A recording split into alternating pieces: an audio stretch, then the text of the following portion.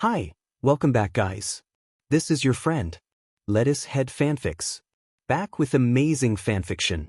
This is the series of What If Deku Had the Dark Light Quirk? Please give this video a like and subscribe to the channel if you want more videos like this. Now let's get into the fanfic. The clouds gently rolled through the sky and over mountaintops as snow fell in Deku City. A young boy with a poof of green hair poking out of a green beanie was crouched in the snow, scooping up armfuls and piling them together into a ball. His tan gloves kept the cold out as he worked. He quietly babbled his way through building his creation, his cheeks and nose red from the chill despite being thoroughly bundled up. Izuku, pose for the picture. His mother called from the porch of their home, her yellow plaid scarf wrapped snugly around her neck. Izuku looked over from his spot in the snow and waved to the camera as Inko took his picture. She smiled as she reviewed the photo. "Ah, you're precious. Look at what I made." Izuku pointed at the mounds of snow piled on top of each other, obviously trying to create some kind of animal. "It's a cat. It looks very good. Do you want some coal pieces to give it eyes and a mouth?" At his excited nod, she chuckled. "Okay, honey, let me go grab them. Stay in the yard." Izuku watched her walk back into the house before turning back to his snowcat, adding some final touches before standing and brushing the snow off of his pants and gloves. "Ah, that's a lovely snowman you made." A voice called to him from the edge of the property. Izuku looked over and saw a man in all black with a mask over his face. He smiled at the man. "Thanks, mister. It's a cat." He then watched curiously as the man approached. "Do you like the snow, kid?" His voice seemed to soothe Izuku, lulling him into a sense of security as he hummed in assent.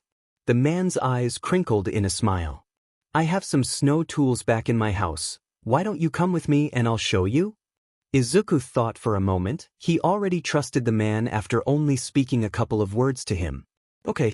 Mama is bringing me coal for the eyes, so we gotta be fast. Of course, she'll never notice that you left in the first place." The man extended a hand and took Izuku's before leading him away from his house. Izuku looked back at his snowcat and his house, not realizing the horror happening behind the front door. Because he was facing towards his house, he didn't notice the black and purple swirling portal that opened up in front of the two. Deku City news, sports, and weather coverage. Suspected homicide victim found dead in her house. Sunday, 13/2/2231 at 1:13 p.m. A young woman was found dead by police in her home this morning, being reported missing by her employer after her third no-call no-show. Anonymous posters who claim to be in the neighborhood of the crime say that there was no sign of struggle and no suspicious vehicles or strangers. Some anonymous reporters guess it was a domestic abuse gone wrong and the murderer ran, while others believe it was a hate crime due to the woman's child being diagnosed as quirkless 2 weeks prior.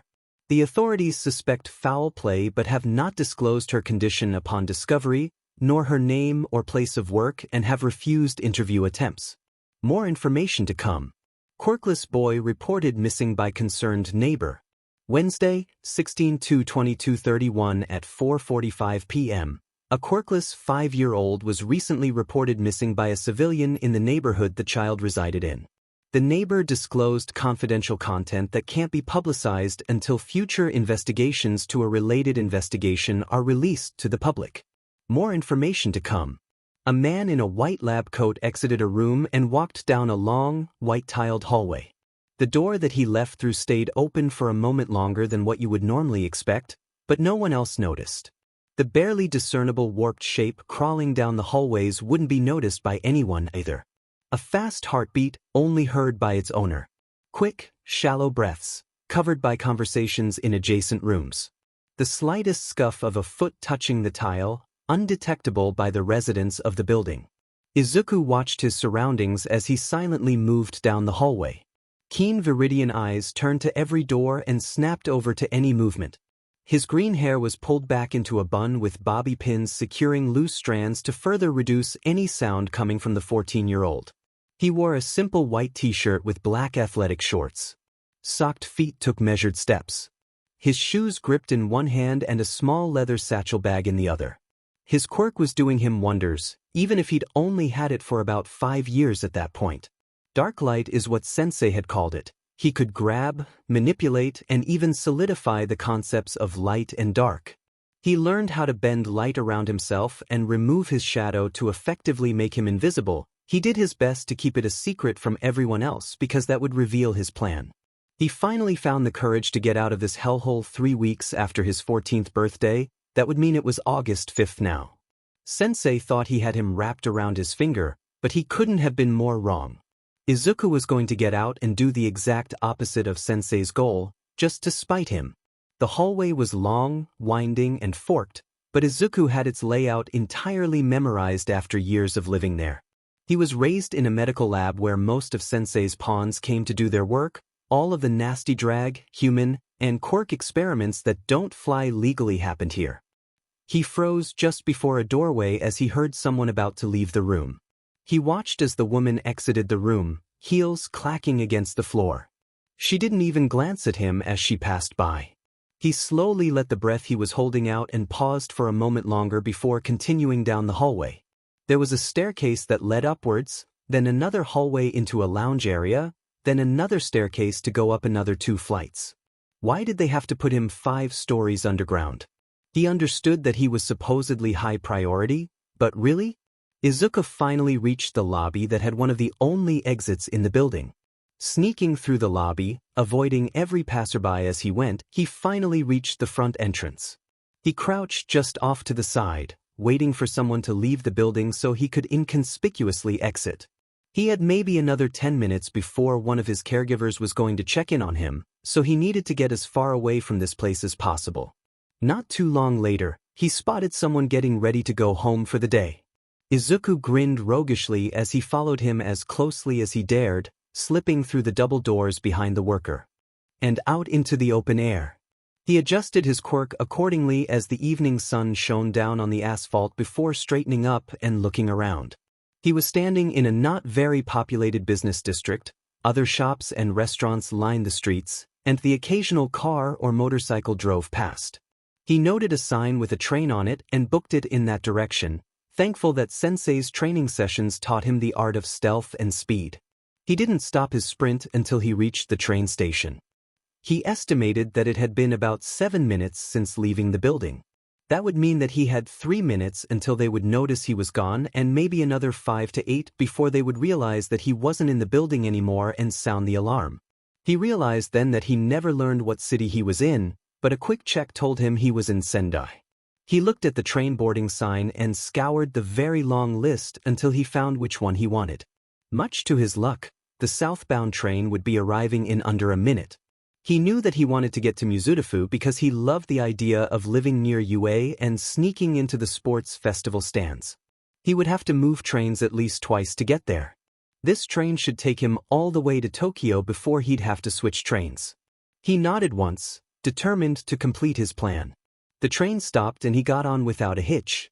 There were multiple train stations around, so it was very unlikely that they would know which one he took nor where he was going, not that they ever had the need to ask what his plans were when he was independent. He was Sensei's little doll who would do whatever he asked. As Izuku boarded the train, he felt a bit apprehensive about it.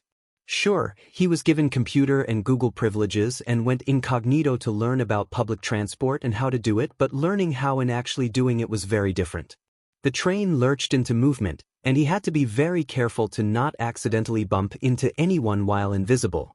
He wasn't sure how long he could keep his invisibility cloak activated for since he was rarely able to practice it, but he bet it would be safe to turn it off after he got to Tokyo.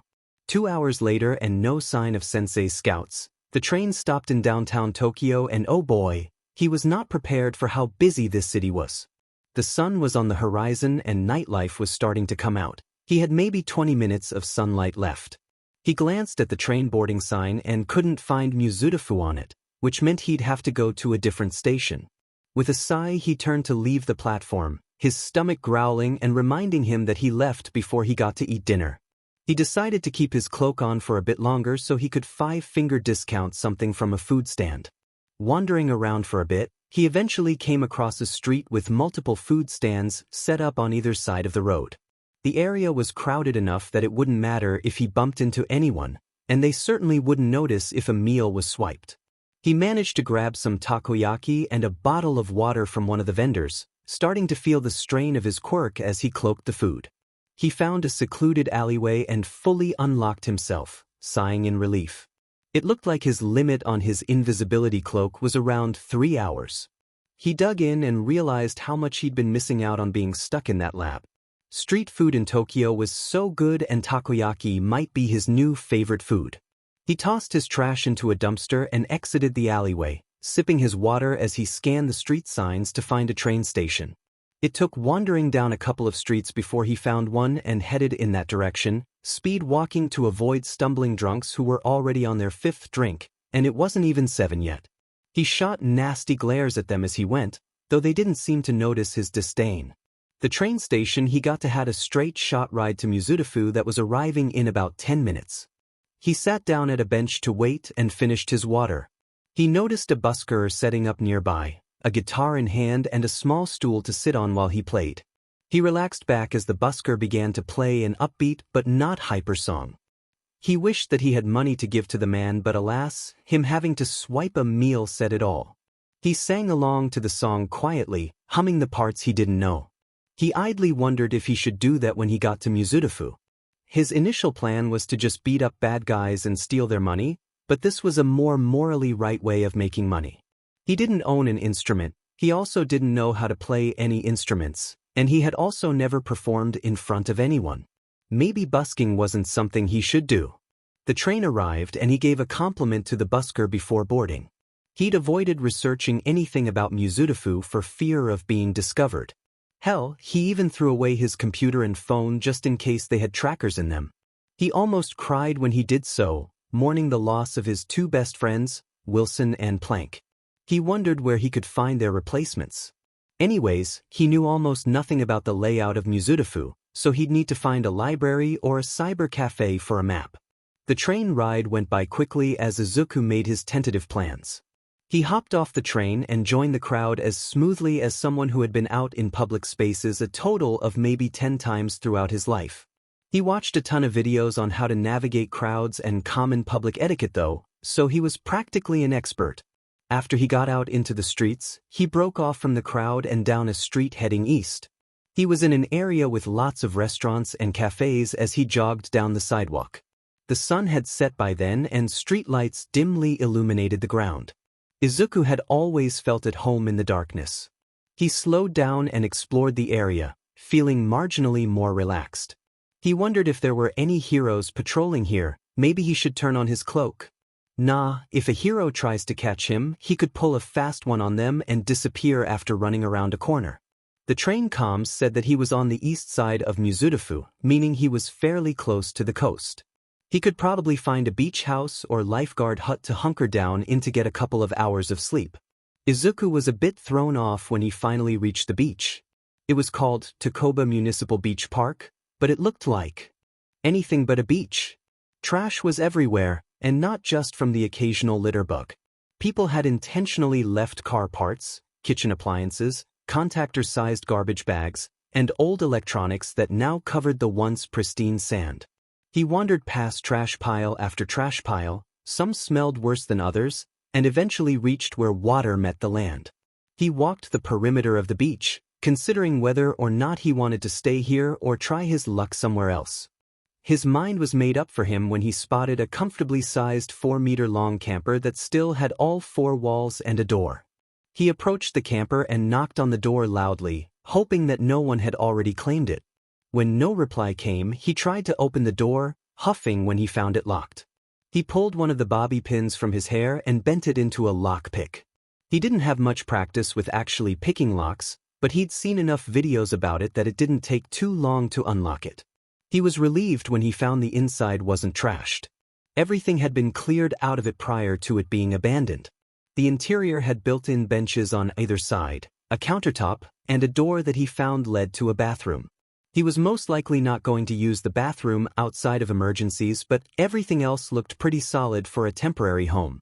He set his bag down on one of the benches and took everything out of it. He had packed a few granola bars, a reusable water bottle that he'd pre-filled, some notebooks he'd been collecting, 2 changes of clothes, a black hoodie, a reusable mask, and an assortment of toiletries, He'd need to find somewhere that he could bathe at, maybe get a membership at a pool house or a gym, or just sneak in and forego the membership. It wasn't much, but it was a good start. He bundled up his hoodie into a makeshift pillow before laying down on one of the benches, quite thankful that they were cushioned, and closed his eyes to get a few hours before the fun began. This one is called Dark Light. You will be able to grab, manipulate, and solidify the concepts of dark and light. You must use it strategically. Mikumo, the previous owner of this quirk, did not, and that is why I took it.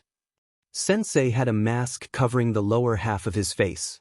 Wires and tubes seemed to be everywhere on his body. It was unnerving. 9-year-old Mikumo sat in front of Sensei, watching him demonstrate some of the ways to use dark light. "Yes, Sensei," he said, trying not to look directly at his face. Sensei beckoned for him to approach, then placed a palm against Mikumo's forehead. He saw red swirling mist coming from Sensei's palm before he closed his eyes. The quirk felt cold, and then warm, and then nearly burning hot before changing to a soft pressure against his forearms and shoulder blades. Sensei pulled his hand away and the pressure remained. "You now have dark light, your training will begin tomorrow." Mikumo gave a polite affirmative before standing and returning to his room. Scene shift. A man laid on his side on the ground, hands bound and mouth gagged. Someone was crying, but it wasn't the man. "Please, Sensei, don't make me do it." A young voice begged. "You have to become stronger, Mikumo, more resilient. Stop hesitating, hesitation will get you killed." Sensei stood behind the man, Mikumo on the other side. He was only 7, how could Sensei think he could do this? Mikumo raised the knife he was given above his head, watching the man shut his eyes in anticipation. Scene shift. "Very well done, Mikumo," Sensei praised. "You have been taking leaps and bounds in your training." Mikumo stood with half a dozen people lying dead at his feet, killed by his own hand. The blade he held was black as the night, and it dissipated after a moment, leaving nothing but a calloused hand in its wake. "Thank you, Sensei," the 12-year-old responded, turning to the TV screen with a bright smile that could have fooled even himself. He saw his sensei smiling back at him, non-existent eyes and marred skin and wires. Izuku woke with a start. He wasn't expecting to be seeing Sensei so soon after escaping him, even if it was only a dream. He shifted onto his back, his hand resting on his forehead as he stared up at the ceiling. Akatani Mikumo, the name Sensei gave him when he was first taken to him. Midoriya Izuku, the name he will never let go of or forget. He couldn't forget, that would mean he was forgetting about his mother. He had found out about her death unintentionally.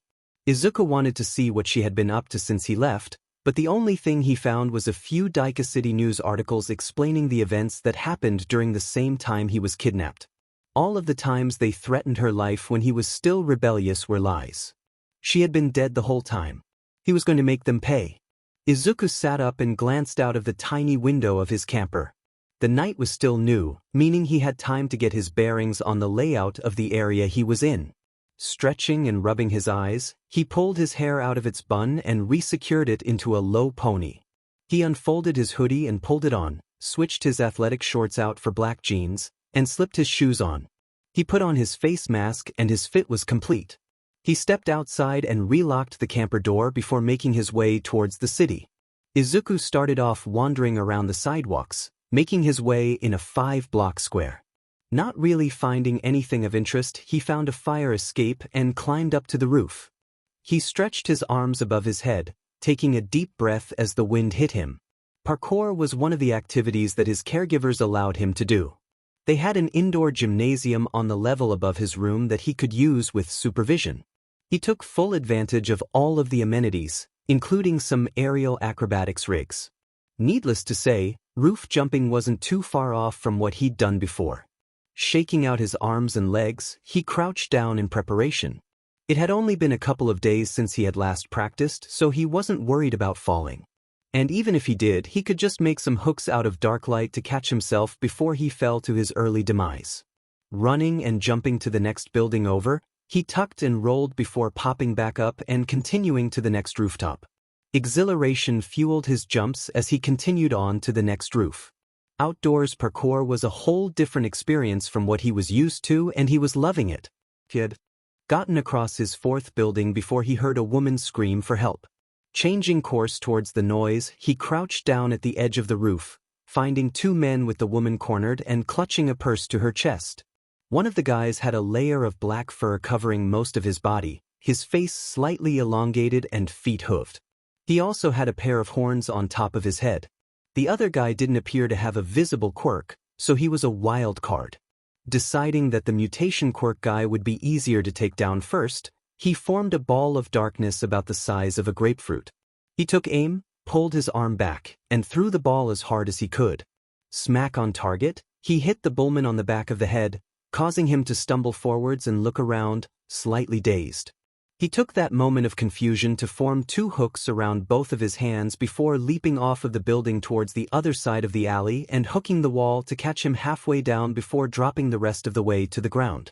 At the sound of him landing, both men turned their heads towards Izuku in surprise. "And who the hell are you, little shrimp?" the normal-looking guy asks, taking on a defensive stance. The bullman took a more offensive position, preparing to charge him. He decided it would be best not to reveal the fact that he wasn't even high school age yet, opting to instead reform the hooks into a baseball bat, twirling it in his hand as he straightened up and took a couple of steps towards the men. "Oi, he asked you a question." The bullman snarled. "You better answer before you regret it." He walked towards Izuku, now a couple meters in front of the other guy. Exactly where he wanted him to be. In the blink of an eye, he was a foot in front of the bullman and swinging his bat upwards at his head. The bat makes solid contact against the side of the man's head and jaw with a crunch. Izuku cringed for him as he crumpled to the ground unconscious, jaw bent at an odd angle. He turned towards the final man, who was standing frozen in place and staring at his bodyguard buddy. Trying to finish things quickly, he switched his bat out for a long bow staff before rushing the man. He swung the staff low to knock his feet out from under him, only to meet air as the guy suddenly disappeared. He heard gravel underfoot behind him and whirled around, ducking to the side as he did so. He was able to avoid the man's fist coming right at his face and went for a gut punch with the end of his bow staff. The man disappeared again, and he realized he must have some kind of teleportation quirk. Quickly scanning the area, he spotted the man again. He turned to face him before he teleported away once again. "Well, this is annoying." He heard the man step behind him and swing his leg around, landing a good hit on the man's stomach. Izuku started to pull his leg away, but the man quickly grabbed his ankle and calf. He didn't even have time to think of a curse word before he was in the air overlooking the city. "Have fun getting out of this one." The man yelled gleefully over the sound of rushing wind before disappearing and leaving Izuku alone. This definitely wasn't something he thought he would get to cross off in his bucket list. Plummeting to his death from 3 kilometers in the air. He swung his arms around to try and stabilize himself and stop spinning so fast. He was gonna vomit. He was not prepared for this. He had maybe 30 seconds before he hit the ground. Focus, stop panicking. He couldn't breathe. He put a hand over his nose and mouth, pulling it outwards while closing his fingers at the same time. A long, pointed black face cover forms, giving him a filter to breathe more easily. 25 seconds left. He reached a hand up and took hold of the ropes of darkness that formed at his fingertips. He was able to slow his descent for a moment before the cords broke and dissipated. So it was possible for him to catch himself using dark light in midair. 20 seconds. He focused, putting both of his hands below him, forming a platform.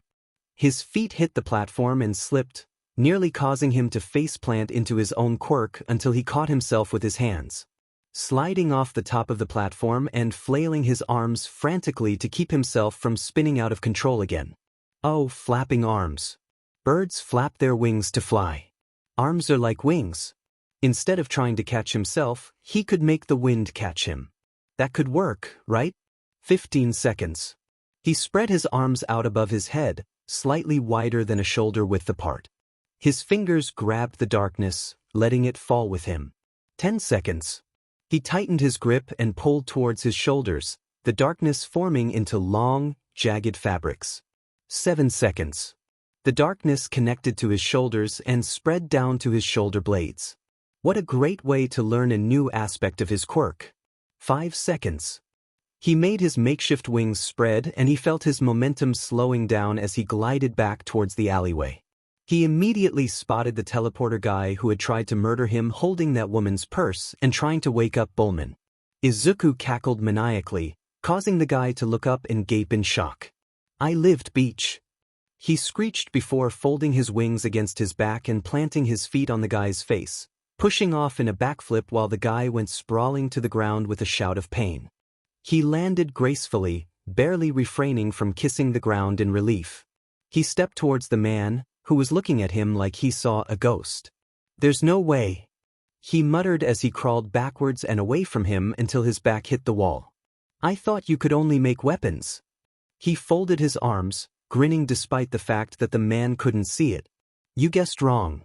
His voice was slightly muffled, and he realized he still had the filter mask on. "What are you, some kind of freak demon bird?" The guy was starting to regain his composure and started standing back up. "Demon bird?" Izuku asked, confused. His tattered wings were still folded behind him, and his mask looked kind of like one of those plague doctor masks. Yeah, he could see where the guy got that idea from. He grinned from behind the mask. "That wasn't too bad of an idea, actually. Call me Crow, tell your buddies to watch themselves because I'm here to stay." Izuku quickly formed his bow staff again and smacked it across the guy's head, knocking him out. He should probably invest in some zip ties or paracord to tie criminals up with. Putting that thought away to consider later, he picked up the purse and turned to see if the lady was still there. He found her crouched down behind a dumpster. She looked at him with hesitant gratitude as he handed her the purse. "Thank you." She starts, taking the purse and slowly standing back up. "Are you a pro? It's Crow-sen, right?" "I'm Crow, but I'm not a hero." "Have you called the police?" "I don't have my phone on me." He doesn't have a phone, but she didn't need to know that. She shook her head and pulled her phone out of her purse to dial the emergency line. After giving the location and details, he figured that it was probably a good time to go before the cops showed up.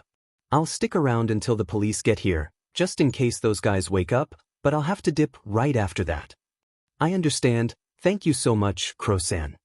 She gave him a polite bow, which he waved off. "It's what anyone else would have done, and you don't have to refer to me so formally, miss." He replied, slightly embarrassed at the respectful language she was giving him. They heard sirens on the way and he gave the lady a farewell before climbing his way up the building just as the first cop entered the alleyway. He crossed a few rooftops before stopping and testing out the mechanisms of the wings. They seemed to be attached to his shoulder blades, and he could move them as though they were his own limbs. He stretched and folded them a few times, pulling them side to side and backwards and forwards. They felt sturdy and reliable. He got into a ready stance, preparing to take the leap of faith. Let's see if he can actually fly or only glide with these things. He sprinted towards the edge of the building and jumped, letting his wings spread wide as he became airborne. Flapping his wings kind of awkwardly, he slowly ascended. Not being able to suppress his grin, he laughed again. How had he never had this idea before? He made one wide loop, soaring over buildings before aiming to land on one. Realizing he didn't know how to land was his first mistake. Already being in the process of landing was his second mistake. He folded his wings and unceremoniously crashed onto the roof, rolling a few times before coming to a stop, laying on his back. He stayed there for a moment before getting up and dusting himself off. He'd definitely need to practice that more before he used that in combat. Good thing the city was the perfect playground to do so. He let his wings and mask dissipate as he headed towards the fire escape before making his way home. This was a perfect first patrol. Not only did he learn something new about his quirk, but he also found his vigilante name right after. He wondered what phrase he could put after it. All in due time. 2 weeks had passed since Izuku started his patrols and, while he hadn't noticed a change in crime rates yet, there were more criminals and other undergrounders recognizing his name and signature Black Plague mask and tattered wings. While he did feel a tiny bit bad about it, stealing money from criminals and swiping the occasional food stand takoyaki wasn't the worst crime he'd ever committed. He hadn't been approached or pursued by any of the heroes or police, but he knew that it was only a matter of time before it happened. That was probably foreshadowing, wasn't it? He put on his usual vigilante outfit before stepping out of his camper. He reached his hands up above his head, threading his fingers through darkness before pulling the fabrics down to his shoulders. He felt the darkness connect to his shoulder blades and the sensation of his new limbs, then he formed his pointed black filter mask. Izuku spread out his tattered wings and took to the sky in 2 wing beats. He flew towards South Musutafu before gracefully landing on a roof. Binge-watching all of those bird videos has really paid off. He felt way more confident flying and landing now. He started running across rooftops, using his wings to glide to buildings he couldn't quite jump to. He got alerted to his first crime of the night via loud crashing and a car alarm going off. He jumped to the ground and headed towards the commotion. Aizawa POV. Aizawa had been having a pretty mediocre patrol so far. He was almost a third of the way through his shift and had only taken down one attempted robbery where the girl had stupidly tried picking the lock of a jewelry store with no prior experience and choosing the jewelry store with cameras and outdoor lights. It was a quick and easy arrest. She didn't even try to fight back when she realized she got caught. After that, it wasn't until nearing 1 a.m. that he heard a fight happening nearby. As he got to the area, he spotted a man with a lion mutation quirk fighting someone with a hair quirk that allowed her to turn her hair into spear-like weapons. They were on the sidewalk, but the woman looked like she was trying to lure the guy into a nearby alleyway, likely to close the distance and make it easier for her. The lion man managed to grab the woman by the hair, which was a big mistake as he let her go just as quickly as if he had touched a hot iron. She took advantage of that and kicked him square in the stomach, sending him flying into a car parked on the street. The car alarm started blaring and he decided it was time to intervene. She knew how to fight against people twice her size and had a quirk unrelated to that aspect, making her his primary target. The lion man seemed clumsy and only focused on his brute strength and height to intimidate, so he was less of a concern. Just as he reached the ground of an alleyway, grabbing his capture weapon and preparing to activate his quirk, he saw a small figure in all black glide to the ground with tattered black wings and land slightly behind the woman. The figure pulled a bat out of nowhere, taking aim and swinging it at the woman. It made contact and she unceremoniously collapsed to the ground. Her hands were bound using zip ties before the figure turned towards the lion, who was only just then standing and staring at the figure in fear. "You're Crow," Aizawa heard the man say. "It wasn't my fault," she started it. "Please, I didn't do anything." So, Crow seemed to be such a greatly feared person that a man who was towering nearly a meter over the black-clad figure was cowering in their presence? How had he not heard about this person before? Crow's voice came out muffled and Aizawa couldn't tell if they were a man or woman. "Police, I saw everything that went down. You both instigated, even if she threw the first punch." With that, Crow actually threw the bat like a frisbee and it hit the lion man right on mark.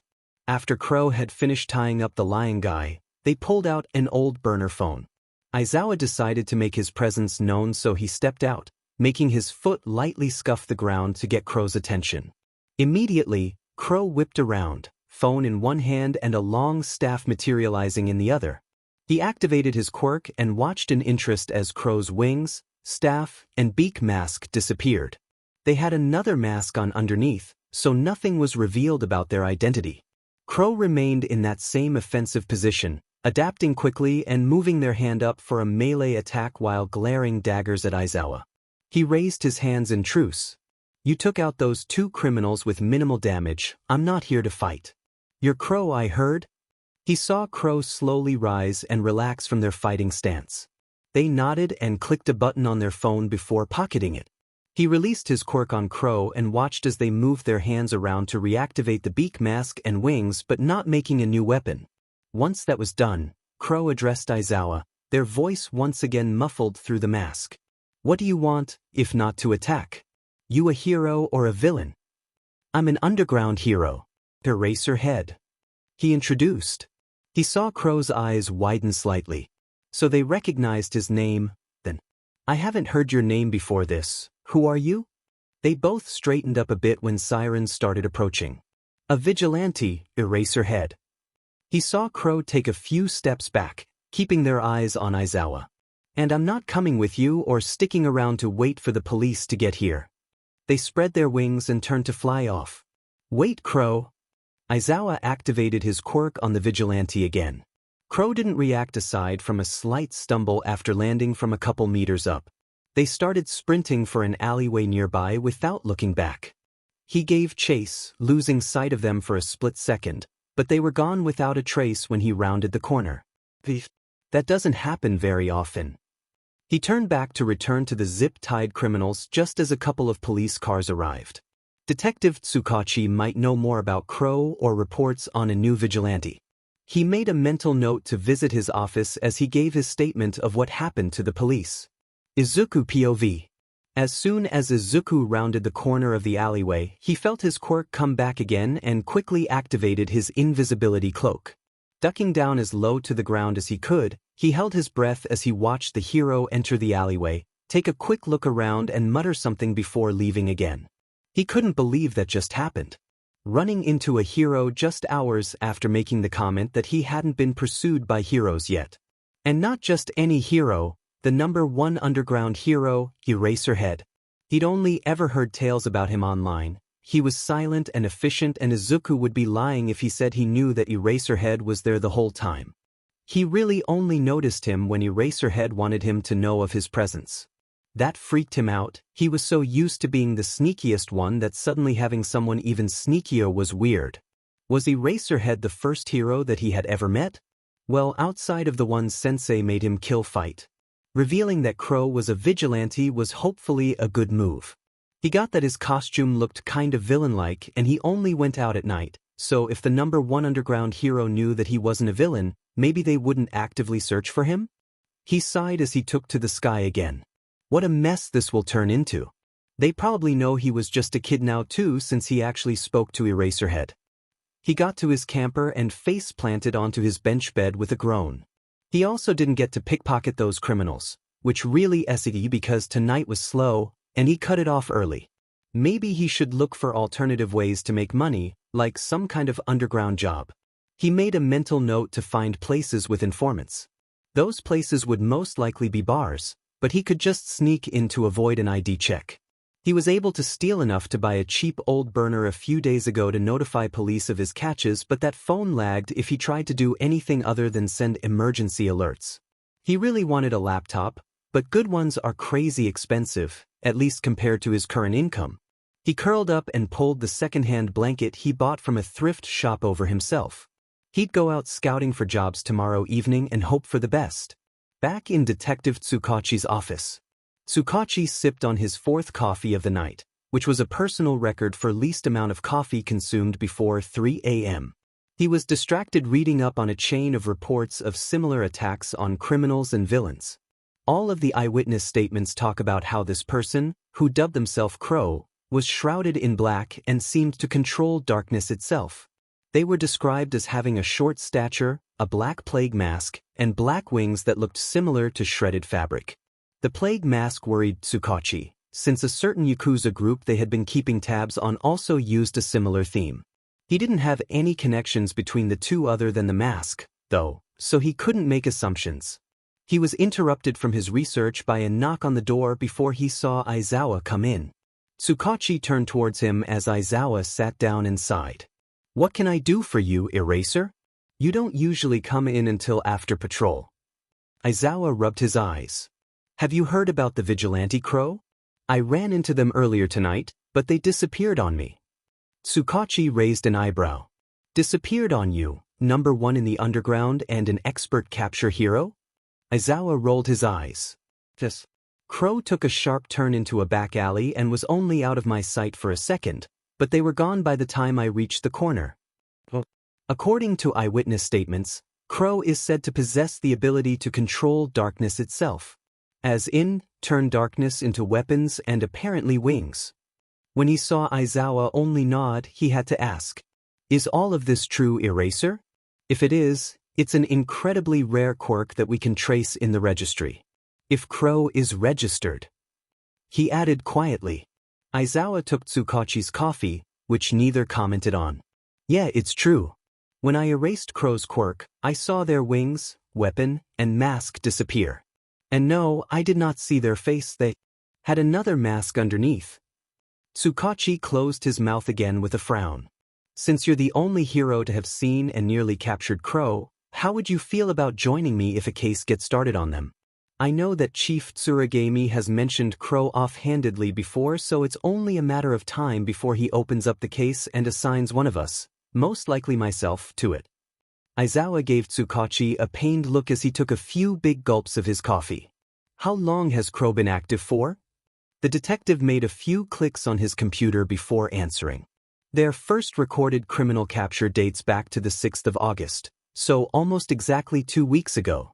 They reportedly took down 2 criminals. The first one had a bull mutation quirk and was taken down in 1 strike, while the other had a teleportation quirk. He continued reading the report. The teleporter said that he was able to teleport Crow 3 kilometers into the air and left them to fall to their death. It was less than a minute later that Crow reappeared with their signature wings and mask. The first thing they said since the altercation began was, and I quote, "I lived beach." They later introduced themselves as Crow after being called a freak demon bird. So, they have a childish sense of humor. Their name is based on an insult. Aizawa commented. Tsukachi nodded. That's what it looks like. A lot of the other reports have them making similar snarky comments to the criminals but flipping on a dime when talking to the victims.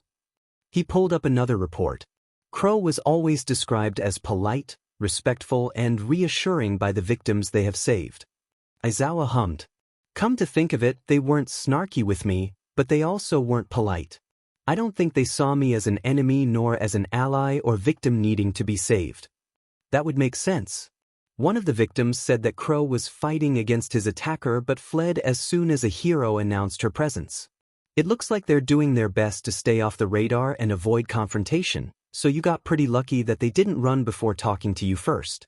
However, briefly. Tsukachi took his coffee back from Aizawa and frowned when he saw that it was almost all gone. They were distracted, likely sending a message to the station because they had a phone out. They didn't recognize me or my quirk, but they seemed to know my name when I said it. Aizawa paused for a moment as he thought. Crow is either not from the Musutafu area or has simply never dealt with the underground before, which, by the way they fight and talk, I don't think the latter is true. Tsukachi tapped his desk, downing the last of the coffee in the cup. That's a small lead. Having only heard of your name despite having experience in the underground. Did you notice anything about their voice? A different dialect, maybe? Aizawa shook his head and the detective sighed. We didn't talk for long enough for me to notice. Aizawa stood and held a hand out for Tsukachi's coffee mug. I'll get you a new one before I leave. He handed the hero his cup. A rare act of kindness from the grumpy cat man? I'm honored. He said with an amused smirk as he got a glare in return. Thanks, Eraser. You and Zashi still on for game night on Friday? I'm tempted to say no because of that comment. You're lucky Hizashi likes you. Aizawa grunted in response as he left to fetch Tsukachi a new coffee. Once he returned the now-filled coffee mug, Aizawa turned to leave. Have a good night, Eraser. We'll figure out this vigilante sooner or later. None have lasted longer than 4 weeks in the past 8 years. Trees turned into vibrant oranges and soft yellows as September rolled along. There was a certain crispness in the air you don't get in any other season. The 5 weeks following Izuku's first encounter with Eraserhead had been a bit stressful. He had been on constant high alert, waiting for the hero to try and catch him. Hell, he even modified his mask to include hearing amplifiers in the hope that it would help him not get snuck up on again. So far, he had been able to avoid any and all contact with the underground hero. On another positive note, he managed to buy himself a used laptop and could now start researching jobs in local underground hotspots. He decided to narrow down his search to just Southside because they were more likely to hire a 14-year-old without parental permission than any other part of Musutafu would. It didn't take very long before he found a fairly popular bar that had been in business for nearly 20 years. It wasn't the bar side that interested Izuku, but the fighting ring that he had found a few videos about. It was owned by some guy with the alias Jiren who seemed like a big deal in the underground. From what he could tell, It was as simple as signing up with a fee for the first time fighting and he would be added to a bracket with the other competitors. If he won his first fight, he didn't have to pay any other fees for signing up as long as he fought at least once a week. The only rules were no quirk use unless it was a quirk fight, no weapons unless it was a weapon fight, and no blows that would be considered fatal or causing irreparable damage. There was a schedule on the bar's website that said when the fights happened and what type of fight it was. Satisfied with his find, he made a mental note to visit the bar after the sun set for the night. For now, though, he had a different task to complete. It was September 23rd, autumn equinox day, and Izuku had been thinking about it since the chill of fall began to set in. The holiday celebrated the changing seasons and a lot of people held up the tradition of visiting deceased relatives, cleaning their gravestones and paying respects to them. He'd been on his own for almost 2 months and figured it was about time to visit his hometown and talk to his mother again. He found out which graveyard she was buried in, which wasn't difficult because of how small Daika City was. Double-checking that he had what he needed in his bag, he pulled it over his shoulder and made his way to the train station. Daika City was in the Aichi Prefecture, right next to the Shizuoka Prefecture where Musutafu resided. It was only a 45-minute train ride, so he only packed what he would need for a day trip. Locking up his camper, he lightly jogged to the station, noting the way the sky darkened with clouds. He still didn't have much experience regarding train travel, but it wasn't hard to get the hang of. He took one of the open seats and held his bag. Close as more people piled on. Looked like other people had the same idea for the holiday that he did, and everyone was traveling. The train arrived in the city adjacent to Daika City. It was lightly raining outside and Izuku could feel a chill in the air. Deciding that taking a bus the rest of the way was too expensive, not to mention crowded, he ducked into an alleyway to cloak himself before forming his wings. It was difficult to cloak the wings and still keep them solid enough to fly, but that's what practice was for, right? With a single, strong beat of his wings, he launched a good 15 meters into the air with ease. Soaring above the city, he continued his journey west. Flying above the mountains was quite the experience. The view was beautiful, looking at the city from above. It was also freezing being in the air, and he was very antsy about finding a place to land and warm up. He swooped down quickly before lightly landing in a forested park. He uncloaked himself and pulled out his phone to check where the cemetery was before heading in that direction. He tightened the strings of his hood as he entered the cemetery. It was very unlikely that anyone would recognize him, but he wouldn't take any chances. His clothes were slowly getting soaked as it continued to lightly rain. He wandered between the gravestones, reading the names and wondering if he would recognize any of them. He didn't, but he did find who he was looking for. In loving memory of Inko Midoriya, July 4, 2202 to February 10, 2231. She lifted hearts with her quirk and with her smile. She was only 28 when she died, Izuku thought solemnly as he opened up his bag and pulled out incense and a lighter. He noticed that her grave was clean and well kept.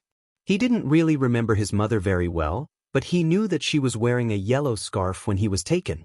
She loved spring colors and baking treats. She would let Izuku help her whenever she made cookies or pies, and they would deliver the treats to their neighbors. He hummed in wonder as he placed the incense down. How different would his life be if she had been the one who raised him? He sighed and lit the incense with a steady hand. It wasn't raining hard enough to snuff it out, so he didn't bother making an umbrella with his quirk. I'm not really sure how to start this. He paused, feeling a bit awkward. I don't remember much about you, but I know that you loved me very much, even when I was diagnosed as quirkless. For that, I couldn't be more grateful. He tucked his hands into his hoodie pockets, keeping them warm. I'm sorry that I was the one who got you killed. You didn't deserve that. Maybe if I had turned to go back into the house that day, you would still be here. The man who had taken him, Daiji Hirasego, quirk, calm.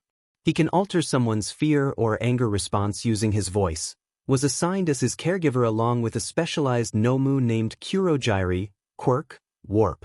He can warp to any location he has been to or has the coordinates to. They were the closest people he had to parents, but neither of them really knew what they were doing. They had been nice to him, though they tended to be the only two who acted semi-familial towards him. He kind of missed them sometimes, But he knew he would never go back to that place. Everyone else treated him like what Sensei was raising him to be. He was Sensei's ace and protege, someone to be respected and not someone who had a personality or wants of his own. 2 weeks post-kidnapping. 5-year-old Izuku was sitting on his bed in his new room. It was fairly plain looking. He had a bed, a soft rug, a wardrobe, a kotatsu in the middle of the room, and a bookshelf and desk. Some nondescript posters hung on the cream-colored walls. Izuku didn't like it. His room back at his mom's house was colorful and filled with superhero posters and figures.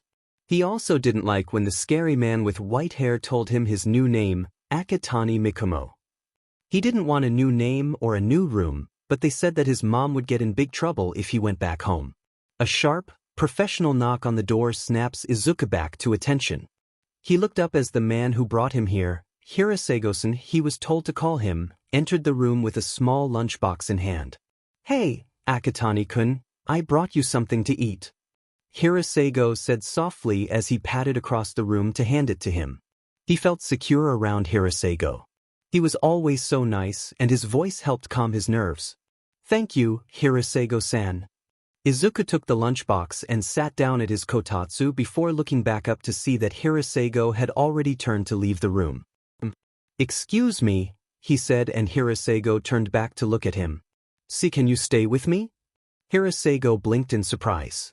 "Sure, Akatani-kun, if that's what you want." He sat down next to Izuku. "May I ask why you want me to stay?" "Me and Mama would always eat together," he explained as he took some of his lunch and put it on the lid of the box before handing it to Hirasego. "But I can't do that anymore now. It makes me sad." Hirasego took the lid. "Oh, I see. Well, I can have it arranged that we have meals together then. How does that sound?" Izuku nodded his head with a smile. "That sounds good. Thanks, Hirasego-san." He saw the man smile at him. Izuku watched the incense slowly burn, occasionally sparking when a raindrop hit it. "I miss you, I guess. But I feel like I should miss you more than this, or at least cry about you, you know?" He frowned and sat in silence until the incense burned out. "I'll come back on the new year, 'kay?" Giving her gravestone a smile, he shouldered his bag and stood. He heard someone approaching and pulled his hood a bit lower to hide his features. He waited, hoping whoever was coming would simply pass by. "Did you know her too?" a woman's voice asked. Her voice was soft, but he could tell that she wasn't normally so soft-spoken. He took a step back as the woman knelt down to place a small vase of flowers by her grave. "My parents did." He lied. He felt a small pang of guilt at lying to a woman who knew his mother well enough to visit her grave on a rainy day. The woman glanced up at him, moving her umbrella to see him better. She had short, spiky blonde hair and scarlet eyes. She had a small smile as she looked at him.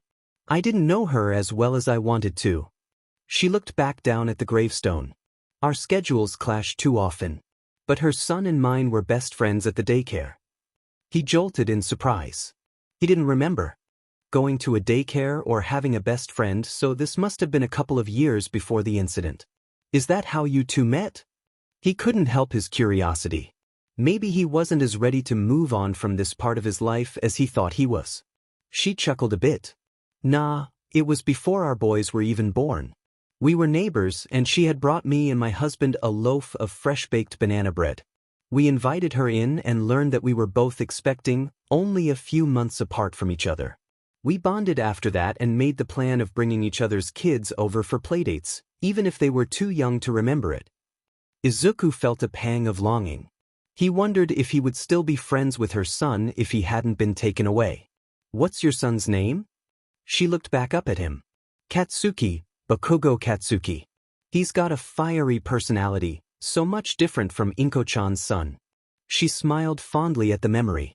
Yeah, Izuku-kun was far too sweet for his own good. He would cry if Katsuki fell down and hurt himself. He was such an empathetic kid. He watched as she stood and tipped the umbrella so that he was covered by it as well. He had a mix of emotions that he wasn't sure what to do with. "I'm Mitsuki, by the way," she offered as a way of asking his name. "Mikumo," he replied while giving her a polite bow, trying to hide the bitterness in saying that name. Thank you for sharing your stories, Bakugo-san. She set a hand on his shoulder gently. Of course, Mikumo-kun, it was nice getting to retell old memories. He felt her fingers lightly pinch at his hoodie. Geez, you're so cute. Do you need a ride back home or are your parents coming to get you? He smiled at her caring nature. I'm okay. I don't live far, don't worry. Mitsuki pat his shoulder, seemingly satisfied by his answer. Alright if you say so. Take care, Mikumo-kun, thanks for visiting Inko-chan. Her personality always drew in the kindest souls. Of course, I'll be coming back on New Year's as well. He gave her another bow before turning to leave. Have a good day, Bakugo-san. Hey, if you stick around, you and your family are more than welcome to come celebrate New Year's with us, she said as she prepared to kneel in front of his mother's grave. Izuku nodded, knowing he probably wouldn't. Thank you for the offer. With that he departed, preparing himself for his cold flight back to the train station. Izuku slipped into the gymnasium, trying his best to be quiet as he shivered. He got that it was fall time now, but did it really have to be so cold today of all days? It was still an hour from sunset too. He hurried towards the back with the showers and locked the stall before turning the water on, peeling off his cold clothes while the water heats up. He had held off on thinking about the things Mitsuki had talked to him about until he was able to let his mind wander. He stepped under the hot water, sighing in relief as his frozen limbs regained feeling. Bakugo, he wondered. Was I really best friends with whoever Bakugo Katsuki was? He had faint glimpses of a spiky-haired toddler with a sharp smile. He remembered laughter and superhero figurines. A pang of sadness hit him, along with the familiar longing he'd been feeling on and off since visiting his mother's grave. He frowned as he scrubbed his hair. It was no use wondering what his life could have been like because that wasn't how it went.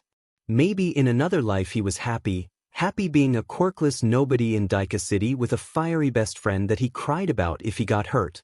He cleared his throat to get rid of the small lump forming and rinsed his hair out. Yeah, he should probably stop thinking about that topic. Now that he considered it, he had been pretty lonely living by himself with no friends to talk to. He recalled seeing an advertisement for a cafe while he was searching for underground jobs. Maybe he could make some friends by working there. Drying off, he stuffed away his previous thoughts to keep himself from spiraling. He focused on what the process of getting an underground job would entail along with his trip to the fight bar later that evening. Packing away his shower supplies and feeling much better, he headed back to his house to wait out the rest of the daylight. The sun had set on autumn equinox day and nightlife came out as Izuku made his way to Southside Musutafu. Stopping outside of a packed bar, he double-checked that he had his entry fee for Jiren's fighting ring before heading inside. He didn't get carded at the door, not too surprising considering the area he was in, though he was receiving a few stares from the patrons for obviously being a child in a bar without adult supervision. Taking a quick glance around, he spotted the door that led to the fighting ring and made his way through the crowd. He pushed past a man that smelled strongly of smoke but continued on until he was in front of a fairly attractive woman sitting at a ticket stand. She gave him a critical eye but smiled all customer service-like. Good evening.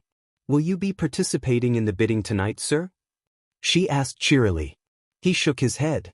Not bidding, but is this where I sign up to fight? The woman raised an eyebrow but nodded. Genius. Have you fought here before? If not, your entry fee is 3,000 yen.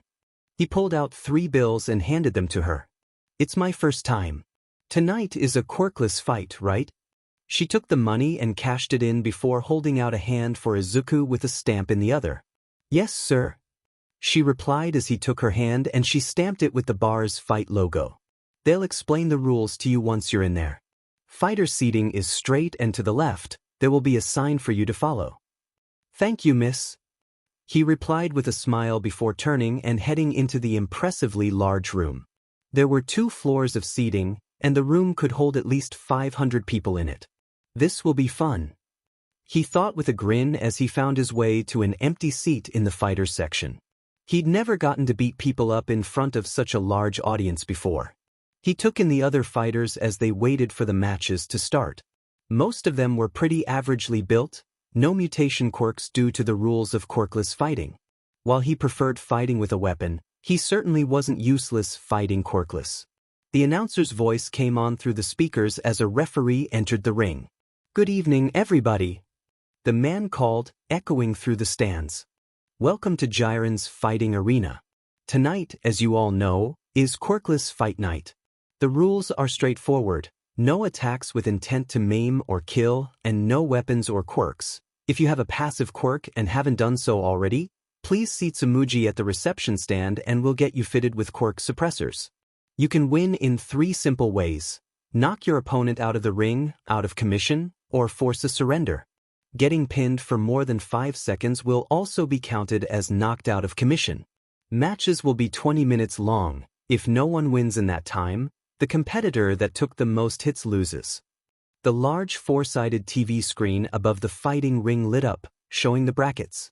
New fighters were up first, meaning Izuku's match was the third up.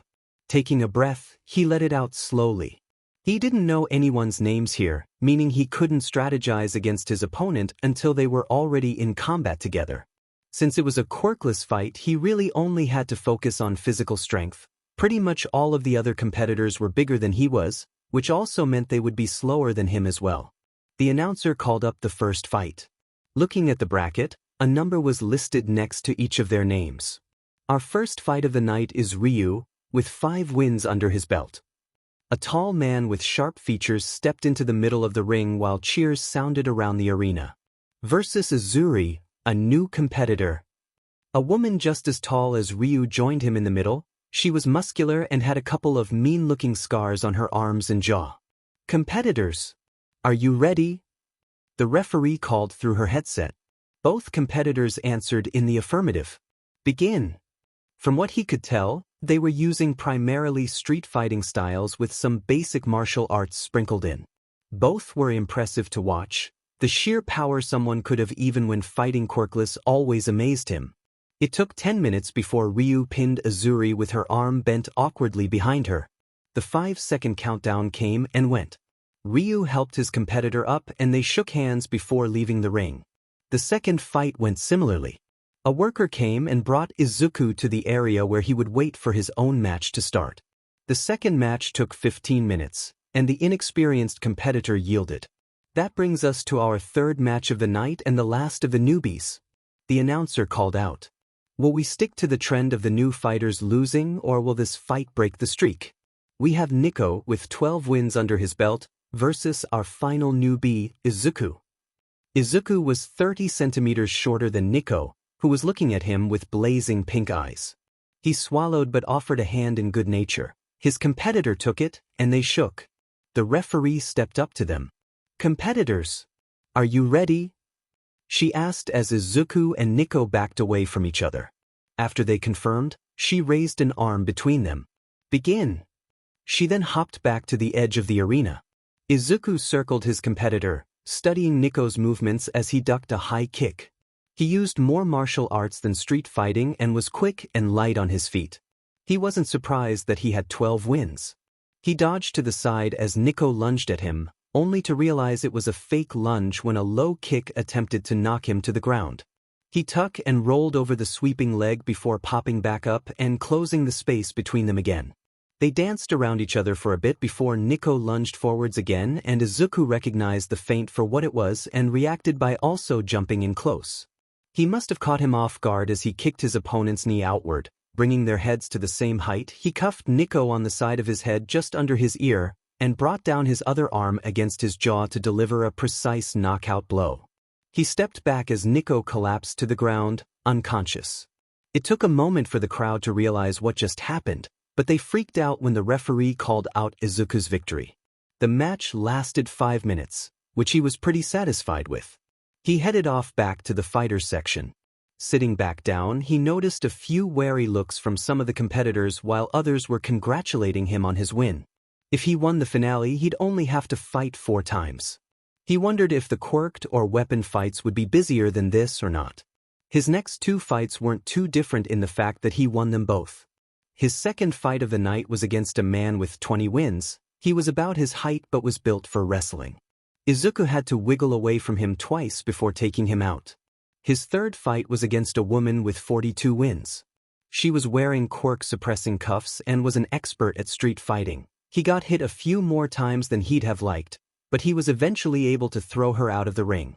Then it was the finale. He was against someone named Kimari. They were androgynous and most of their muscle power was in their legs.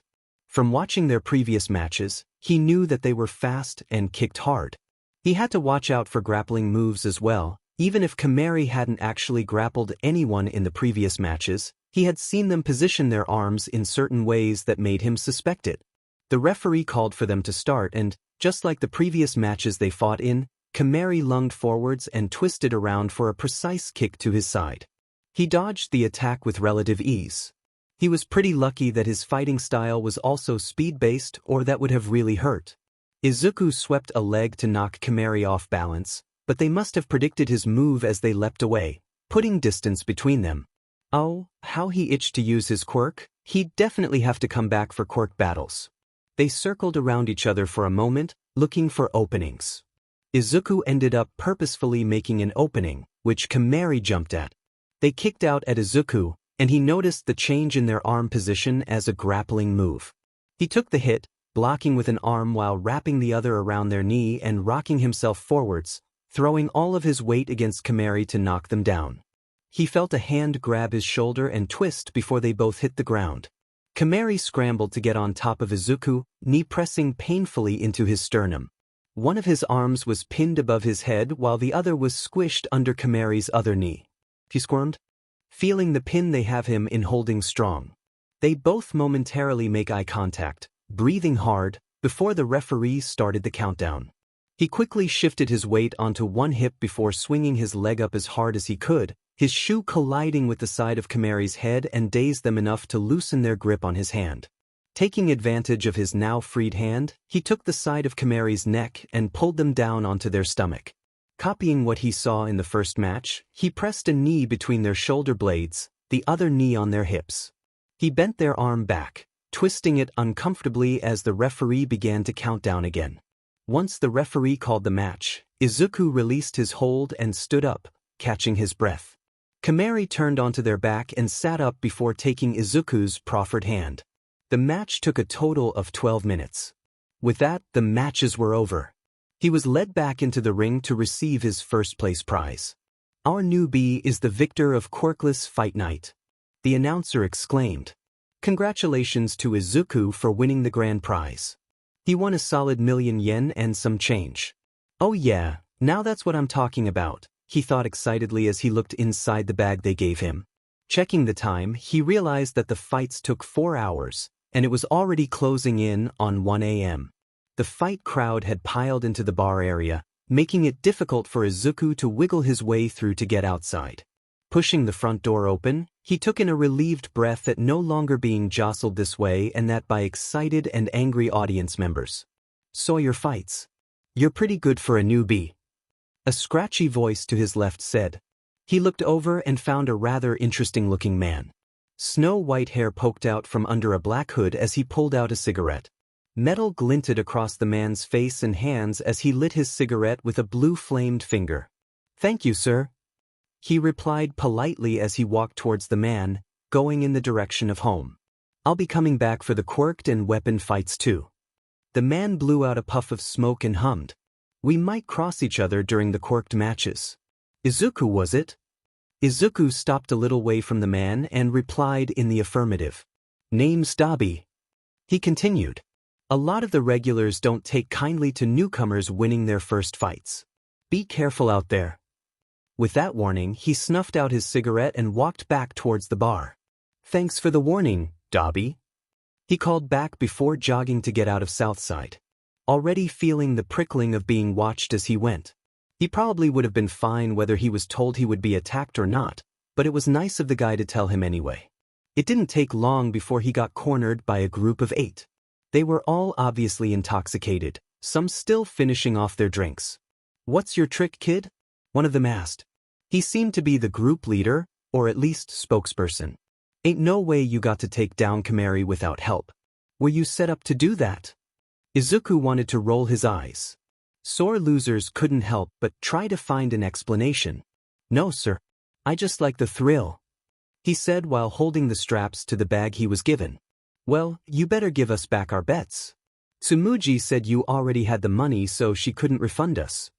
The group was tightening around him, forcing him backwards into an alleyway.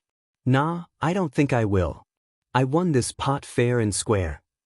He let one of his hands fall to his side, feeling his quirk ready to activate. I suggest you leave before you all regret messing with me.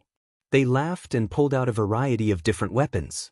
Knives, alcohol bottles, offensive quirks, but the one that actually concerned Izuku was the leader's weapon.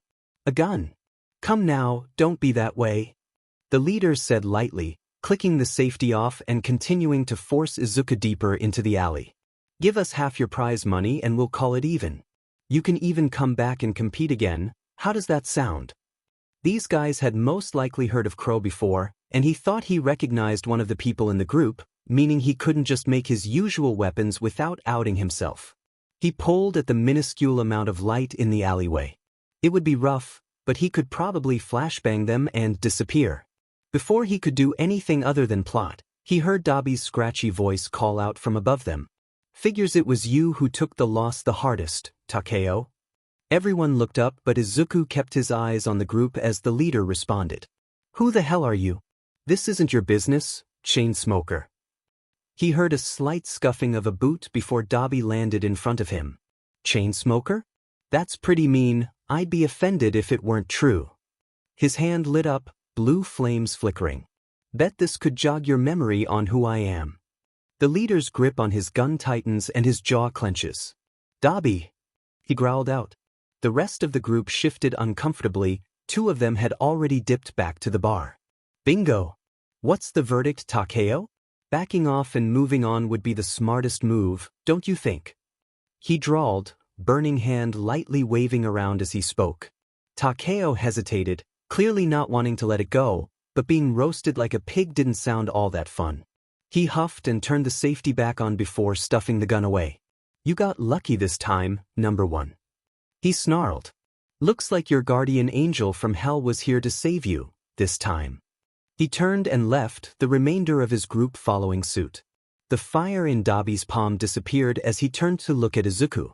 You probably could have handled that yourself, but I like messing with Takeo. He makes the funniest faces. He chuckled before walking out of the alley, gesturing for Izuku to come with. Izuku followed him. I appreciate the help, Dabi.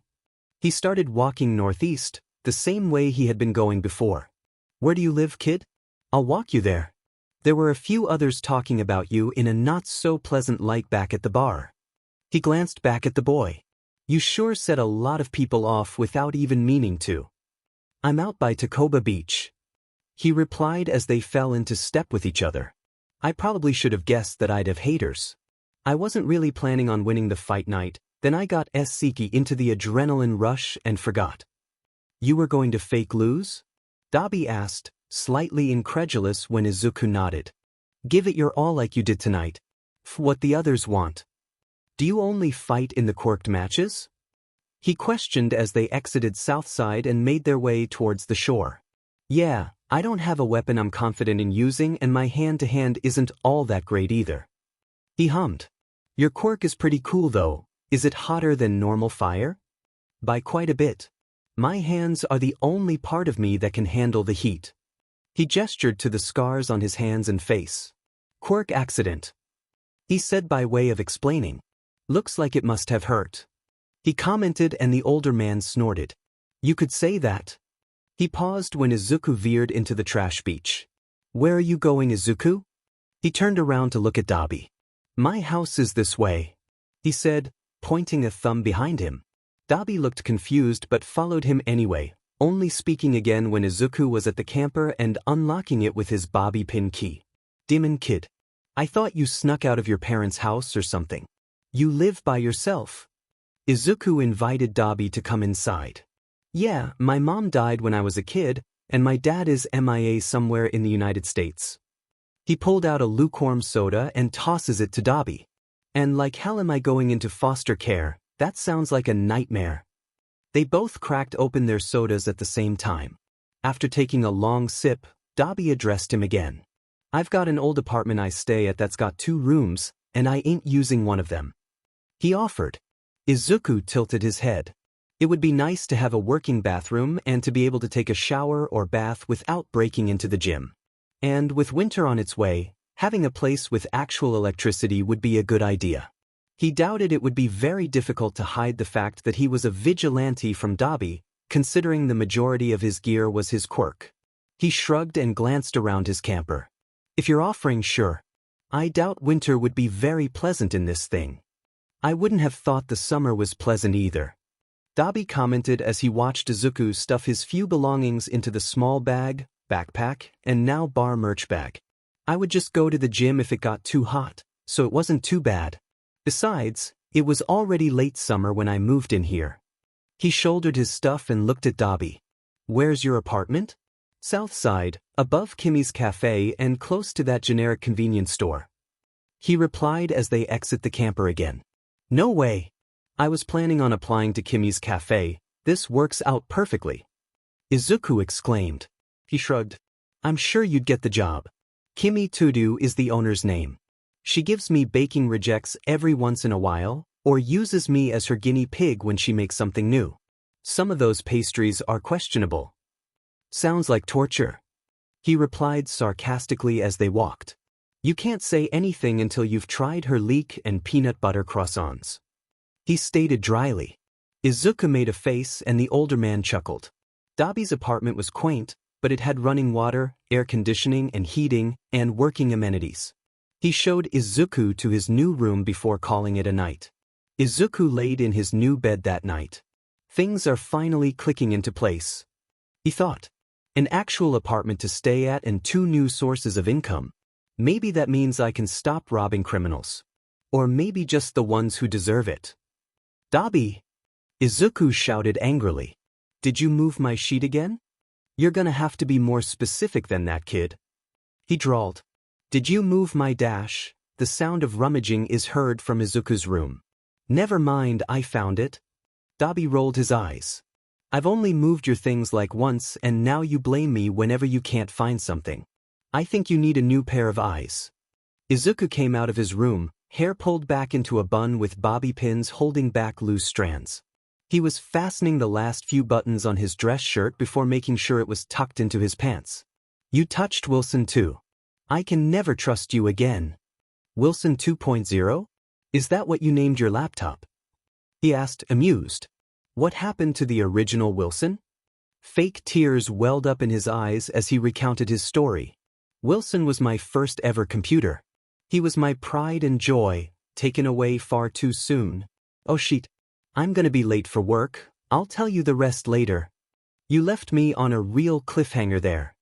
He replied sarcastically as Izuku raced out of the apartment and to the cafe. Izuku didn't necessarily have to work at the cafe because of how much he made from his fighting matches, but being able to socialize like a normal person was nice. Thanks for coming in.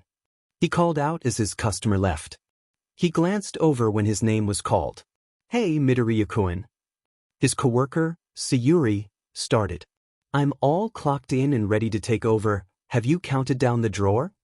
Izuku nodded, taking off his apron. Yeah, I did, thanks Sayuri-chan. She gave him a wave. See you tomorrow. Friday mornings are always super busy, so it'll be nice to have your skills on deck. I'm not that good at this. He denied. But, yeah, I'll see you tomorrow. Midnight rolled around and he was so ready to go out patrolling. He'd been on the vigilante registry for 10 weeks now. He was currently the 3rd most wanted vigilante on the list. He'd been slowly climbing the ranks. He was pretty sure that he was only this wanted because of how long he'd been a vigilante for and the fact that he'd managed to almost completely avoid the police and heroes. Izuku slipped out of his room quietly and puts on his shoes at the door before heading out. The night was crisp, the breeze blowing cold as he glided through the air. He decided to wear a black cowl instead of his usual face mask to keep himself warm. It fit snugly, and he wasn't worried about it falling off his face when he moved around. He had been patrolling for a little over an hour when he saw another figure running across the roofs a few buildings from him. He couldn't tell who it was, but they seemed to know exactly where they were going. Curiosity got the better of him and he changed course and began following the other person. Maybe it was another vigilante? An underground hero? Or just some rando wanting to practice their parkour skills at but 0:00 in the morning. Izuku followed the stranger for a good 5 minutes before he saw them stop suddenly and peer into an alleyway below. Keeping up his stealth, he managed to get to the same building the figure was on before he saw them jump down into the alleyway. There was a terrified scream moments afterwards and he made it to the edge of the roof. Peering down, he saw the figure pulling jewelry and other valuables off what appeared to be the side piece of some gang boss based on how decked out she is. He was disappointed that the figure wasn't a vigilante or hero, but rather a slightly more skilled criminal than he usually saw. Dropping down, he silently landed not far from the two. Summoning his baseball bat, he cleared his throat to get the criminal's attention. The criminal looked over their shoulder at Izuku, hands full of expensive accessories.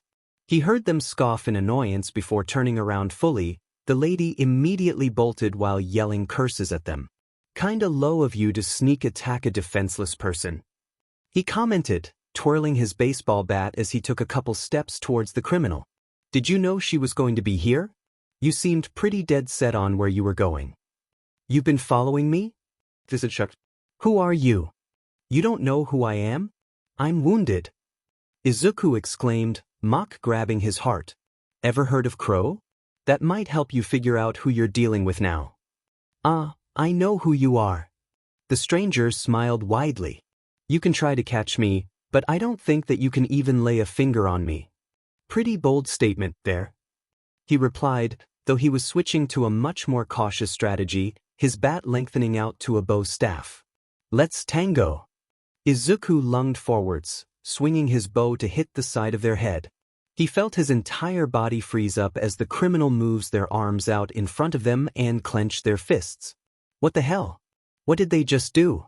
Before he could think up a counter, the stranger took a step forward and moved their arms as though throwing something. Izuku felt his body jerk to the side, and he was flying down the alleyway. He caught himself with a couple flaps of his wings, landing gracefully a good 5 meters away from his opponent. Was it some kind of telekinesis? No, it didn't feel like he was being squeezed. It also didn't feel like his motor control was being taken over. His muscles still responded to him, but it felt like he was straining against some invisible force. The criminal had already started leisurely walking towards him. "I can see the gears turning in that clever brain of yours. I'm sure you'll figure it out soon." Izuku tried keeping more of a distance, opting to move the bow staff at them like it was a spear, making the staff lengthen. Once again, the criminal reaches just below the bow staff, clenching their fists, and he was frozen again. He stared hard at their hands, noticing that as they moved them, his bow moved with them. He got flung against the alley wall with a thump. He landed and crouched. Invisible strings? No, they weren't moving in a way that resembled a puppeteer. The criminal, who was moving slowly before, suddenly bolted at Izuku. He jumped to the side and swings his bow at them again. The bow made contact with their hand, and he watched in shock as his staff seems to break apart in their hand, his darkness liquefying and dissipating. "HM. I was wondering what your quirk was. Guess my theory was correct," the criminal said with satisfaction as they pull their hand back, remnants of Izuku's bow staff slowly swirling around their fingers. "You have a shadow manipulation quirk." Izuku breathed. This is going to be a lot more difficult than he thought. The criminal smiled widely again. "Correct. I am the villain Yamabito. Though, I consider myself more of an anti-hero than a villain." Yamabito was a well-known name in the underground. They were known to attack local gangs and other criminals and villains, but their methods were too violent and careless to put them in the vigilante category. Not to mention that they didn't care about taking criminals off the streets. He was definitely in trouble. He couldn't use the light half of his quirk, since it was tied to his civilian persona, and Yamabito would expose his true quirk to anyone who would listen. But he also might not be able to rely on his dark half because they clearly have the ability to nullify his weapons. He should really start bringing actual weapons when he went out. "How did you know what my quirk was?" Izuku asked, stalling as he tried to figure out a solution. Yamabito started approaching him again, and he tried keeping his distance, paying close attention to where his shadow was. The descriptions I hear about you, how your weapons would disappear into thin air was the first clue. They started.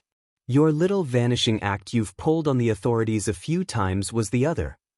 They walked closer to the wall of the alley, shrouding in darkness and almost completely disappearing. He could turn fully invisible, but the villain didn't need to know that. He was on high alert, keeping tabs on where Yamabito was as he backed away. I see you're pretty smart. There were no makeshift weapons in this alleyway. Could he run and get them to chase him into a new alleyway? No, they probably wouldn't give chase since Izuku didn't have anything valuable on him. Yamabito was only entertaining himself. The villain unshrouded from the darkness. Thanks, I try. They lunged at Izuku again, who successfully dodged and threw a ball of darkness at them. They caught and crushed it with a hand before rushing at him once again. The two of them continued this game for nearly 20 minutes. Izuku found that he could, to a certain extent, fight back against the shadow manipulation by pulling and stretching the darkness. It was difficult trying to do, like trying to get denim to stretch. They were both out of breath and his head is really starting to hurt from straining his quirk. He had to end this or run, but at this point he didn't think that Yamabito would just let him go. One last big push. They're tired too. He thought as he rushed forwards again. He had to resort to his melee skills, actually managing a few good hits on the villain throughout their fight.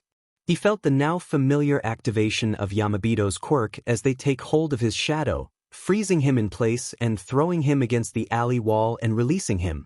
Before he could push away from the wall, he was frozen again, and the villain was in front of him. He saw the glint of metal before a searing pain erupted across his collarbone and neck. Izuku hissed and grabbed at his own shadow, stretching it before it broke, and he was free again. Stumbling back into the middle of the alleyway, he pressed a hand against his collarbone. It wasn't as deep as it could have been, thanks to his clothes, but the serrated knife that they used was going to be a beach to heal from. Yamabito was already preparing to jump at Izuku again, grinning viciously. He readied himself, annoyed that he might actually lose to a singular person. The villain lunged, knife fully brandished. He tensed up, ready to counter their quirk, but then Yamabito was being wrapped up in a familiar-looking gray material. Sheet, is this worse than almost dying to a villain? He thought helplessly as he felt the capture scarf of none other than Eraserhead close around his torso in a vice grip. He watched as the hero landed lightly between the two, keeping his eyes trained on Yamabito. Izuku gasped in pain as the capture weapon tightened uncomfortably. He could barely breathe. Was he trying to strangle him to death? He glanced down, seeing his hand still covering his injury as blood slowly seeps into the scarf. There was no way he could get out of this, not with his currently raging migraine from quirk overuse. He already had to get rid of his wings and plague mask in favor of focusing on countering Yamabito's quirk. Deciding to just wait for the right moment, he saw down and watched as Eraserhead fit quirk suppression cuffs on the villain before turning to look at Izuku. Didn't think it would take a lengthy villain fight to finally catch you, but here we are. He grunted. Izuku didn't reply. Without his plague mask his voice isn't muffled anymore, which he'd learned actually confused the authorities into questioning how old he was and what his gender was.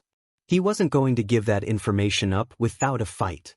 His ribs were starting to ache from the constriction as the police finally arrived and took Yamabito away. Eraserhead hauled Izuku to his feet and walked him over to an ambulance with EMTs ready and waiting. I guess he noticed I was injured. I could probably use that to my advantage. Izuku thought as he was made to sit down on the gurney. He immediately tried fighting back when one of the EMTs approaches him with a syringe. Eraserhead held a hand up to the EMT. If they don't want numbing, that's fine. Just do what you can. He was constantly facing Izuku, and he could feel his quirk occasionally turning off then back on. So, he can't continuously use his quirk, then? The EMT put the syringe away, instead grabbing a pair of scissors to cut away a part of his clothes. You're Crow, correct? Eraserhead asked, obviously already knowing who he is. Izuku nodded, watching as the EMT asked the hero to let him go so they could treat his wound. He felt the capture scarf release him, and he took a relieved breath when the pressure lifted from his chest. He actually physically growled when one of the workers moved to pull his hood down. Green hair was way too identifying. Finally, they had his clothing partially cut away to reveal his left shoulder all the way up to his neck. He held his shirt against his chest, so it didn't fall down any further. He was thankful for his cowl hiding most of his features as one of the EMTs tucked the cut part of his hood into it, respecting him wanting it to stay on while still getting it out of the way. They started working on the cut and Izuku made sure to keep his left arm from moving. He had to sell his, "I'm hurt, underestimate me." Detective Tsukachi will be coming by soon to ask you some questions. Eraserhead continued after a moment, as if trying to distract Izuku from his injury. You will have to answer them vocally. We're going to bring you to the station after your treatment. He was purposefully not mentioning the fact that they were going to take off his hood and mask when he got there. They probably hadn't done so yet because they were prioritizing his injury that needed his cooperation to take care of. Izuku nodded and the EMTs scolded him for moving around while they were giving him stitches. Eventually, they finished up with a clean square of gauze secured with medical tape. They were probably avoiding pushing Izuku's boundaries by making him lift his arms to wrap bandages around his shoulder and torso to properly secure the injury. Once the EMTs finished up, they hopped out of the ambulance, most likely signaling to the others that the treatment was finished. Sure enough, not long after the EMTs left, he saw a man in a trench coat along with a police officer holding a pair of HNDCFFs approaching the ambulance. "So, you're the vigilante who's been eluding us for so long," the man in the trench coat said as they walked over. Izuku noticed Eraserhead turn to look at the man and seized the opportunity that gave him and activated his invisibility cloak. He hated showing off a part of his quirk he never wanted to reveal, but this was pretty much his only way to get out. He jumped out of the ambulance and crawled underneath it as he heard shouts of confusion and surprise. Reaching the other end of the ambulance, he glanced around before standing and sprinting away. That was way too close for comfort. He thought as ran. At least I got free medical treatment out of it. Once he was back at the apartment, he took a couple extra strength painkillers and crashed onto his bed. He groaned when he realizes he had to work in the morning. A turtleneck will hide his injury well enough, right? Does he own a turtleneck? He'd worry about that after he sleeps. Yuta cursed at himself when he realized the vigilante disappeared yet again. How did they do it? It was just like the first time he met Crow, but weren't people looking right at them this time? Crow just disappeared into thin air. Tsukachi explained, shocked. Were we wrong about their quirk? Can they do more than just manipulate darkness? The hero sighed deeply, rubbing his eyes after taking off his goggles. It can't be a light manipulation quirk because they can make solid objects, but it also can't just be dark manipulation because they can disappear from a brightly lit ambulance. Could it be some form of teleportation? He shook his head. No, that can't be it. I'm too tired for this. Crow's quirk has something to do with their body. Could they be changing their physical form? That would explain being able to grow wings and apparently disappear. Tsukachi suggested as the two of them hopped in his car to head back to the station. What about their weapons? I've seen Crow throw objects they made using their quirk. Show you decide again. We can sift through the quirk registry. Again. Did you get any more identifying features from them? He looked over at Tsukachi. Yeah. Crow's eyes are green. I saw them pretty clearly in the ambulance. I also noticed that they kept a hand their clothes to keep them covering their upper body. He responded. Well, that's something at least. We should set up day patrols to watch for civilians with bandages on their neck. The detective replied. Yuta nodded in agreement before stopping. Am I going to be one of the day patrol heroes? Please say no. Tsukachi huffed a laugh. I wish I could say you didn't have to, but you're the one who has spent the most time with Crow. He rubbed a hand down his face. But I haven't even had a conversation with them since our first time meeting each other. He argued. The detective shrugged. Sorry, Eraser, you're our best shot at finding them in their civvies. I hate this job. It was the morning after his little run-in with Yamabito and Eraserhead. Izuku rummaged through his closet, not finding any turtlenecks or anything that could cover up his injury without drawing attention. He removed the gauze to change it out, finding the stitches holding as well as they could. The cut started at the front of his shoulder joint and curved a quarter of the way up the side of his neck. The EMTs had to put butterfly stitches on parts of the injury that they couldn't stitch up normally due to the jaggedness that the serrated knife caused. Sighing when he couldn't get the bandage on properly, he decided to SCK it up and ask Dobby for help. Sure, his roommate had no clue that he was a vigilante, but couldn't he just blame it on him being clumsy? Or maybe a drunk person mad about one of his previous wins. He walked out of his room, finding that Dobby was already up and making himself some breakfast. "Hey, Dobby-kun?" he called when Dobby grunts in response, not looking up at him. "Could you help me with this? It happened last night while I was out." Dobby finally turned towards him. He looked at the injury then back at Izuku. "How the F did you do that, kid?" Izuku scratched his cheek. "Got caught off guard by some guy who was mad about my win a few days ago," he replied, doing a pretty good job at acting sheepish. He heard him sigh as he shut off the stove and moved the pan off the burner. "All right, get to the bathroom." He waved his hands in a shooing motion. Dobby was surprisingly good at treating injuries. After applying antibiotic cream and a new square of gauze, he wrapped it with bandages using deft hands. "Not too tight?" he asked as Izuku lightly plucks at the bandaging across his chest. "No, this is great. Thanks, I appreciate it," he replied as Dobby packed away the first aid kit. "Actually, I have one more request." "What now?" he said, mildly irritated at being taken away from his breakfast for so long. "Do you have any turtlenecks or something? I have to go to work in an hour and don't want everyone asking questions." Dobby hummed, thinking before walking out of the bathroom. "I might," he replied over his shoulder. Izuku followed him and waited in the doorway to his room as his roommate neatly sorted through his closet. He turned back, holding a light blue long sleeve. "Think this'll work?" He took the turtleneck and awkwardly pulled it on, trying not to lift his left arm up too high. He messed with the collar, making sure it was high enough up his neck. "Can you see anything?" "Nope. Just looks like you're dressed for the cold, even though you don't even have to leave the building to get to work," Dobby responded before pushing past Izuku to return to the kitchen. "Great. I won't spill coffee on it, I promise." He touched his hair, realizing it was still down.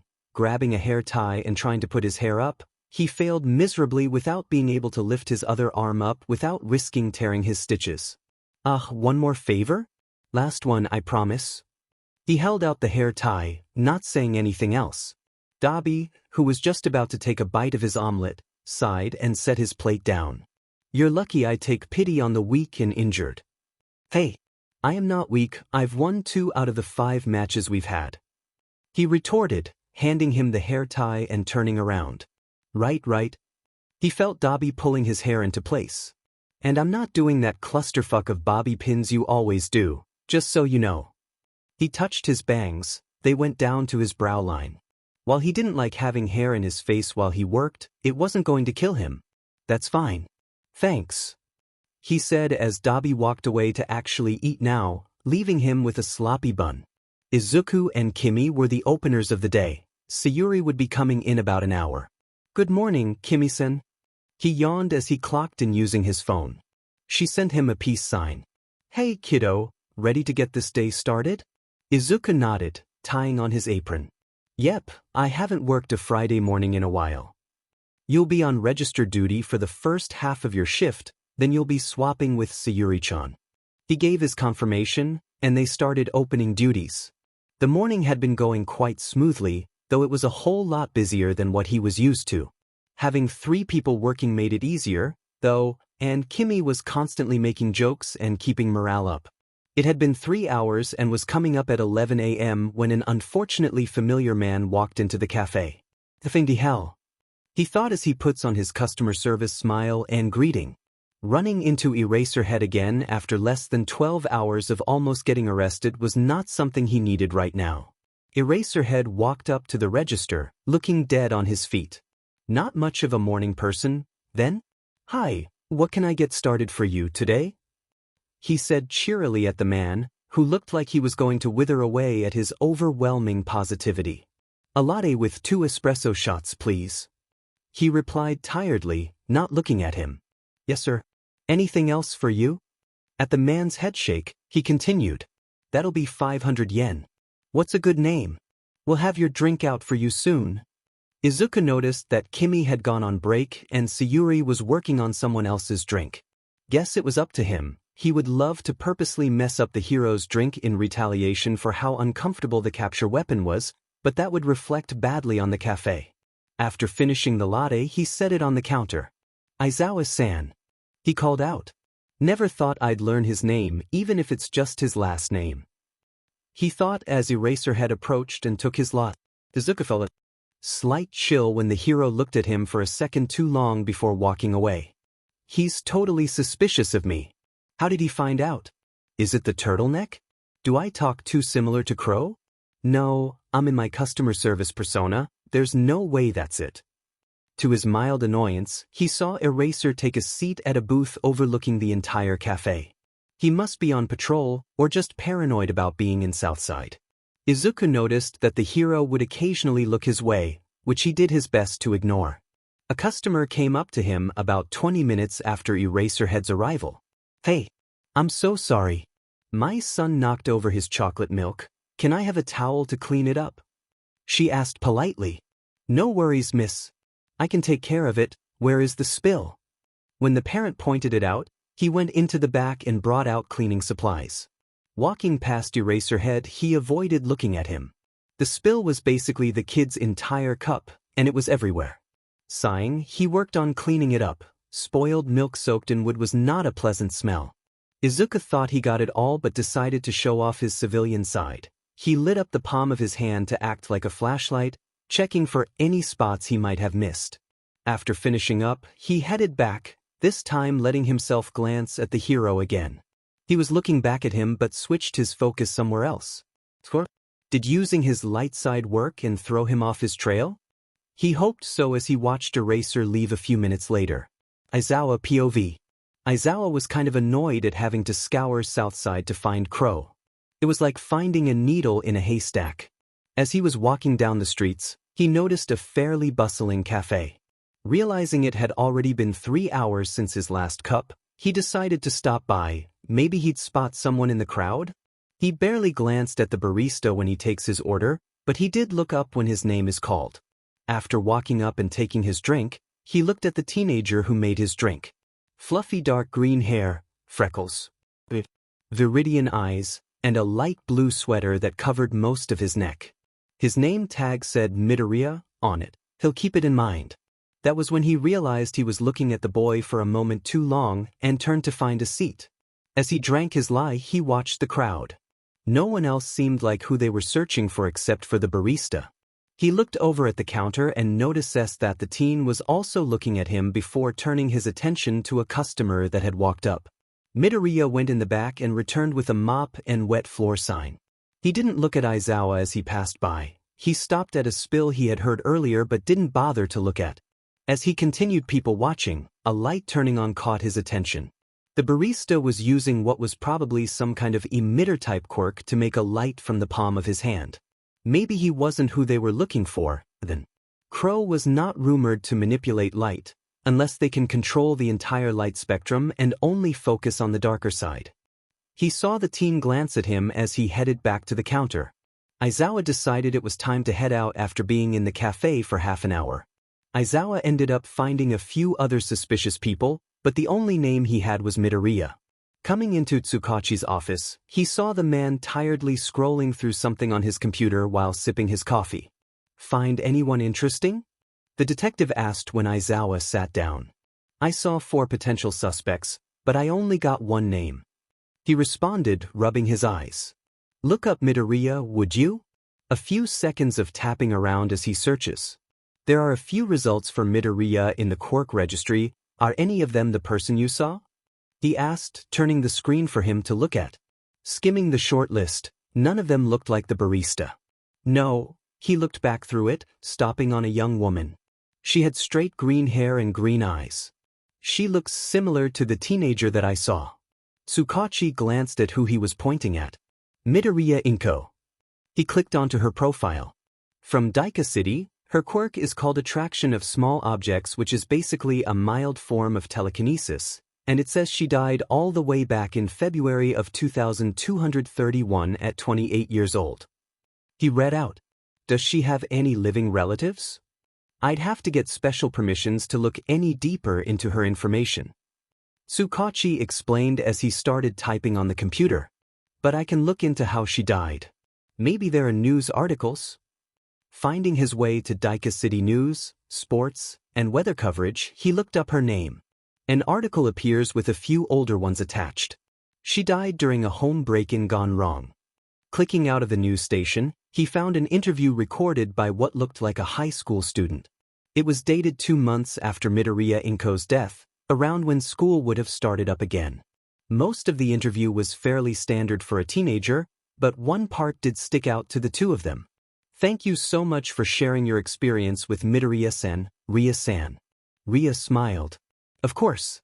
I wanted to get some of her story out there. She was always the kindest neighbor, and her son was like a mirror image." "That's very sweet. Do you know where her son is now?" The interviewer asked, a certain spark in her eye at the mention of a son, like he had never been mentioned before. "Oh, you don't know?" Ria. "Little Izuku went missing the same night that Inko-chan passed." "Went missing? Has he been reported missing?"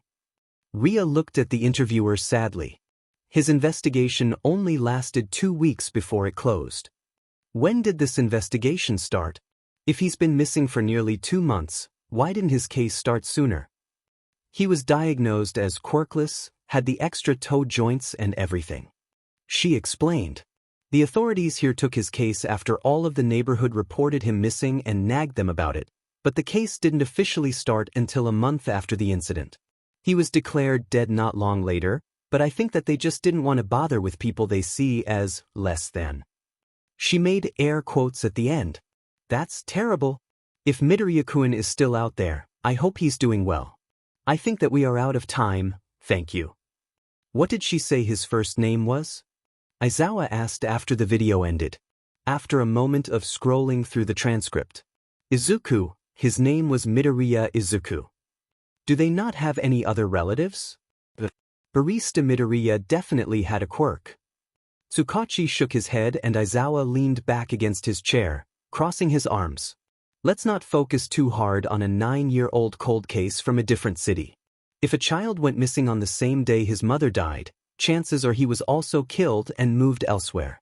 If the police in Daika City are prejudiced, they most likely never searched the area because he was quirkless." Aizawa sighed. "So, the barista could be using a fake name, then?" "It's possible. Southside Musutafu isn't exactly safe, especially for teenagers or younger." Tsukachi said, taking another drink of coffee. "Keep an eye on him, just in case." "Yeah, I will." He levered himself up. "I need sleep before my shift tonight. I've been up for the past 36 hours. Right, I'll keep looking into Midoriya until my shift ends." Tsukachi responded, turning back to his computer. 13-year-old Mikumo sat alone in his room, scrolling on his computer. Having just completed his second computer science course, he had been itching to put his skills to the test. What better way than to hack into the lab system? It took him a lot longer than he expected to sign himself in and cover his tracks, having to switch to a random video game he had opened whenever one of his handlers came to check in on him. Mikumo was in. There were a ton of folders saved in the cloud, but most of them weren't of any interest to him. He did, however, find a file titled Scouts, which, if he was remembering correctly, was what Daiji was before he took Mikumo to Sensei. Double-clicking into it, there were 7 folders with someone's name on them. Daiji Hirasego was one of them, meaning that the other 6 were most likely scouts as well. After opening Daiji's folder, large red letters in the top right of the page said, "Top Priority." He saw basic information about him, along with who his target was, Midoriya Izuku. It looked like Mikumo was the only one listed in the Targets section. His basic information was also listed. It looked like he was a top pick because of how young he was when Daiji found him. He skimmed the information before moving on to the next folder. 5 of them had adult targets and the 6th was a kid. They were all diagnosed quirkless. The kid was also listed as high priority, and he was seeing a trend. The scout's name was Mifune, and it looked like he found his target barely 2 weeks into his job. The kid was diagnosed as quirkless at age 6 and Mifune found him when he was almost 8. Checking the dates, Mikumo was about 5 years younger than him. It seemed that the scout took almost 2 years planning how to bring the kid to Sensei, but Daiji got Mikumo before he could make a move. It didn't take Daiji more than a couple of weeks to take Mikumo in. The kid's name was Shimura Tenko and, from a quick search, his grandmother was a popular pro hero. She was said to have died in combat, but none of the news articles said who did it. After clicking around in separate folders in the database, he found a profile on Shimura Nana. Her quirk was called Float, but there was an extra note saying that she also had one for all. She has more than one quirk, just like Sensei. Are they related? He thought in wonder. It said that she fought Sensei, and he killed her? Maybe that was why Mifune took so long to come up with a strategy. Mikumo hummed in thought and took one more look through the 7 files. It looked like all of the scouts who found adult quirkless people were marked as completed. Mikumo and Shimura's were marked as in progress. Curiously, he couldn't find any other mentions of Shimura Tenko in the lab's database. Did they forget to mark it as complete? Deciding that was enough snooping around for the day, he logged off just as Daiji brought in lunch. Izuku yawned as he washed dishes and put away leftover pastries. He kind of liked closing the cafe by himself. It was a pretty slow Thursday night, likely due to the unexpected cold front in early February, and he had sent Sayuri home a couple hours earlier. It felt like 2241 rolled around so quickly. He'd managed to visit his mother again on New Year's but decided to avoid running into Bakugo again, not wanting to politely decline her previous offer of a dinner with his family. Might as well just eat with a gravestone because there was no way he'd be going back to the lab or flying to the United States. It had been 3 months since Eraserhead had first come to the cafe, and he kept seeing the hero drop by every now and then. He seemed to be leaving Izuku alone, though, so maybe he just switched to the day shift or something. Did he live in Southside? He pondered the likelihood of the number 1 underground hero living in a low-income area of Musutafu as he locked up and stepped out into the chilly night air, pulling his hood up to block out the wind. It was already 8:15 p.m. and he needed to buy ingredients for dinner tomorrow. He and Dabi decided to start having dinner at the same time and alternate who cooks. It was a good life skill to have, but Dabi almost always made some form of soba. Izuku liked soba and all, but how could that man eat it nearly every day and not get sick of it? Walking into a 24-hour grocery store, he pulled out his phone to check the list he had made. He was about halfway through his grocery list when the bell of someone else coming into the store chimed. He only half paid attention, always staying on guard because of where he lived. Footsteps made their way into his aisle, and he stepped a bit closer to the shelf to be polite. He hadn't moved out of the way enough, it seemed, because whoever was in his aisle bumped into him while walking to the other side. Miffed, he glanced over at the other. He frowned when he saw some guy with his jacket hood up. The man turns his head to glare challengingly at Izuku. "Mind your business, NPC." He growled. And that was his cue to leave. He was not going to be in the same store as someone unironically using video game jargon. Another man walked into the aisle as he was leaving. "Did you find what you were looking for, Akatani?" He froze in his tracks. Akatani? Could the name just be a coincidence? Sensei was still all the way in Sendai as far as he knew. Izuku covertly turned back around, faking looking at something at the end of the aisle. The guy who bumped into him, Akatani it seemed, had pale blue hair, blood-red eyes, and chafed skin. The other man was tall and had long ashy blonde hair pulled into a bun. He was on the older side, but they both talked like they'd known each other for a long time, maybe father and son? Noting down their appearances, he decided it was time to check out and go home. Walking into the apartment with 3 bags of groceries, he locked the door and kicked off his shoes. "Welcome back, kid," Dabi called out from the lounge. Setting the groceries on the counter, he walked into the lounge. Dabi was spread across the couch, his legs hanging off the shoulder as he scrolled on his phone. Dabi glanced up and sighed. "What's bothering you? You have that look on your face." Shooing his legs out of the way, Izuku sat down on the couch, not bothering to argue when Dabi laid his legs across his lap. He lightly tapped on Dabi's shin, thinking about how to phrase it. "You go out to the bars fairly often, right?" At his grunt in confirmation, He continued. Do you recognize the name Akatani? Why? Chessboard. He was rude to me, and I want to keep an eye out for if he pops up on the Fight Club roster. He lied smoothly. You have a vendetta against someone who was rude to you? He snorted. Yeah, I think I've heard the name Akatani before. He jumped at the chance for information. Really? Where? Chill. I don't know much, but I've heard through the grapevine that a tiny gang called the League of Villains was recently taken over by some guy named Akatani Tamura.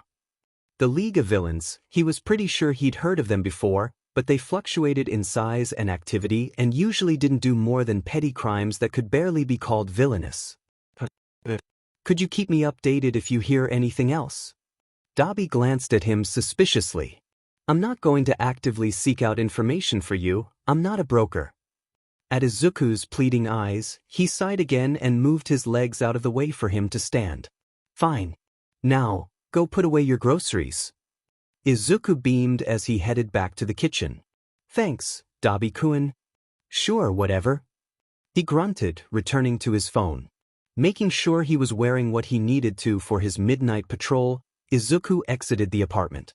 He stopped at the downstairs door that led outside, deciding it was a good idea to put on his beak mask and wings before he went out into the freezing night. Why was it -15°C this late into the winter? Wasn't February supposed to be when it started warming up again? Shaking his hands out, he prepared to head outside when a floorboard creaked behind him. Sheet! Izuku! He turned to see Dabi at the top of the stairs, looking at him incredulously. Ah, Dabi, ah. He pondered whether or not to tell a lie for a moment. What the F dash dot? He heard his roommate breathe. Your crow? How? It just kind of happened? My quirk works really well for fighting crime. He scratched the side of his mask. Your quirk? It's not light manipulation. Dabi was walking down the stairs towards him. For some reason, Izuku could see amusement on his face. No, I lied about that.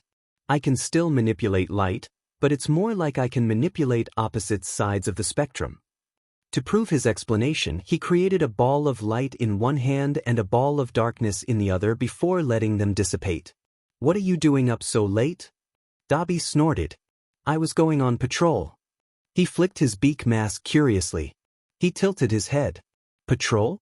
Wait, like vigilantism? Dabi rolled his eyes and nodded. Are you saying that we've both somehow been active vigilantes living under the same roof with no clue about each other for like 5 months? Yup. He grabbed one of his wings. It bent and warped like an al dente noodle. You can actually fly with these? They seem kinda flimsy. Izuku raised an eyebrow as Dabi continued to look at them with fascination. He rolled his shoulders, flexing his wings. Yeah, and they're actually pretty strong. I've been able to fly against 100 km/h wind without them breaking apart. He shuddered, remembering how cold January mountaintops were. He hummed, impressed, before looking at the door outside. Since we're both here, we might as well patrol together. I've never been on a patrol with someone else before, but sure. Too bad it's freezing out. He complained as they headed out onto the streets. Isn't it supposed to blizzard in a few days? Izuku stopped dead in his tracks and looked at Dabi with pain in his eyes. You really hate the cold, huh? He sighed deeply as they made their way towards an alleyway that led to a busier street. Not in the least. Dabi patted the top of his head with a gloved hand. Cheer up, I'll take care of picking up groceries if you pay for them. He snorted. I guess that'll work for me. The vigilante roommates started their patrol together, and if Dabi made Izuku fly them both back to the apartment, Izuku would never confirm nor deny. Just as Dabi had predicted, a blizzard rolled in 2 days later and Izuku found himself bundled up in 2 blankets with his laptop and a hot cup of milk tea. It's not even that cold in here. Dabi, fire wielder, blue flame Quirk Dabi, said as he walked around the 18C apartment in shorts and a t-shirt. Easy for you to say. He grouched, sipping his tea and dying in his video game for the 4th time in a row. My fingers aren't even moving properly. Dabi leaned over the back of the couch to watch him play. I think you might just be bad at platformers. He walked back to the kitchen after Izuku shot him a death glare. I'll make something hot for dinner tonight, how's that sound? Izuku hummed non-committally as he closed out the game and opened up a search engine. Aren't high school entrance exams happening this month? He wondered if he'd be able to sneak into the observation room of UA's entrance exam to watch it or not. You not going to high school? Dabi called from the kitchen as he made himself lunch.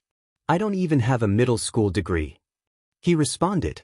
Dabi made a surprised sound before reappearing in the lounge with a sandwich in hand. You never graduated middle school? How long would getting a degree like that take? Izuku shrugged. I could probably get one pretty quickly.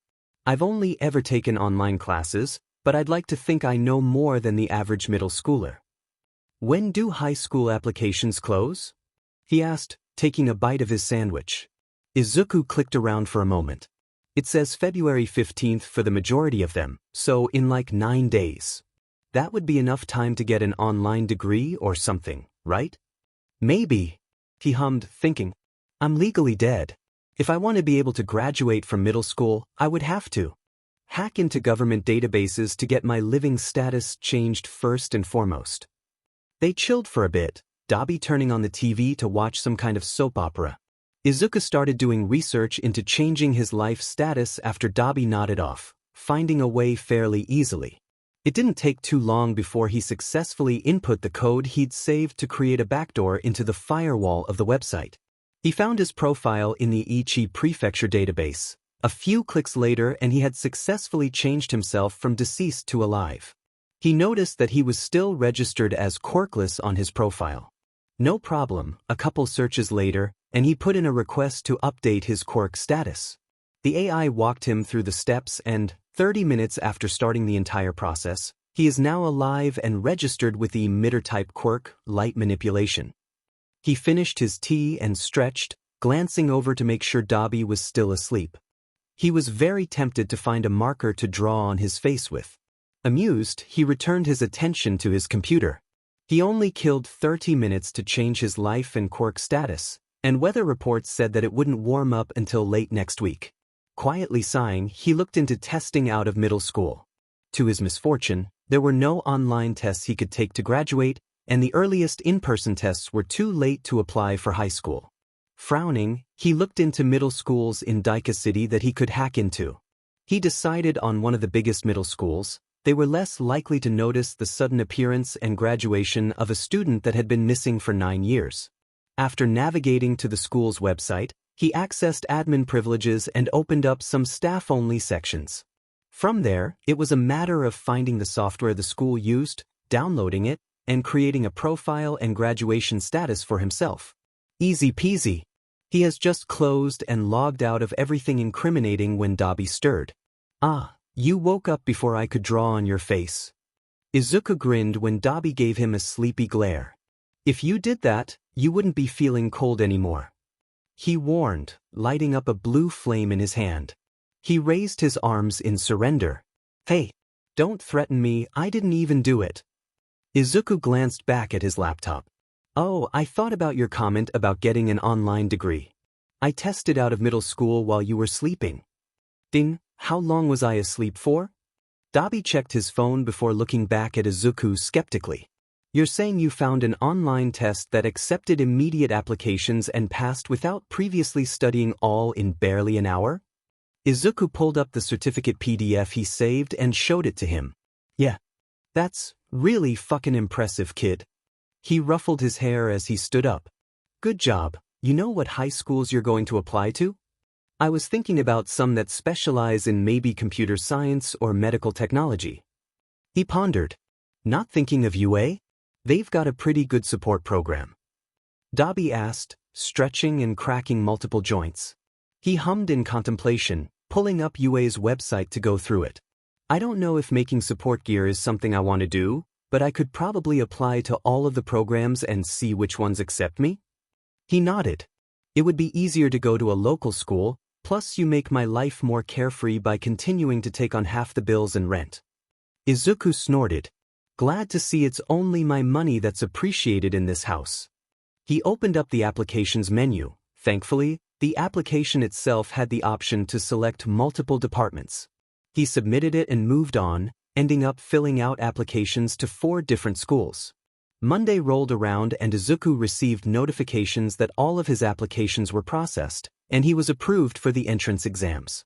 He smiled as he left his room. UA was the first entrance exam.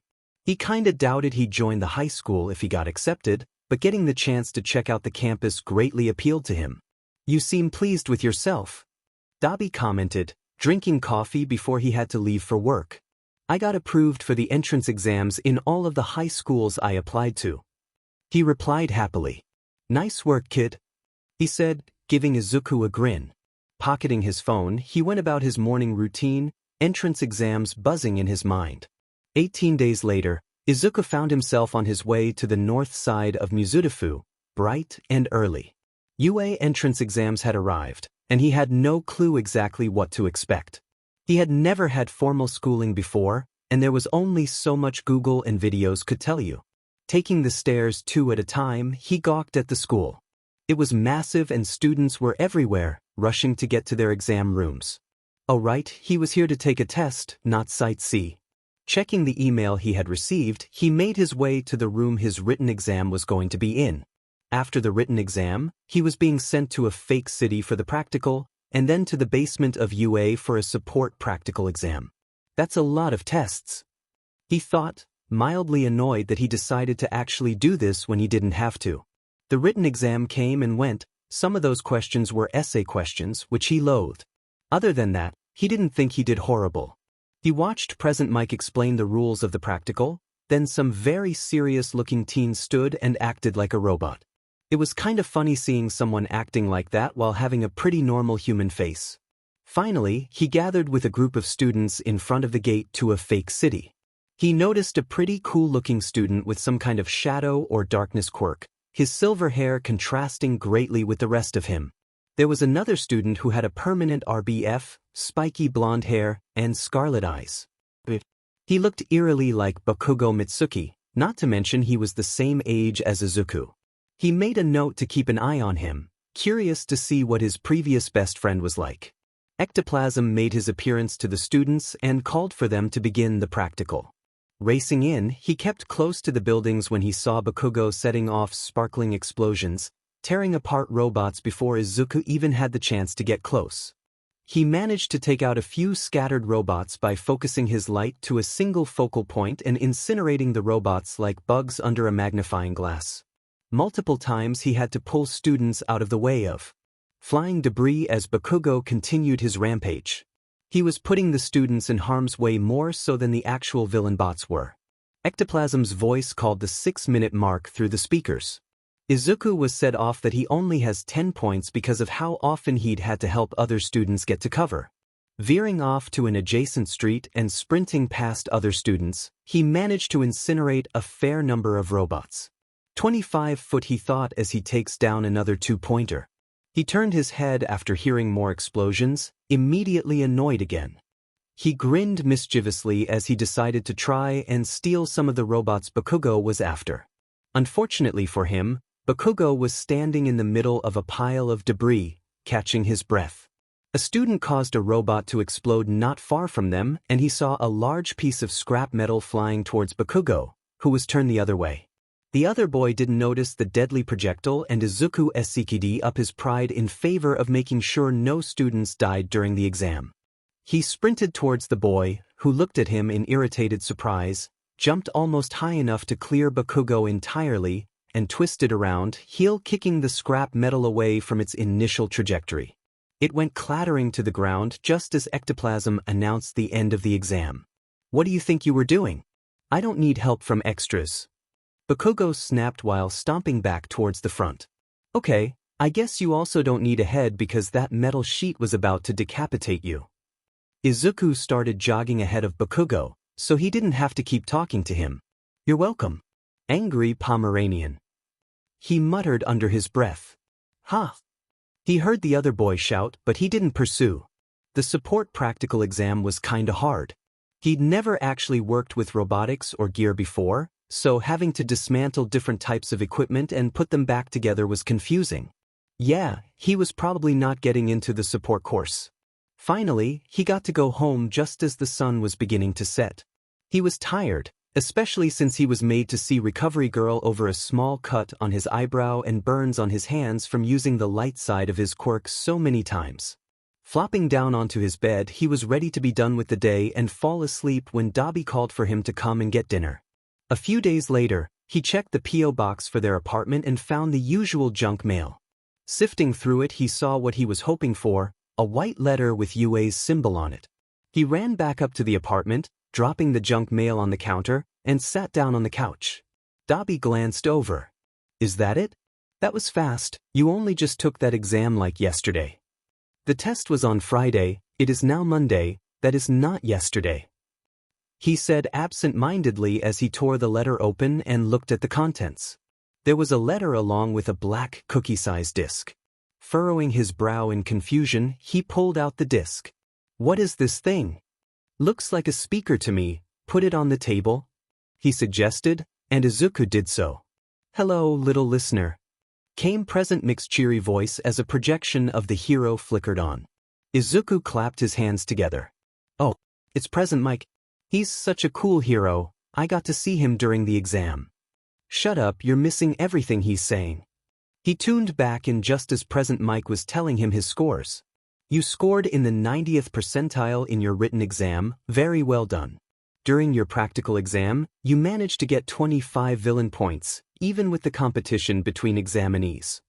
He could tell that Present Mic had very likely watched their exam and saw how annoying Bakugo was. "But we didn't only score you based on your power and skill with taking down villains. There is another point system we use that is calculated by a group of judges. They're called rescue points.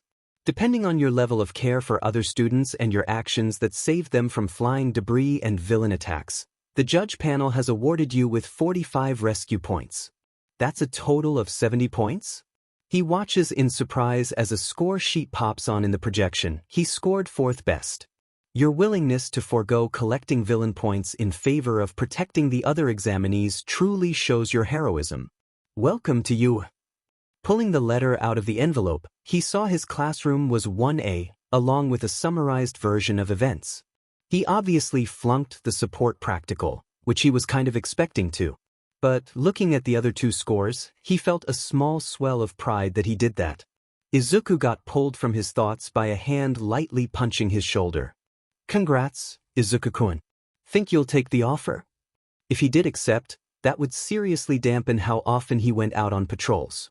On the other hand, he'd be working on becoming a legal hero. One more thing to spite Sensei with. He thought. Yeah, I think I'll give it a shot. It was back to a normal routine for the next month or so before school was set to begin. Izuku saw Eraserhead a couple more times during patrol but would disappear before he was seen by the hero. He and Dobby wouldn't go patrolling together very often, but it was honestly pretty fun when they did. He got to annoy the other vigilante more than he does in their own apartment. April rolled around and with it came orientation day, and he found himself strolling through the gates of UA. Izuku was excited about living in Musutafu so he could sneak in to watch the sports festival, not to participate in it in only a few weeks. He slid open the door to 1A and walked in to find his seat.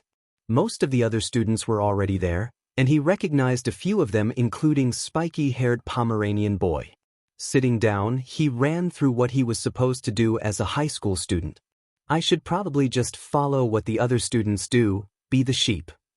Izuku watched with mild curiosity and confusion as who he assumed is their teacher inchworms into the classroom wearing a poofy yellow sleeping bag.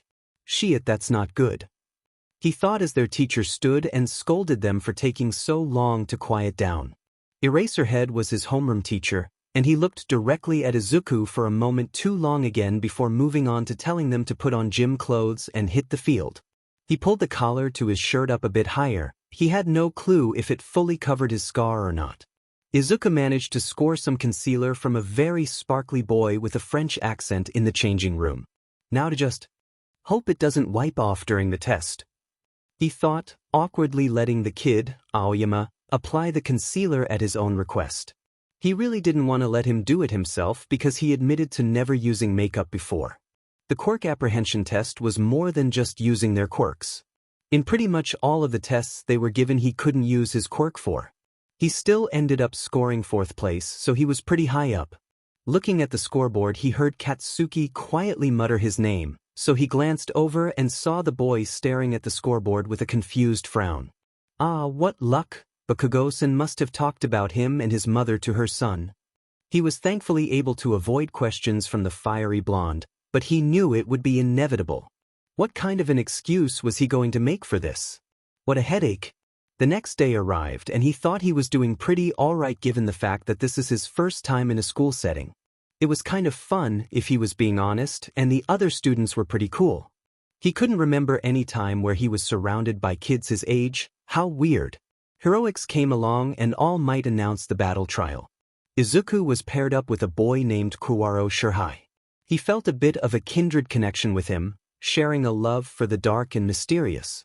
They stood next to each other, both dressed head to toe in black. Izuku's own hero costume was tactical in nature, slightly baggy pants with pockets and a hip holster strapped to his belt and thigh. Two belts, one with utility features and the other supporting the hip holster. A sheathed knife sat on his torso, secured with thin black leather straps wrapping around his ribs. He had a sleeveless athletic shirt with the collar going halfway up his neck and, finally, his overlayer was a cropped hoodie that didn't close at the front and was secured with a silver chain at the neckline. "What's your quirk, Kuwaro-kun?" he asked after a moment of silence. "It's called black. I can become one with dark things and shadows." Kuwaro responded, giving him a glance. "You are the opposite of me. I saw you at the practical exam." Izuku smiled and tilted his head. "Yep. My quirk is light manipulation. I can move and pull light to myself as well as remove it elsewhere." He saw Kuwaro process that for a moment before smiling widely at him in understanding. "I'll back you up. The void will lead us to victory," he replied just as All Might called for them to begin. They were up against Bakugo Katsuki and Kirishima Ijuku. He didn't know much about Kirishima aside from his hardening quirk. Izuku quietly followed his teammate through the hallways. They were fairly lit up and the uniform shape didn't cast many shadows for Kuwaro to use. They both froze and pressed against the wall when footsteps approached. One is on offense, the other on defense. Kuwaro signed to him. "I can distract this one. I'll make a shadow for you to slip past." He signed back and they both nodded. "There you are, heroes." Bakugo had just walked through one of the forks in the hallway, grinning menacingly. His palms crackled as he stalked towards them. Looked like he was in the villain persona. Izuku tapped on Kuwaro's shoulder to get his attention. "Get behind me and cover your eyes." He obeyed and Izuku grinned at Bakugo, cupping his hands into a ball shape. "Hey, angry Pomeranian." He heard him scoff. "I think you lost your leash." Before Bakugo could respond, Izuku was already opening his hands. He felt the strings of light glide across his fingers, gathering them in his palm before releasing in a flash. Bakugo exclaimed in surprise and covered his eyes with one hand while shooting explosions blindly with the other. Izuku took a deep breath, grasping as much light on the wall of the hallway as he could. He held his breath and dragged light to himself, darkness flooding in and leaving a path for Kuwaro. "Go now!" he yelled, feeling the light heating up in his hands the longer he held onto it. Shirhai POV. He heard his brother in darkness order him onwards and obeyed. Turning around to face the hallway, an entire wall was shadowed. Shirhai slipped into the dark with ease, zipping through to the other side before having to reappear and continue on foot when the road ended. "Let me know when you get to the room. I'm keeping him from following you." He heard Midoriya laugh as Bakugo cursed and felt himself grinning. "Found a stairwell going up," he informed, gliding up the spiral stairs using the shadows of the railing. He slinked through the hallways and up staircases. He hit the 5th floor and heard a slight shuffle in a room ahead and crouched to the ground. Peering into the room, Kirishima was there and facing away from where Shirhai was. He backed away and clicked on his earpiece. "Bomb room is 5 floors up," he whispered. "I'll keep you updated on my position." He could hear explosions in the background and Izuku cackling. "I'll be there in 5 minutes." Shirhai crawled back to the doorway and peered in. Kirishima was talking in his earpiece, and he could tell by the one-sided conversation that Bakugo was getting frustrated that Izuku kept stopping him from going back to the bomb room to help defend. Just hang in there, I've got things handled here right now. The redhead took a deep breath, then sets his face into a mean expression. Villain mode activated. He said, doing something weird with his hands. He heard explosions closer than before. They must have gone up a couple flights, I need to hurry. He stood up, keeping an eye on Kirishima. I have to go in without the cover of the dark. He stated, noticing that the only dark object available was the shadow cast by the bomb on the opposite side of him. Izuku didn't respond, he was likely preoccupied. He could swear that the boy was maniacally laughing while Bakugo yelled curses from the fourth floor. Shirhai composed himself and strolled in. Kirishima was already facing him and trying his best to do a villain impression. Ah, one of the heroes finally shows himself, he exclaimed, his villainous grin morphing slightly into his usual toothy smile. He stopped walking and put a hand on his hip, smirking. Your smile shines too brightly to be frightening, he said, feeling amusement when Kirishima got flustered at the comment. He took the chance to strike while his opponent was off his guard. Lunging forwards, he tried to jump into the redhead's shadow to dodge the inevitable counterattack. Shirhai wasn't quite fast enough as he felt a palm hit him in the sternum and he was stumbling back again, coughing. He watched for any opportunity to get past and to the bomb, but Kirishima's defense was difficult to break through. They were going in a semicircle for about a minute, Kirishima keeping himself between the bomb and Shirhai. He clicked his earpiece. The eclipse cannot exist without the sun and the moon, he said cryptically, trying to convey that he couldn't handle this on his own. There was silence on the other end for a few seconds, and he was beginning to worry that Bakugo was still giving him a hard time. Let the song of twilight descend like a curse upon our enemies. Seconds later, Izuku burst through the room. His hands were covered in bright light, and he cackled in triumph at finding the right room. Kirishima had less than a second to make an "oh shit" face before Izuku quite literally flung himself at the villain. Shirhai was quite impressed watching as his teammates started wrestling their opponent to the ground. He only watched for a moment before bolting around the two to get to the bomb. He heard a loud thump and a yelp from Izuku before he touched the bomb, and the heroes were declared the winners. Turning around, he saw that Kirishima managed to throw Izuku off of him and slammed him to the ground. Shirhai approached and crouched down next to his classmate, looking down at him. We worked well together. He held out a hand and Izuku took it. Yeah, we did. They started leaving the building to head to the observation room. Our quirks meshed in the way I was hoping. Perhaps we can continue this allegiance? He suggested. You are the sunbeam as I am the nightshade. He grinned. I like that idea. Izuku POV. Izuku got home later that day feeling quite drained but satisfied. School took a lot of mental energy. Hey, Izuku-kun? He heard Dabi call from the lounge. What's up? He replied, pulling his shoes off and heading to where his roommate was. He looked mildly concerned, which was his first clue that something was wrong. You told me to keep an eye out for Akatani Tamura and the League of Villains. Izuku's attitude became more serious, and he nodded for him to continue. They've been recruiting anyone and everyone recently. Hell, even I got an invite and I'm a known vigilante. Do you know why? It couldn't be something that was happening anytime soon, right? They'd need months at least to prepare everyone if they were recruiting left and right. Dabi shook his head. Not yet, but I'm bar buddies with a couple of people who agreed to go undercover to learn more. Izuku nodded. Thanks for giving me an update on this, Dabi-kun. Sure think it. Looks like your vendetta might just help us uncover something. He replied. He sighed when he got to his room. He was glad that school today was good. He even managed to get the capture tape around Bakugo's wrists after tiring him out. If it hadn't been as good of a day, he probably wouldn't have taken the news of Akatani and the League of Villains activities suddenly skyrocketing very well. What were they planning? He highly doubted that Crow will be approached for recruitment, so he'd have to rely on Dabi's bar friends for information. Can't do much about it right now, he thought, though his anxiety wanted to protest that fact. Hey you! Izuku found himself standing in front of UA on Wednesday morning, staring at a group of reporters. How are All Might's classes?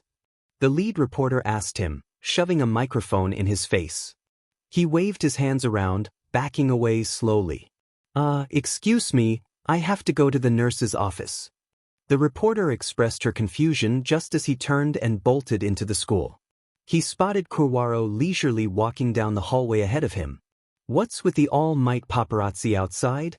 He asked after catching up to his new friend. Kurwaro glanced at him and shrugged. Leaked info, I conjecture. Izuku hummed. I guess the #1 hero working at UA would be a pretty big deal. Could a student have been the leak? Teenagers kinda SCK at keeping secrets. He nodded in assent as they walked into class together and took their seats. Eraserhead came into class not too long later, looking more annoyed than bored. Good work on yesterday's combat training. He started reviewing his notes on everyone's trials, starting with Izuku's battle. Bakugo-kun, you are a skilled combatant, but you need to work on your pursuit and capture. Midoriya-kun, you handled the game of cat and mouse well, and utilized the capture tape you were provided, though you didn't need to act like a wild animal during the chase, but you still did good. Kirishima-kun, your defense was rock solid. If Kurwaro-kun's backup hadn't arrived, you could have won that battle. Kurwaro-kun, your use of code language in front of an enemy is a useful skill to have. However, you need to practice quirkless combat so you don't have to rely on your quirk for evasion. Izuku was amused that Eraserhead didn't like him acting feral, but he knew that wasn't something he was going to change. He finished going through the other students before continuing on with homeroom. Now, let's get to homeroom business. Class representatives. A class rep? What do they do again? He thought he looked it up before, but he hadn't considered the fact that they would actually have one. Ida called for an election to be held, which was a pretty good idea. He has no clue who to vote for, though. He didn't really know any of them very well, so he might as well just vote for himself. Yaoyorozu Momo ended up winning with 2 votes and they let her pick the deputy rep, which ended up being Jirakyuka. His other classes were fine. He was getting used to the concept of being in a school and finding that he liked it, but lunch was still a nice break. The alarm and intruder announcement were a great way to ruin Izuku's good mood as students started shoving each other to get out. Wasn't this a prestigious hero school? Why were people panicking? He was just considering dipping into a random classroom to be free of the crowd when Ida was flying through the air and crashing into a wall at the end of the hallway. He announced that it was just the reporters, and the students calmed down. Did they use their quirks to get onto campus? That sounded like hefty fines and even jail time. At least the other students chilled out. The rest of the day continued as normal, although Izuku was still curious on how the reporters got into UA. It was Friday morning and, to Izuku's surprise, Dabi actually made breakfast for the both of them. He yawned, sitting down in the lounge with his bowl of instant ramen and scrambled egg. Dabi joined him a second later. Aren't we kinda rich now? He asked, taking a bite. Why do we have instant ramen? Are you complaining about this delicacy? It's Shin Black, arguably the best there is. He replied, almost offended. He waves his chopsticks around. You could just say you don't know how to cook. Dabi raised an eyebrow at him before reaching for Izuku's bowl. Guess you won't be wanting this then. He laughed when the younger snatched his bowl and clutched it to his chest. I'm kidding, he exclaimed, protectively cradling his ramen. Thank you for the meal. That's what I thought. They ate in amiable silence for a bit before Dabi set his bowl down and looked at Izuku with a serious expression. Izuku copied him and tilts his head. What is it? I mentioned a few days ago that I have a couple friends at the bar who joined the League of Villains to keep an eye on the group. You've met them before, remember? Dabi frowned, looking at the boy. The League is planning to attack UA, Izuku-kun. He gawked at Dabi. Why, you're joking, raiding a hero school? How are they even going to get in? When is the attack? He shook his head. I don't know anything else about it. They're having a meeting right now. I'll let you know what I learn. Izuku stood up and started pacing the lounge anxiously. What do I do now? Do I tell a teacher about this? Eraserhead is already suspicious of me. Should I ask for a meeting with the principal? He started muttering. Could this be related to the break in a couple days ago? Izuku-kun. Hey. He snapped back to attention and looked at his roommate. Relax. You can tell them about it after I have more information tomorrow, yeah? and I'm a well-known vigilante with credibility. I'm sure that I can find Eraserhead on one of his patrols and warn him." Izuku forced himself to take a breath, feeling relieved that Dabi knew what he was doing. "Yeah, after their meeting, sounds good." He stood up from the couch and ruffled Izuku's hair. "Go get ready for school, everything will be okay." He yawned as he took his seat in homeroom an hour later. Eraserhead walked in and everyone quieted down. "For today's hero basic training." He started. "It has turned into a class with 3 instructors. All Might and me and one more person." "Turned into? Is it special training?" Izuku pondered as Siro asked what they would be doing. The hero holds up a card with blocky letters saying "Rescue" on it. Disasters, shipwrecks, and everything in between. "It's rescue training." He responded. The class broke up into conversations about the class, excited or boasting. "Hey, I'm not done." Eraserhead interrupted. "You can decide if you want to wear your hero costume or not this time." That was a pretty easy choice for Izuku. The collar of the gym uniform was just a little too low to fully cover up his scar, but his hero costume didn't have that problem. "The training will take place off campus, so we're taking a bus. That's all." Izuku stretched and glanced over at Kurwaro, who seemed excited about the field trip. He'd saved people before, obviously, but never in a disaster zone. Turned out, 13 was the other teacher helping out with the rescue training. The training building, unforeseen simulation joint, was huge.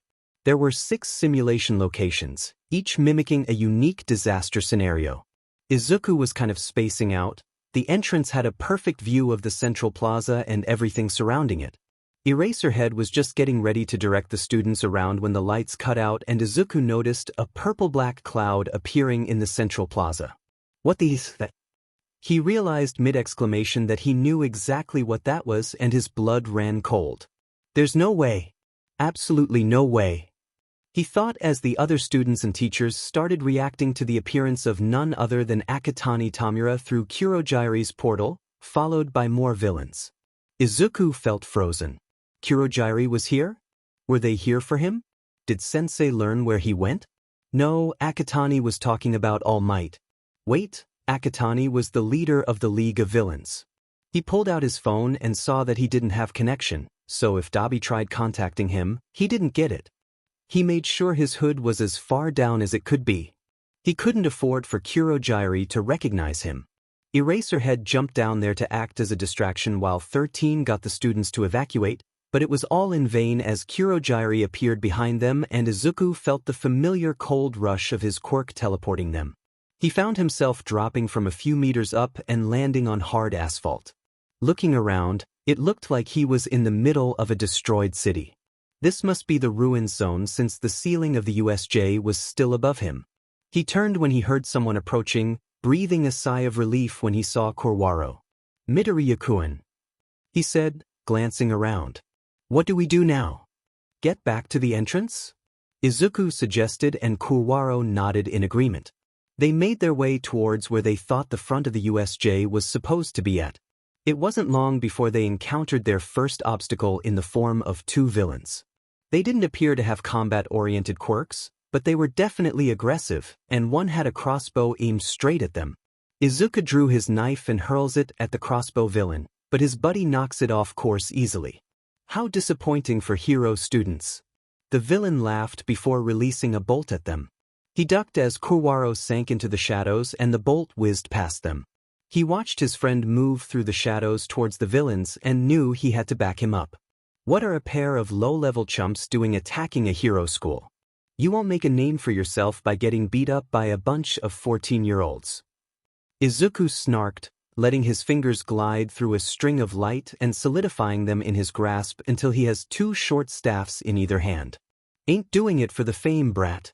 The crossbow villain said, "Ping a new bolt into place. It's all about the money." The bolt came flying at him and Izuku grins as he swung one of his staffs, colliding with the bolt and sending it clattering to the ground. He charged just as Kurwaro reappeared behind the villains holding a metal pole he'd picked up from the ground. "Quit pulling cowardly ranged attacks and fight me for real," he challenged, watching with satisfaction as his friend swung the pole and hit the other villain on the back of the head. He crumpled just as Izuku took out the crossbow villain. He heard the laughter of more villains all around them and glanced at his friend. The abyss doesn't forgive hesitation. We must advance before it's too late, Kurwaro said, and they both started running for the edge of the ruins zone. They were ambushed 2 more times, taking out 7 more villains in a similar manner as the first time. Izuku's hands were already beginning to burn from wielding the light side of his quirk. Another group of 2 villains appeared and looked at them warily. He recognized them as Dabi's drinking buddies and the ones who snuck into the league's ranks.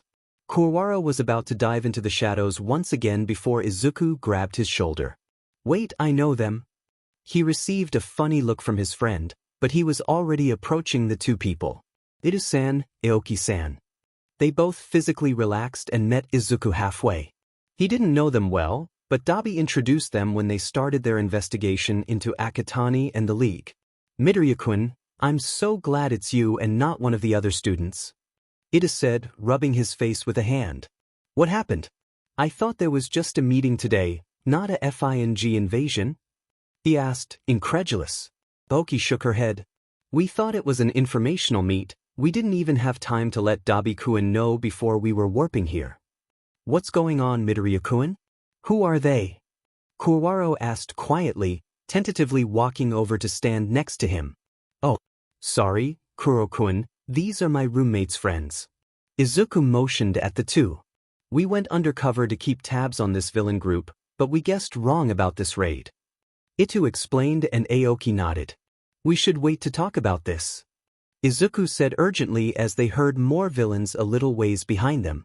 "But we know the way back. I don't think that Akatani was planning to let anyone stay in his group after this," Aoki replied, and the 2 adults started leading them away. He started to follow, but Kurwaro grabbed his elbow. "I'll explain everything when we're safe. Do you trust me?" he said, watching the concern and confusion on his face. He hesitated, searching his eyes for deception, then nodded. "With every shadow I command." "Yes, I trust you." Izuku squeezed his hand and smiled before turning to catch up to Itu and Aoki. "Let's go." He could think about what all to tell his friend later, not right now. They successfully made it out of the ruins zone and to the corner of the central plaza. A bunch of villains were gathered, and they could hear fighting going on. Izuku stopped and stared at the commotion. Kurwaro stopped next to him.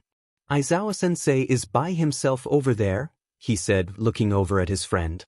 "Shall we join the fray and tip the scales in our favor?" he asked, face set in determination. Itu and Aoki glanced back at them. "You heroics kids have no sense of self-preservation." Itu rolled his eyes but changed direction to head towards the middle of the plaza, unsheathing his sword. "Let's get this over with." Aoki activated her quirk, and her nails and teeth sharpened and elongated. They got to the fountain just in time to see Eraserhead take out 4 villains. He looked exhausted and his right arm looked like it was falling apart at the elbow. To Izuku's horror, Eraserhead was focusing on Akatani and not on the monster right next to him. Was that a Nomu like Kurogiri? "Aizawa-sensei!" he yelled, just as the Nomu attacked, slamming his head into the ground hard enough to crack the floor. He saw Kurwaro sprint for the Nomu and followed after him.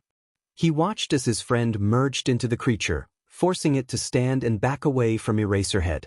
"Get him!" He heard Kurwaro yell, and Izuku was diving past the Nomu and grabbing his teacher, dragging him towards the stairs. "We're here as backup, Aizawa-sensei, hang in there." He tried reassuring as Eraserhead got his feet under him and stumbled, feeling worried when he responded with a slurred voice. He definitely had a really bad concussion. "Look out, Midoriya!" he yelled, and Izuku turned in time to see Akatani pointing and the Nomu chasing after him, slowed by Kurwaro's control.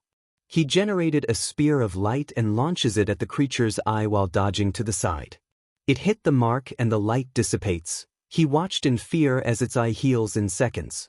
Aoki appeared at Eraserhead's other side, wrapping his right arm over her shoulder. "Let's go, Idkun, and your friend can hold them off."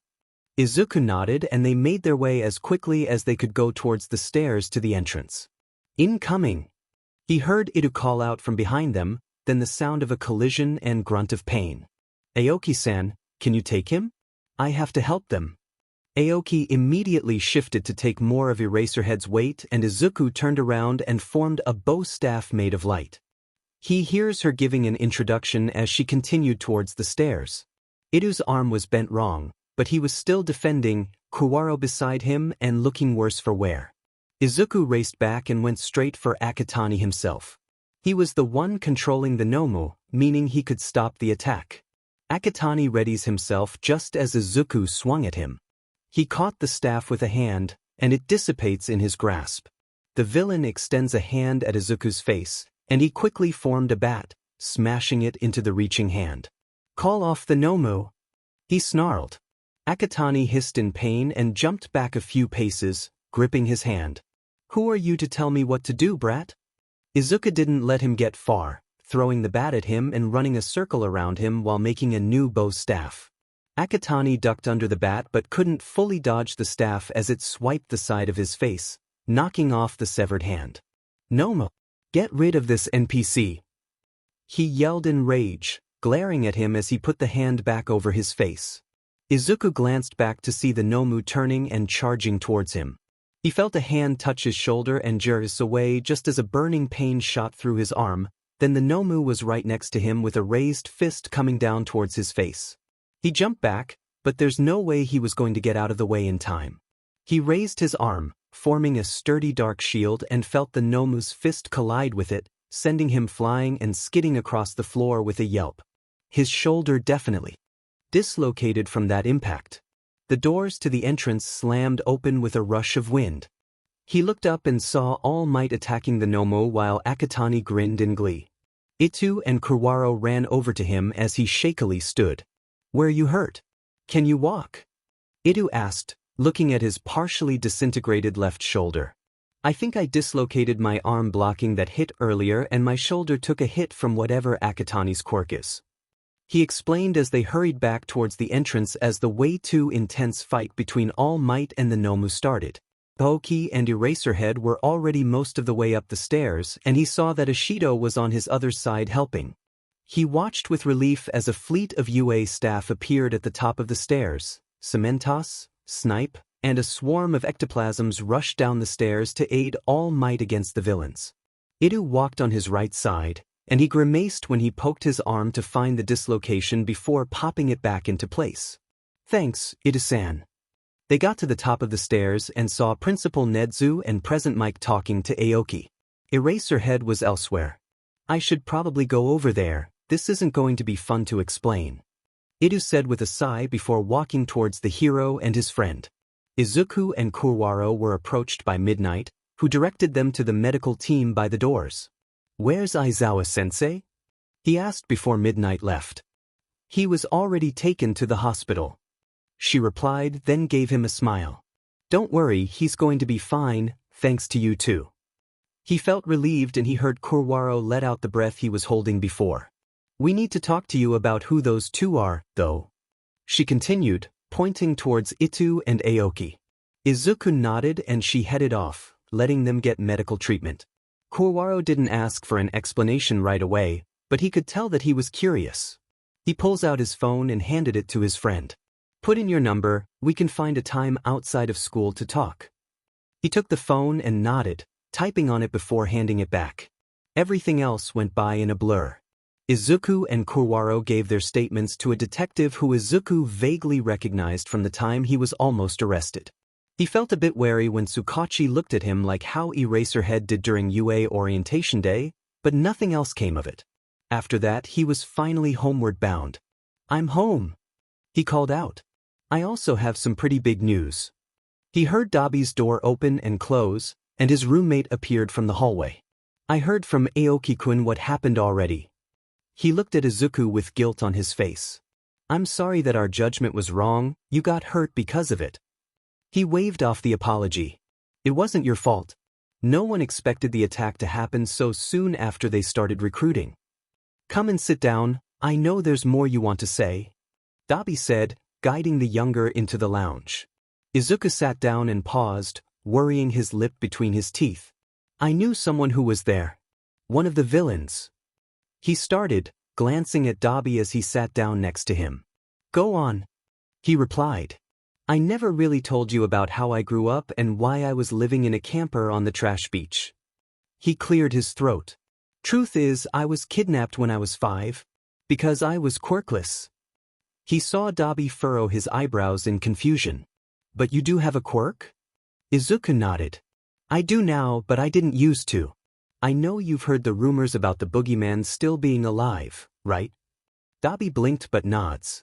He can give and take quirks, that's how I got mine. I was supposed to be his successor of sorts, and he tried so hard to brainwash me into doing what he wanted. He leaned back against the sofa and sighed. It didn't work, obviously, but I think he had a backup successor. Dabi was quiet for a moment before coming to a conclusion. Akatani Tamura, that's his next successor. He said, eyes widening. I think so. He replied, rubbing his sore shoulder. Did you somehow know? Is that why you were so interested in him? Dabi questioned. Yeah. My name, the one the boogeyman gave me. It was Akatani Mikumo. Izuku said quietly. Akatani? Who was the other villain you recognized? It wasn't Akatani Tamura. He shook his head. His name is Kurojiri. He's kind of a specially modified human with multiple quirks mixed into one. He frowned, wondering if he was in pain in that state. He was created to be my caretaker. Izuku looked over at Dabi with a serious expression. I have to save him, Dabi-kun. I've seen who he really is, he's still human. I don't know what I can do about it, but I'll help you however I can. He replied. Thanks, Dabi-kun, I appreciate the support. They sat for a moment before Izuku stood. Well, it's my turn for making dinner tonight. I hope you're prepared for something that isn't soba. He grinned. Dabi scoffed. Your soba is anyways. Izuku laughed as he walked into the kitchen. He pulled out the groceries he bought the other day, his mind full of the events a few hours earlier. Kurojiri-san, I know you're still human in there. He recalled seeing Kurojiri's profile when he hacked into the lab files. I'll save you, Shirakumo Oboro. Little did Izuku know, but he wasn't able to hide his identity as effectively as he thought. The weekend was pretty quiet. Izuku had texted Kuwaro late last night asking to meet up and was sitting in a cafe close to UA the next morning waiting for him to arrive. He decided to tell him about being an orphan and a vigilante, stretching the truth just a tad to keep his friends safe just in case. He saw Kuwaro walk in and raised a hand to flag him down, and he watched his friend beeline for him and sit down at the table. Kuwaro-kun. He smiled. How are you doing? I know you exhausted your quirk yesterday. I walked too close to the void, but the darkness has returned to my soul again. He replied smoothly. How are Itu-san and Aoki-san? My roommate said they got a slap on the wrist for playing hero but didn't get charged with vigilantism for their actions. He explained, relieved that they didn't get arrested because of him. Kuwaro nodded in understanding before giving him an expectant look. Right, so, I guess I should start with the fact that I'm an orphan. Izuku started, scratching his chin. I moved here last year and was living on my own in a broken-down camper until my current roommate found me. Compete in an underground fighting ring, which was where we met. He laughed when Kuwaro's eyes widened, but his friend just grinned back and nodded for him to continue. I moved into the extra room in his apartment after he found out where I was living before. We live in Southside, so we hear a lot of things going on, not to mention that. Well, we're both vigilantes. Revelry in the dark. Kuwaro said, leaning back and crossing his arms, waiting for him to keep going. My roommate goes to the local bars, where he met Itu-san and Aoki-san. I actually met Akatani Tamura, that lead guy with the hands on him, before the attack happened, and I told my roommate about it because there was something weird about him. It kind of continued from there. They joined the League of Villains to keep tabs on Akatani and learned they were going to attack UA the day before they did, but didn't know it was happening until they were already walking through the warp gate. Kuwaro hummed, processing the story. Why are you a vigilante if you're also a hero student? I didn't want to wait to be a legal hero to help people in need. He explained easily. It wasn't a lie, but it wasn't the full truth either. Aizawa-sensei has almost arrested me like 3 times now. He snorted at the face his friend made. You didn't stop after learning he was our teacher? He asked with an incredulous laugh. Does he know who you are? Probably. I'll deal with it when it happens. Izuku sighed deeply before switching tunes. This is the first time we've hung out outside of school. Want to grab something to snack on? They got up together at Kurwaro's ascent and ended up spending a couple hours at that cafe. When Monday rolled around, Izuku was surprised that Eraserhead was well enough to come to homeroom despite looking mummified. He had a flashback to what he looked like when Izuku had pulled him to safety and suppressed a shudder. Near the end of homeroom, Eraser called him to his desk. Just when I thought I was safe. He thought bitterly as he approached his teacher. Yes, Aizawa-sensei? Clear your schedule after school on Friday. I want to speak with you. He explained shortly. Oh, okay. He replied, feeling his stomach dip with anxiety. The bell rang and he headed off to class. When he got home that afternoon, he immediately flopped down on the couch with a groan. You good, kid? Dabi asked from the kitchen. He whined something unintelligible into the couch cushion. Yeah, I don't speak that language. He felt a hand tapping his head. Izuku pushed himself up to sit like a normal person before frowning at Dabi. I think I should drop out of UA and go into hiding. He snorted, crossing his arms. Oh yeah? Your teacher know who you are now? He sighed. I don't know. He told me to make sure I was free on Friday. What if he arrests me? What if I get expelled?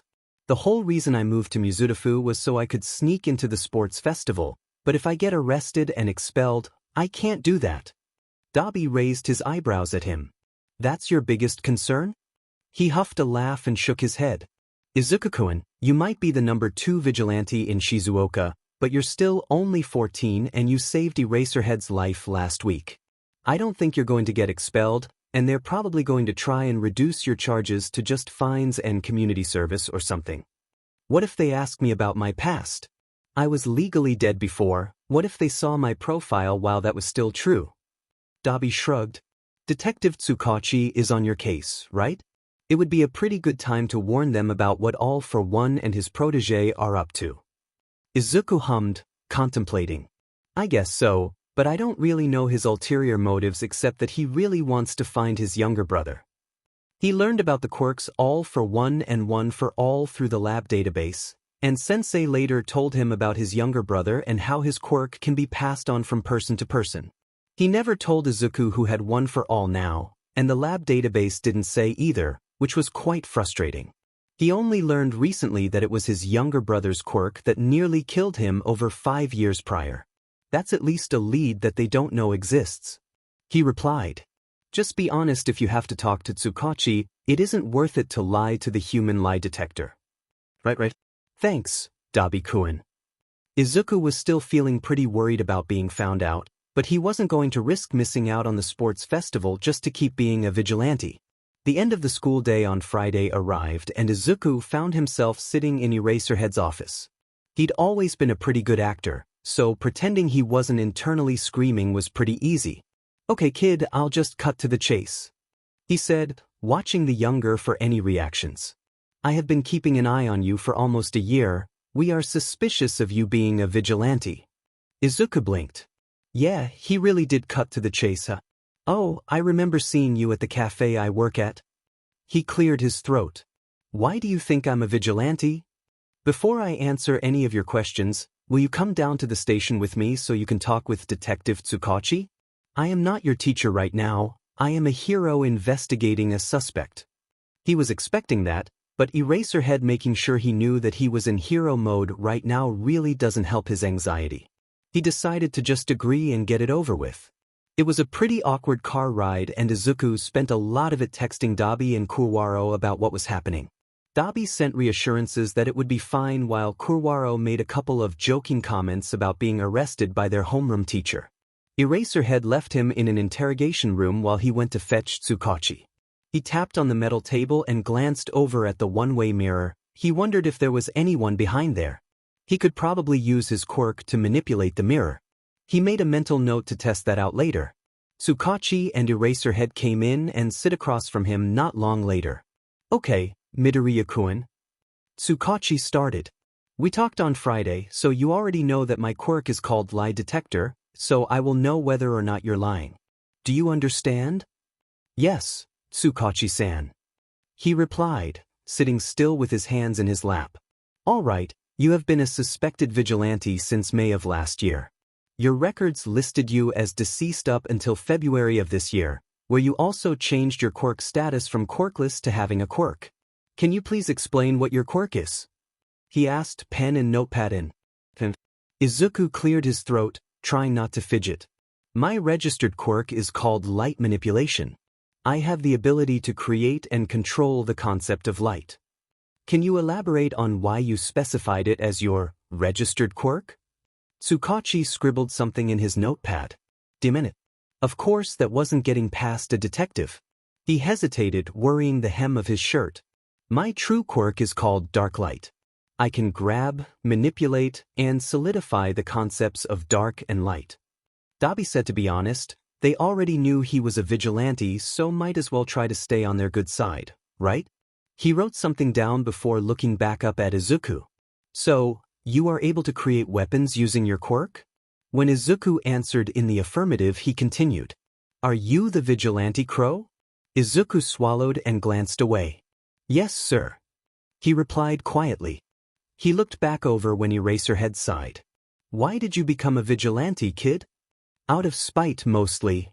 He replied, picking at his nails after he realized he'd partially torn his shirt. The two adults exchange a confused glance. Can you please elaborate, Midoriya-kun? Tsukachi asked. Well, he had tried thinking of a good way to start this before. You probably already know that my mom was killed the same day I disappeared, right? The people who killed her were the same people who kidnapped me. Tsukachi wrote in his notepad while Eraserhead looked more unhappy than usual. Have either of you heard of All for One? He's more likely to be known as the boogeyman who can give and take quirks. Izuku glanced up at the two, watching for their reactions. He's real, Eraser muttered, almost like he was talking to himself. He nodded. He has a lab in Sendai where I was raised as his successor of sorts. He gave me the name Akatani Mikomo, and then a quirk when I learned everything there, the normal things like math and science, coding, gymnastics, and how to fight. He frowned, noticing he made his fingers bleed from picking at them. I had to kill people there. He heard Tsukachi breathe truth and assumed it was to Eraserhead. So, you used to be quirkless until All of One gave you a quirk? Tsukachi double-checked. Yeah, I have the extra toe joint and everything. He replied, pressing his shirt on his finger. He's the cause of that Nomu at the USJ incident too. Eraser straightened up at that and the detective lightly tapped his pen on the notepad. Will you elaborate on that, Midoriya-kun? Nomu are human experiments. All for One would give them quirks after their bodies were modified to accommodate them. He paused, watching Tsukachi's pen write down what he was saying. That one was a low-end Nomu, not capable of thought and just a soldier who did whatever their commander asks. Are there more? Eraserhead asked. You know the guy with the warp quirk? He's a high-end Nomu. He's sentient but brainwashed into obedience. Izuku looked at both of the adults with a determined expression. I have to save him. He's been a Nomu for longer than I've been at the lab, and I've seen bits of who he really is. Reversing human experimentation that severe is not an easy process, if it's even possible. Tsukachi replied. Can you give us any names of the people in the lab? Eraserhead asked. Izuku sighed. He knew that Kurogiri might be too late to save, but he still had to try. Yes. Daiji Hirasego was my other caretaker and the one who found me. His quirk allows him to change emotions using his voice. Kyudai Garaki is the lead scientist in charge of the Nomu experiments. Kurogiri was one of his first creations. They used a teenager named Shirakumo Oboro, something about his quirk being dash. He stopped. Eraserhead interrupted him. Shirakumo Oboro? He asked sharply and Izuku shifted uncomfortably and nodded. Sen's, All for One found him in critical condition after a villain attack. The medical team at the lab revived him, then turned him into Kurogiri. He noted that he had picked another finger to bleed again, Why is talking to authority figures as Izuku so hard but not when he was Crow? He watched in confusion as Eraser put a hand over his mouth and leaned back. He'd never seen his teacher show this much emotion before. It was off-putting. "He's alive," he breathed. "How do you know?" "I hacked into the lab database and looked through their files." Izuku replied easily. "Is that how you changed your living status?" Tsukachi asked, glancing at Eraser with mild concern. He nodded. "Yeah, Akatani Tamura was in the database as one of the quirkless kids being scouted. I guess he was a sort of backup plan, in case I didn't work out." The detective finished writing something in his notepad before putting them both away. "All right, Midoriya-kun, Aizawa-kun and I are going to talk in my office briefly, just sit tight." Izuku watched the two men leave before pulling out his phone to update his friend and brother. Over in Tsukachi's office, Aizawa didn't immediately sit down, instead opting to pace the small office. "Oboro is still alive. And he was turned into that thing." Midoriya-kun said that he was still alive and was revived before the experiment took place. "If that's true, then it might be possible to reverse whatever they did to him, if we can catch him." Tsukachi reviewed over his notes of the interrogation. "And everything he was saying about All for One was true?" Aizawa asked, still pacing. "And here I thought just finding Crow would be the worst of our worries." "It all rang as true. He hasn't lied a single time during the interrogation," Tsukachi said with a sigh. "If he's still being searched for by All for One, then he's not safe living on his own." Aizawa sat down in a chair, frowning. His UA profile has his address set to a P.O. box in Southside, meaning he hasn't had a secure living situation since escaping. UA has a vigilante reform program for teenagers, and we have empty rooms in the teachers' dorms. Is there a chance that the villains can get onto campus again? The attack on the USJ happened barely a week ago. No, we've already been implementing new security measures. Teleportation and warp quirks aren't common, but we know how to counter them," he replied. Tsukachi hummed, thinking. "So, you want to put him in the reform program and move him onto campus? He needs an emergency foster as well, you know." Aizawa sighed and nodded. "Yeah, I know. I'll talk to Hizashi about temporarily moving to UA for the time being. I'd feel more comfortable knowing that we had custody of him." "Afraid he'll disappear on you again?" he joked. "Yeah, I'll get the forms ready if you make the calls. Principal Nedzu should still be on campus, right?" He grunted and checked the time, seeing that it was only 4, right? "Well, let's make this fast so Midoriya-kun isn't kept waiting." Back in the interrogation room, Izuku had made himself a pair of sunglasses and was adjusting the lens until he could see through the one-way mirror. It didn't look like there was anyone on the other side, but he still grinned to himself that he could successfully see through mirrors now. He looked over when the door opened and Eraserhead walked back in. He let his glasses dissipate when his teacher gave him a look. Hey Eraser?" Izuku said, a little nervous to ask. "Am I getting expelled from UA? You know, for being a wanted criminal and all." Eraserhead shook his head. "No, we're actually putting you in a vigilante reform program and moving you onto campus," he replied. "Tsukachi is getting the paperwork printed and filled out right now." He tilted his head, confused. "Moving? My apartment passes health code every time, and I have a roommate." He sighed. "That's not the point. You're a 14-year-old without legal guardians living in Southside with one of if not the most dangerous villains searching for you. Consider it a sort of house arrest. We also need to make sure you don't go out being a vigilante again." Izuku suppressed his huff of annoyance. He'd been handling things just fine by himself, thank you very much. What if I get my roommate to claim legal guardianship of me? Would that change things? While living on UA campus sounded like a dream come true, it also felt like he was going to be stifled. Not to mention the fact that he'd have to move away from someone he considered family. If your roommate is able to become your legal guardian, we can't force you to move out without their permission. He turned to see Tsukachi entering the room with a stack of papers under his arm. But that would also mean we could charge your roommate with child neglect and endangerment. Izuku frowned, looking at the table when the papers were slid towards him. He sifted through them before stopping dead and staring at one of the forms. In emergency foster form? He looked up, incredulous. Eraserhead raised his eyebrows. Just like I mentioned earlier, you're a 14-year-old without legal guardians. Who would be fostering me? It's not someone I don't know, right? He felt a tick of annoyance when Eraserhead just kept looking at him without answering. And then, holy shit, it's you? He rolled his eyes. And my husband? The staff dorms have family housing, so we're going to be moving onto campus as well. But you're my homeroom teacher? My arch nemesis? Kind of? Why you? He stammered. Arch nemesis? He shook his head with a sigh, and Izuku could swear he almost laughed. I've been on your case since the start. It's easier to keep an eye on you this way. Plus, we didn't think it would be a good idea to have someone you didn't know living with you in a new environment right off the bat. Tsukachi added in. Izuku suppressed a laugh, knowing that was exactly how it was with Dabi and the apartment.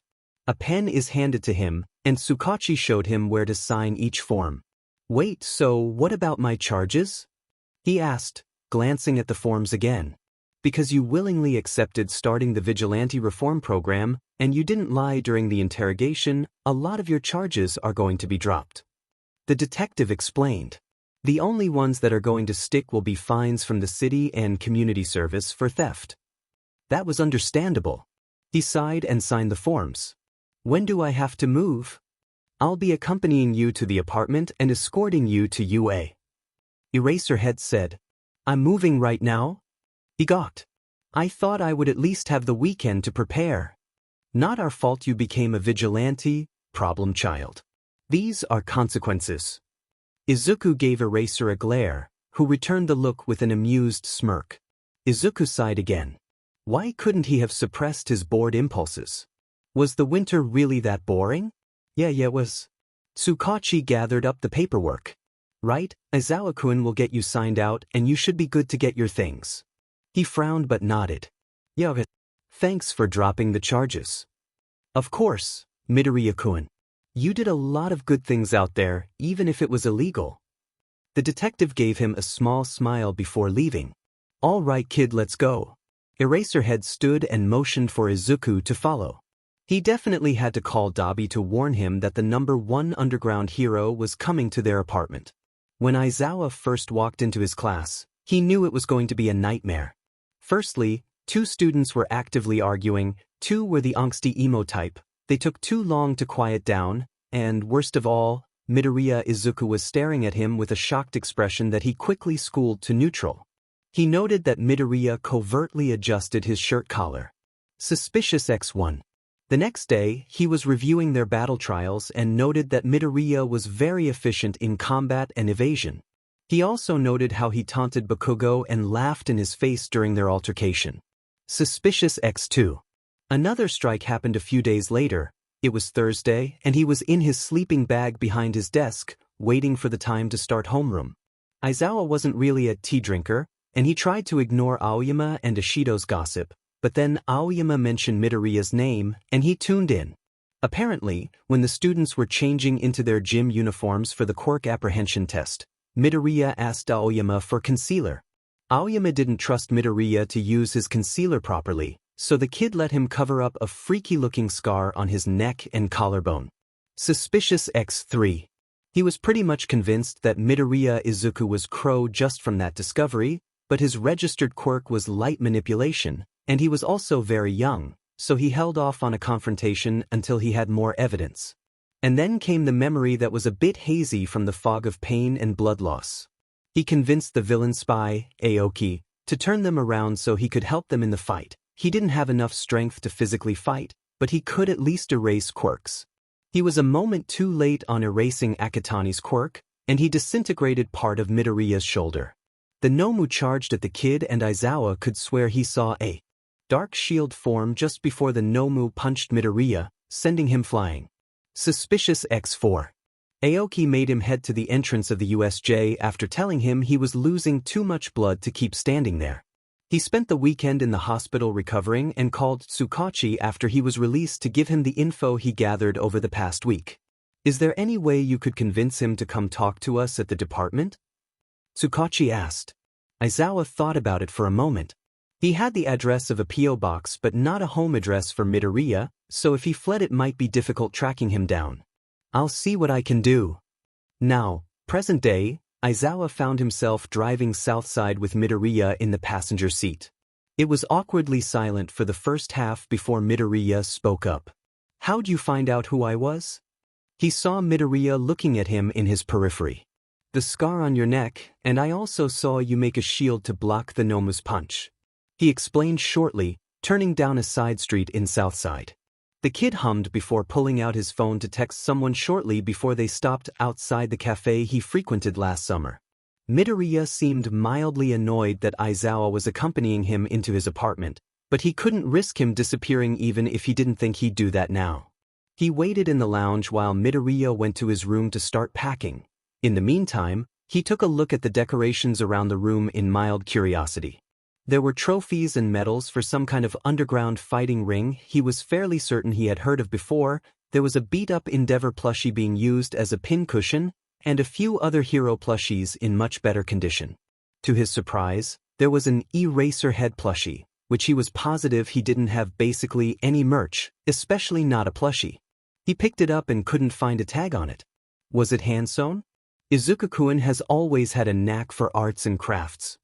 A familiar voice drawled and Aizawa glanced over to see Dabi leaning against a wall with his arms crossed. Wait, he's Midoriya's roommate? He thought incredulously, setting the plushie back down and turning to face Dabi. The number 1 and number 2 most wanted vigilantes in Japan have been living together this whole time.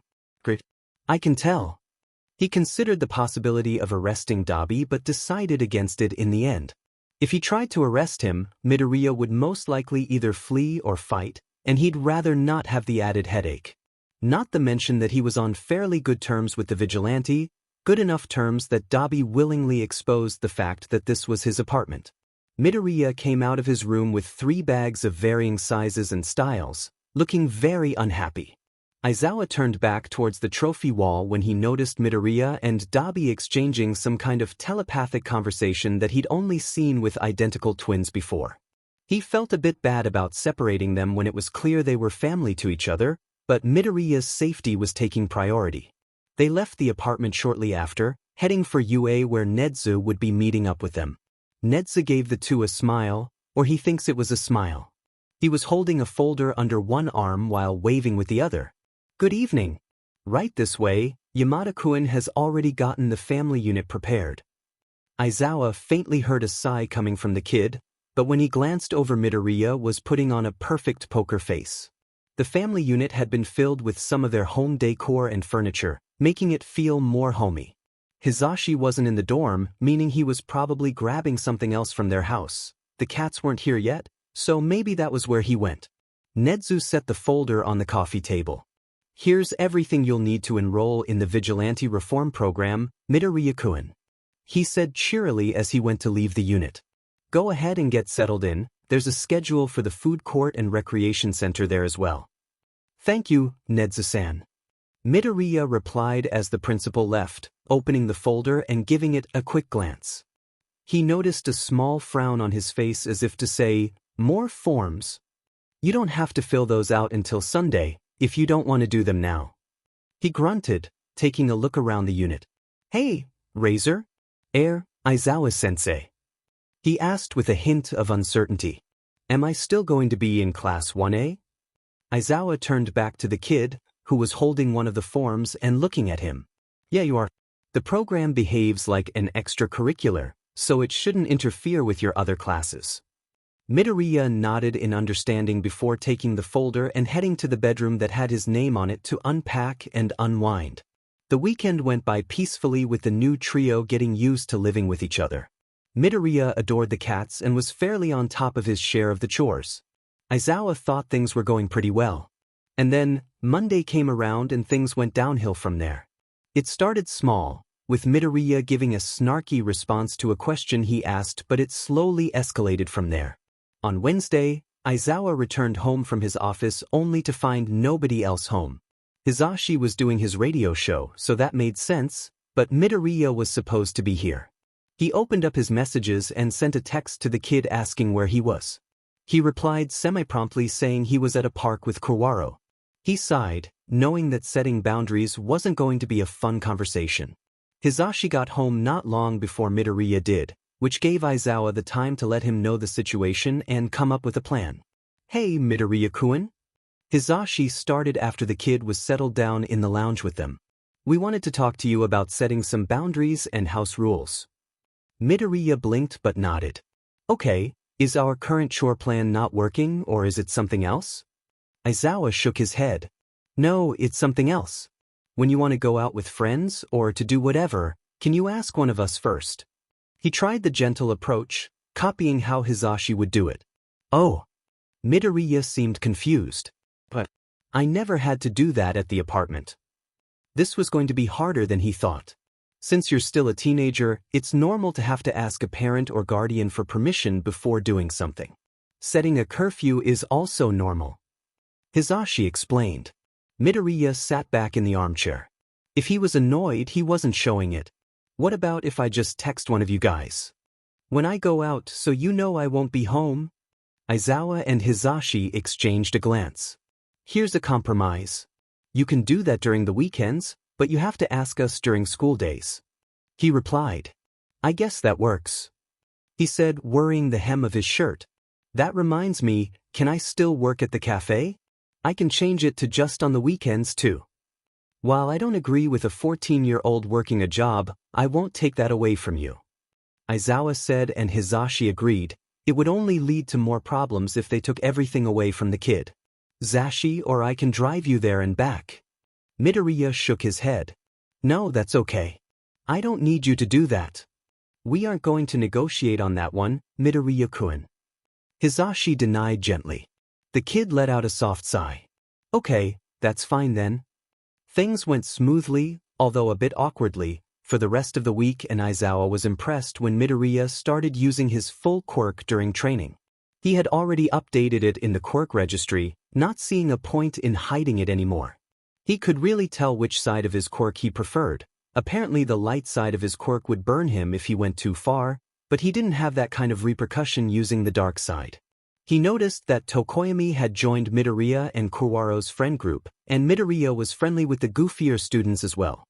Saturday rolled around and Aizawa looked up when there was a knock on the bedroom door. "Come in." He grunted in response, turning back to the quizzes he was grading. "Hey, Aizawa-sensei, I'm gonna go watch a movie with Kurwaro-kun," Midoriya said after poking his head into the room. "At 8 p.m., kid?" he questioned, seeing the time. Midoriya nodded and Aizawa relented. "All right, don't stay out late. And remember you aren't a vigilante anymore, so no public quirk use." He gave him a smile and a thumbs up. "No problem. See you later." It wasn't until just past midnight that Midoriya returned. "Suspicious X5. What took you so long?" "We stopped by a 24-hour cafe after and lost track of time." He scratched the back of his head and laughed awkwardly. It was incredibly faint, but Aizawa could see a couple bruises forming on his arm along with the twitch of a muscle that meant he was hurt. "Midoriya-kun, what were you really doing?" Aizawa crossed his arms, watching Midoriya stiffen minutely. "I just told you," he replied, his guard raising. "I was out with Kurwaro-kun." "Kid, lying has consequences." He sighed. "Were teenagers normally this combative? I can tell you're injured, and I doubt that would come from movies and a cafe." Midoriya opened his mouth to rebuke the claim, but he wasn't done. Midoriya looked down at the ground with a frown when he kept talking. "If you aren't honest with me about what you are doing when you go out, I'm disqualifying you from the sports festival." He probably wasn't actually going to do that, but might as well hold it over his head. Aizawa almost immediately mentally took it back when he saw the kid's head jerk up in shock, and he actually teared up at the threat. He quickly wiped his eyes and looked away. "I'm sorry. I'll be honest from here on out." It sounded bitter, but he wasn't going to comment on it.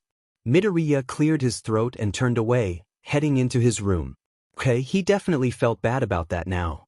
If he'd known how strongly Midoriya felt about the sports festival, he never would have mentioned pulling him from the event. He sighed, going back into his and Hisashi's room. Hisashi wasn't getting back from work until 1 in the morning, and he doubted he'd be asleep by then. He'd talk to him about what happened and decide where to go from there. The following morning, Midoriya came out of his room and walked over to Aizawa right away. He paused for a moment, glancing away before steeling himself and looking at him. "I'm sorry for the way I acted last night. It was rude." "No, I should apologize for saying what I did," he replied tiredly. "I was never going to follow through with the threat about the sports festival. If I'd known how much it meant to you, I never would have mentioned it." He watched as Midoriya relaxed. "It's fine, I get why you said it." He gave him a smile before turning to make himself breakfast. Aizawa exhaled in relief. Finally, after over a week of false peace and arguments, he felt like they finally understood each other better.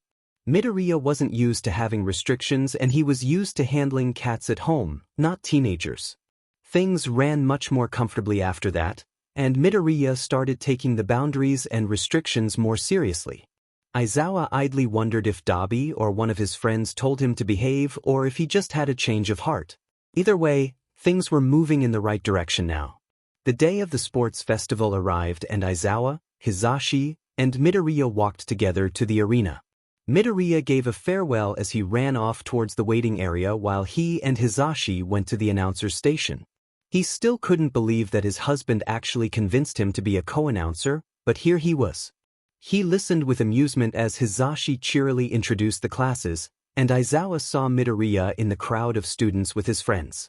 He looked like he was going to explode from excitement. He was curious to see how the festival will go this year.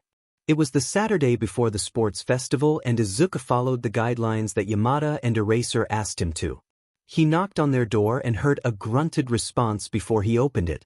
"Hey, Aizawa-sensei, I'm gonna go watch a movie with Kuwaro-kun," he said after poking his head into the room. Eraser glanced at the clock on his desk before looking over at him. "At 8 p.m., kid?" Izuku nodded and watched him fight against refusing to let him go out this late before he relented. "All right, don't stay out late. And remember, you aren't a vigilante anymore, so no public quirk use." He gave him a smile and a thumbs up. "No problem. See you later." He left the house before Eraser could change his mind, heading out and immediately turning to go towards Southside. He was positive that if he told him where he was actually going to compete in the fight club, he'd be told no. No harm in a little lie to keep at least a bit of normalcy in his life. Izuku sprinted through the streets before taking the stairs 2 at a time and practically bursting into the apartment. "Dabi, are you ready yet?"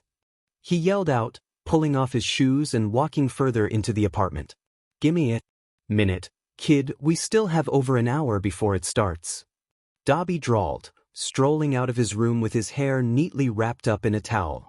I know, are you sure you don't want to participate this time?"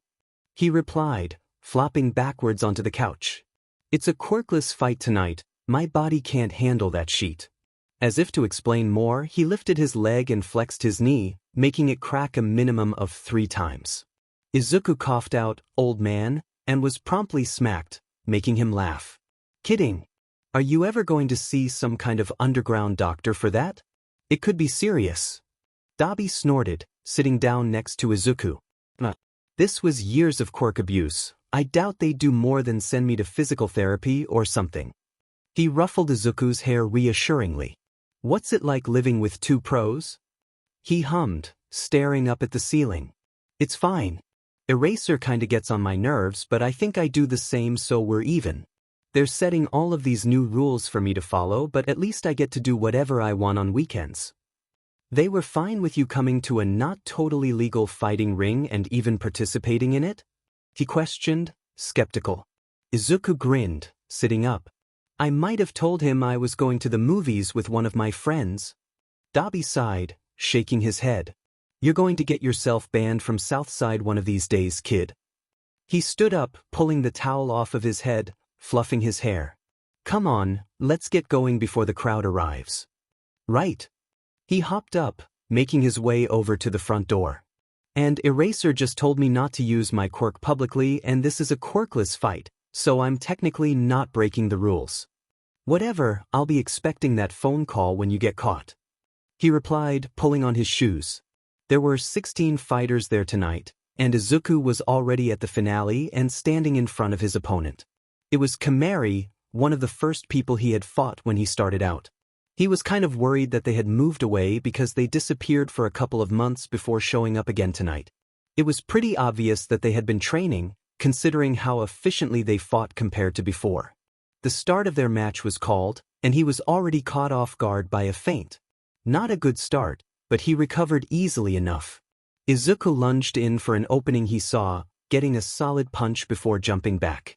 Kimari took the opportunity of his retreat to expertly yank his arm up and towards them before kicking his legs out from under him. He hit the ground hard, tucking his chin so he didn't smack his head, before sweeping his leg to get them to back off. Kimari hopped over his kick gracefully, grabbing him by the hair and shoulder to turn him onto his stomach before bending his arm back awkwardly. Izuku fought against the hold before he heard his shoulder pop and pain exploded across his arm. Kimari didn't let go and he ended up tapping out before his shoulder got any worse. Sitting up, he saw a couple people from medical run over. "Don't move your arm," one of them ordered as the other checked it. "Dislocation, come over to medical and we'll get you patched up," the other reported before guiding him towards the med station. He glanced over at Kimari, who was being handed gauze to staunch their bleeding nose and lip. Looked like they both got their fair share of hits in. He sighed in annoyance, sitting on a stool as they kept him still before his shoulder was popped back into place. "Thanks, guys," he said, watching as one of them, his name was Koana if he's remembering right, placed his hands on his shoulder. Kohana's hands glowed blue and his shoulder felt hot. "There, I sped up the healing process a bit but try not to overuse that arm," he ordered, taking a step back as he noticed Kimari approaching.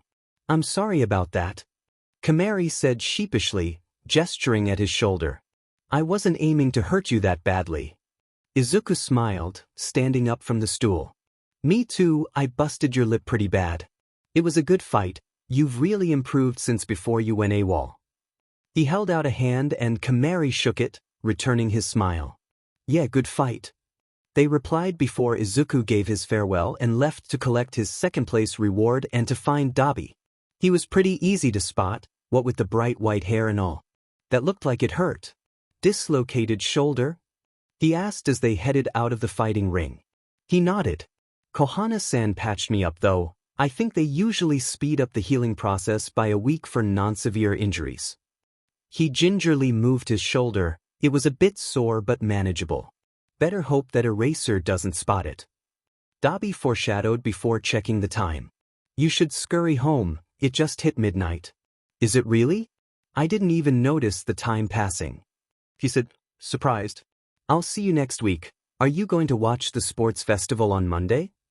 "Of course I will. Can't miss watching my gremlin brother beat the sheet out of other students," he replied with a grin.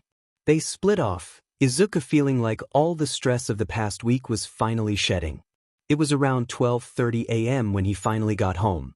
Quietly closing the front door, he slipped off his shoes and looked up to see a rather annoyed Eraserhead standing in the lounge. "What took you so long?"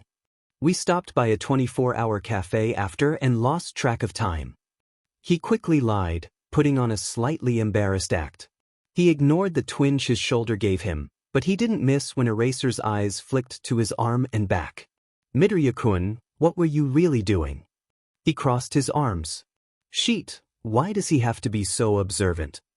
he thought, feeling defensive to save one of the only times he got to hang out with Dabi. "I just told you," he replied, lowering his arm and looking at Eraser a bit more challengingly than he was planning. "I was out with Kurwaro-kun." "Kid, lying has consequences." Eraser sighed. "I can tell you're injured, and I doubt that would come from movies and a cafe." Izuku was about to say it was because of hero training but then bit his tongue when the hero kept talking. "If you aren't honest with me about what you are doing when you go out, I'm disqualifying you from the sports festival." He snapped his head up from where he was staring at the ground, furious at the fact that he would threaten something like that. He blinked, realizing he let his emotions get the better of him. There's no way he was going to cry in front of Eraser, angry. Tears or otherwise, he wiped his eyes, looking away from the slightly shocked expression on the hero's face. "I'm sorry. I'll be honest from here on out," he said, trying his best to not let any of his anger boil over into the sentence. They stood there a bit awkwardly for a moment before Izuku cleared his throat, wondering if he should say some kind of goodnight before deciding he was a bit too upset to want to talk to the hero. He turned and headed to his room, immediately pulling out his phone and texting Dabi to ask to call. A second later his phone buzzed, and he picked up. "I don't even have to guess to know what happened," Dabi said with mild amusement. Izuku was quiet for a moment before groaning in frustration. "He said he might pull me from the sports festival if I lied to him again. That's a wild overreaction, right?" He slung an arm over his eyes, chewing on the inside of his cheek. "I don't know what to do. They're stuffing me in a little box where everything that was normal to me is on the outside. It's suffocating." "I get it, Izuku-kun," he replied. "Tell me what you think Eraserhead's thought process was when he learned you didn't actually go to the movies. I mean, obviously he wouldn't think it was fair." He laid on his side on the bed, picking at a slightly frayed end of his pillowcase. "I lied to him because I was going somewhere he wouldn't approve of, and he wanted to show me that he wasn't going to tolerate it." "Exactly." He felt a small twinge of annoyance that Dabi was siding with Eraser on this. "I don't agree with him bringing up the sports festival to control your actions, but do you think he's ever raised kids before?"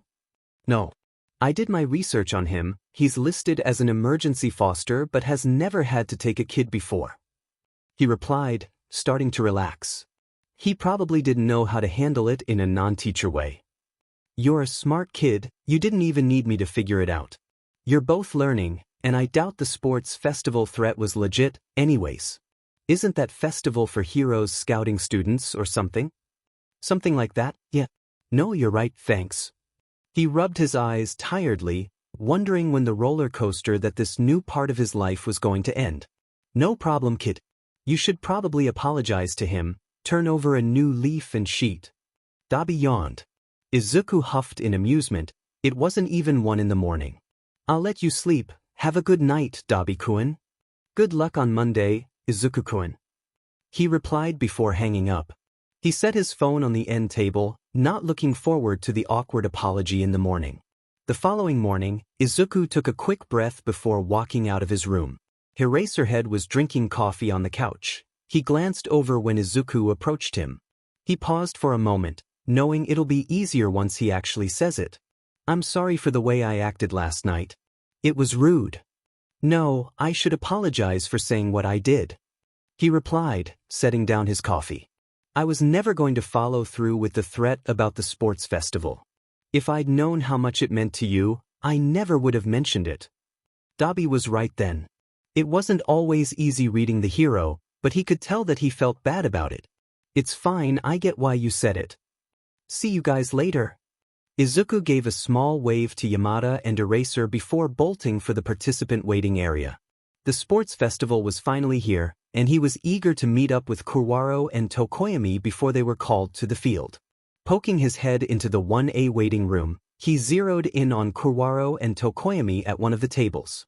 Walking over to them, he noted that most of the other students were already there as well. He gave a short nod in greeting as he sat down.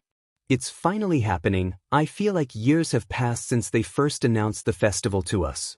The passage of time creeps as slowly as the shadows of the evening." Tokoyami agreed and Kurwaro nodded. "We still keeping the promise to make it to 1 versus 1 event?" he asked, then glanced over when he heard someone approaching. "Hey, Glowworm." The familiar voice of Bakugo barked out and Izuku had to actively focus on not rolling his eyes. "Yes, Pami-chan?" he replied, grinning at the face he made. Bakugo smacked his hand down on the table in front of Izuku, causing a lot of the students to look over and murmur to each other. "Just because you're showing off a new quirk doesn't mean you're going to beat me. I'm still top of the class and better than you." Izuku blinked, glancing at Kurwaro and Tokoyami, who were looking between him and Bakugo. "Is that a declaration of war I hear?" He leaned an elbow on the table, lazily resting his chin on his hand. "Rather bold of you to assume you could beat me even if I was only using one part of my quirk." He returned the challenging glare with an amused smirk. This intimidation he's going for wasn't going to work on him like he was hoping. His eyes flicker over to Kirishima, who was walking over with a toothy smile. Hey, Midoriya-kun. I also want to test out my skills on your new quirk, so you better make it to the final event so we can have a proper competition for whatever the 1v1s are gonna be. He said in a friendly tone, and Izuku realized he was trying to lighten the tension a bit. Oh, I want to fight Midoriya-kun. Kaminari called out, running over and sitting down next to him.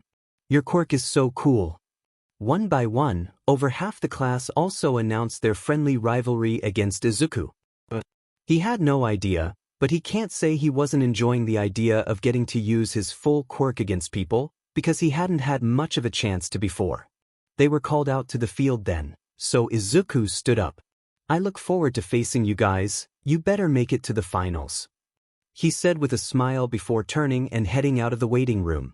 Bakugo was called up to do the student speech, and he booed along with the other students at his speech. Midnight announced that the first event, an obstacle race, was to weed out students. What better time to show off his skills than during the first event? He didn't want anyone underestimating him, after all. He stayed next to Kurwaro and Tokoyami as all of the classes lined up outside of the starting line. The first portion led them out of the arena to the actual obstacle course surrounding the stadium. Once the countdown began, he shook his hands out before reaching above his head.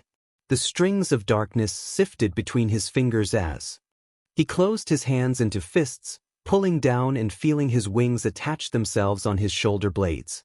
Man, he missed flying so much.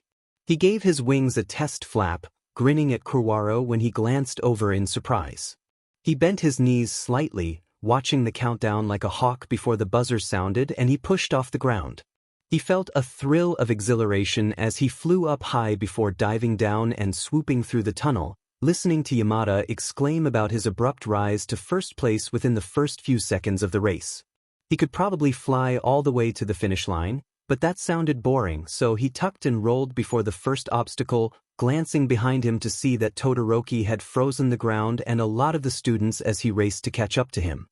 He spotted the zero-pointers before the smaller robots. Skidding to a halt in front of a few three-pointers, he reached his right hand out next to himself to form a long sword with a hilt of darkness and blade of light. It was unstable, so he couldn't keep a solid hold of it for long. He jumped up and twisted in the air before bringing the blade down on one of the three-pointers. The robot exploded, and he used the momentum to fling himself high enough to reach the top of the nearest zero-pointer.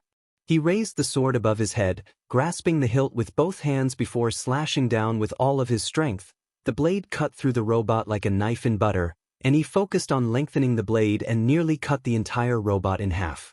He landed on its shoulder as it began to topple backwards, pushing off and propelling himself towards the next obstacle. Todoroki had caught up to him and froze all of the zero-pointers as he went. Izuku stopped at the next obstacle, the fall, and turned around to wait for the other students. He gave Tokoyami a nod as he stopped next to him, watching as other students slowly trickled through. Kurwaro came into view as he sprinted past other students, and Izuku spread his wings wide, silently communicating with his friend. Kurwaro grinned widely before altering his course slightly to head towards him. Izuku turned just as his friend jumped and merged into his wings. Tokoyami took off once again and Izuku ran to the edge of the cliff, jumping off and diving down before shooting back up and past the majority of the other students. He saw Bakugo giving him a glare as he flew past, taking second and third place as the final obstacle came into view. It was a minefield which Todoroki was already a quarter of the way through. He heard a challenging yell and explosions behind him, turning his head to see Bakugo flying up to meet him. He whirled around all the way just as Bakugo tackled him, and they both went careening towards the middle of the minefield. Izuku curled his wings around himself for protection as he hit the ground with Bakugo on top of him, setting off a minimum of 5 mines as they skidded across the field. He vaguely heard Yamada's commentary as the last mine exploded, sending them both into the air again. Izuku beat his wings, accidentally smacking Bakugo in the face before flying towards the end of the obstacle course. He heard something coming at him again and narrowly dodged an ice spike. "Kuro-kun, take this?" Izuku called, forming a large baseball bat. He felt his friend grab the bat and tried steadying his wings into a sharp decline. He heard Kurwaro cackle with glee and the impact of the bat against another ice spike before they were shooting through the tunnel and into the arena. Izuku landed lightly on the ground, turning to his friend after Kurwaro hopped out of his wings with a wide grin. They high-fived as their first and second place positions were announced just as Todoroki, Bakugo, and Tokoyami ran past the finish line. The second round of the UA Sports Festival first-year stage is, Midnight called out, turning to the giant screen with a flourish. A cavalry battle with the top 42 from the qualifier. Izuku exchanged a wordless alliance with Kurwaro and Tokoyami, already knowing they had to team up for this. Those at the top will suffer more. Midnight continued. You'll hear this many times as you attend UA. This is what plus ultra means. She pointed her flogger weapon directly at Izuku. Midoriya Izuku, who placed first in the qualifier, is worth 10 million points. He glanced at the other students, who had all turned to stare at him with a greedy glint in their eyes. They looked at him like he was prey, not realizing that he has dealt with this exact thing many times before.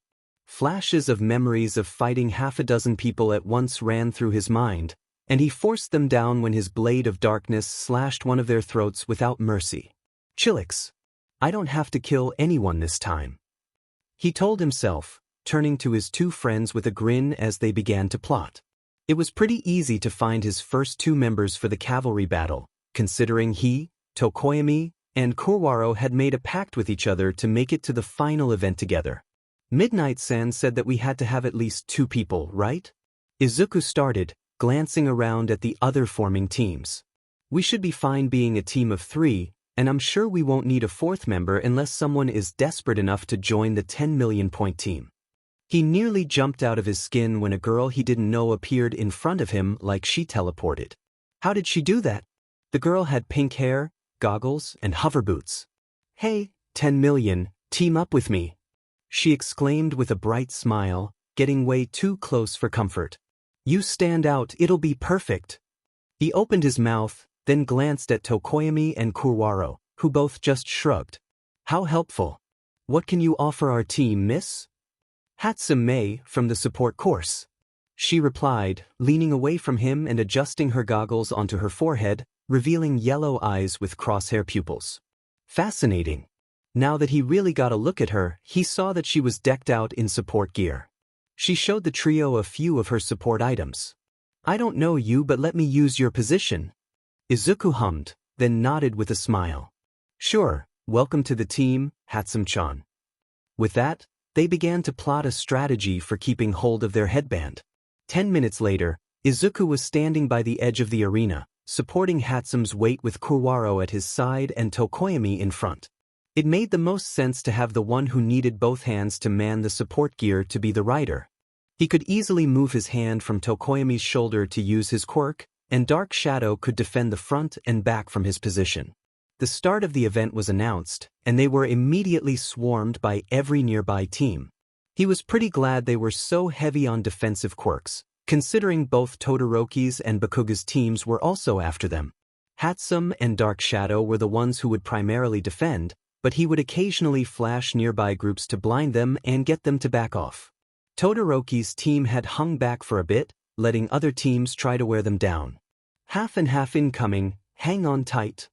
Hatsume called and the trio huddled in close while Izuku formed a dark rope to secure them together.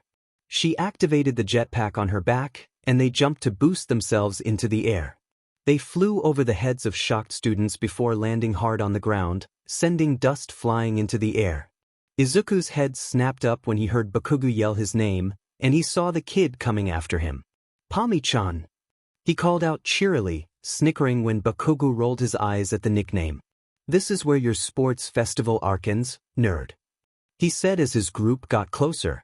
He grinned, letting Tokoyami lead them in a semicircle around Bakugo's group. I'm not a nerd, I'm just smarter than you.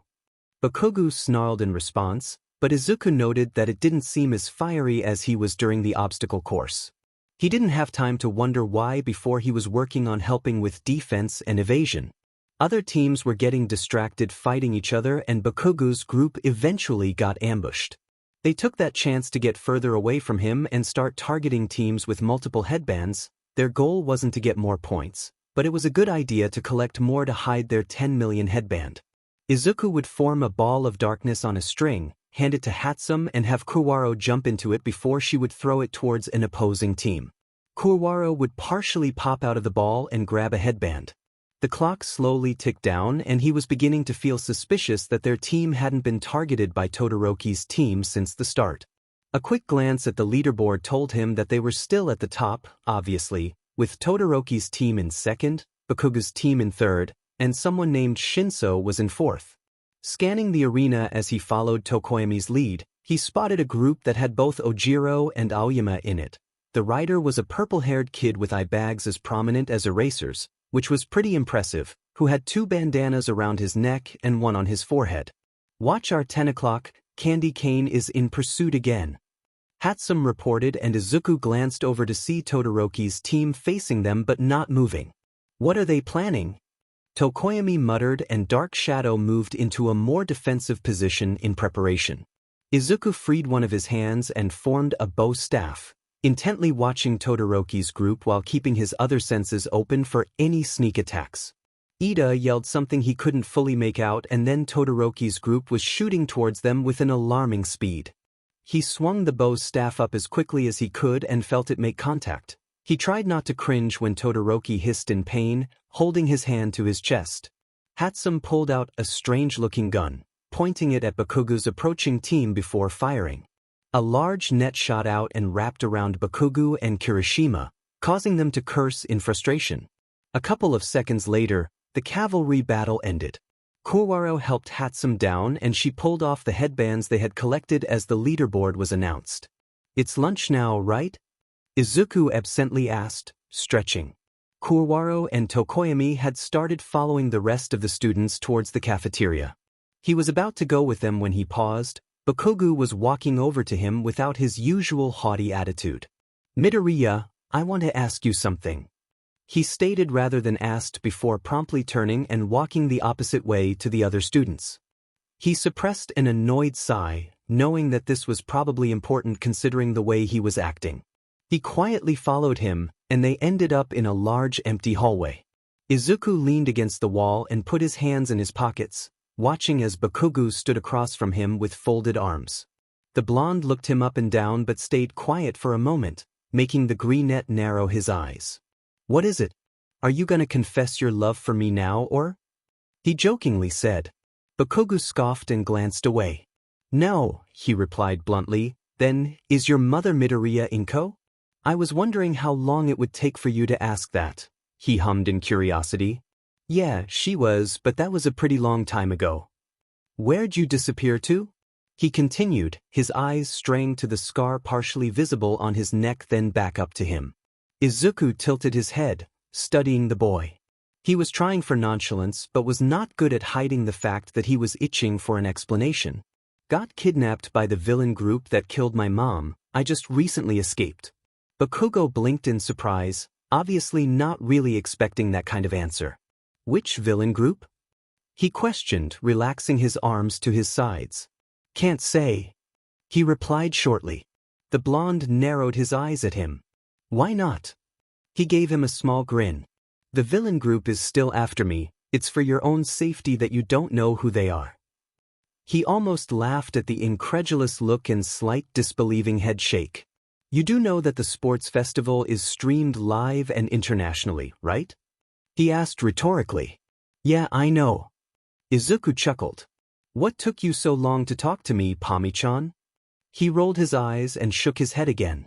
"You're crazy," he muttered quietly before speaking louder. "I recognized the name Midoriya from the start, but you also said me off from the start and I didn't feel like talking to you. Only reason I'm talking to you now is because the old hag wants to meet you again. She recognized your name during the obstacle race." Izuku's previously amused grin softened at the mention of Mitsuki. She had been so kind to him a few months back. "I don't remember much about you or Bakugo-san, but I know that she and my mother were very close friends. Meet me at the entrance gate after the festival. You can talk to her then."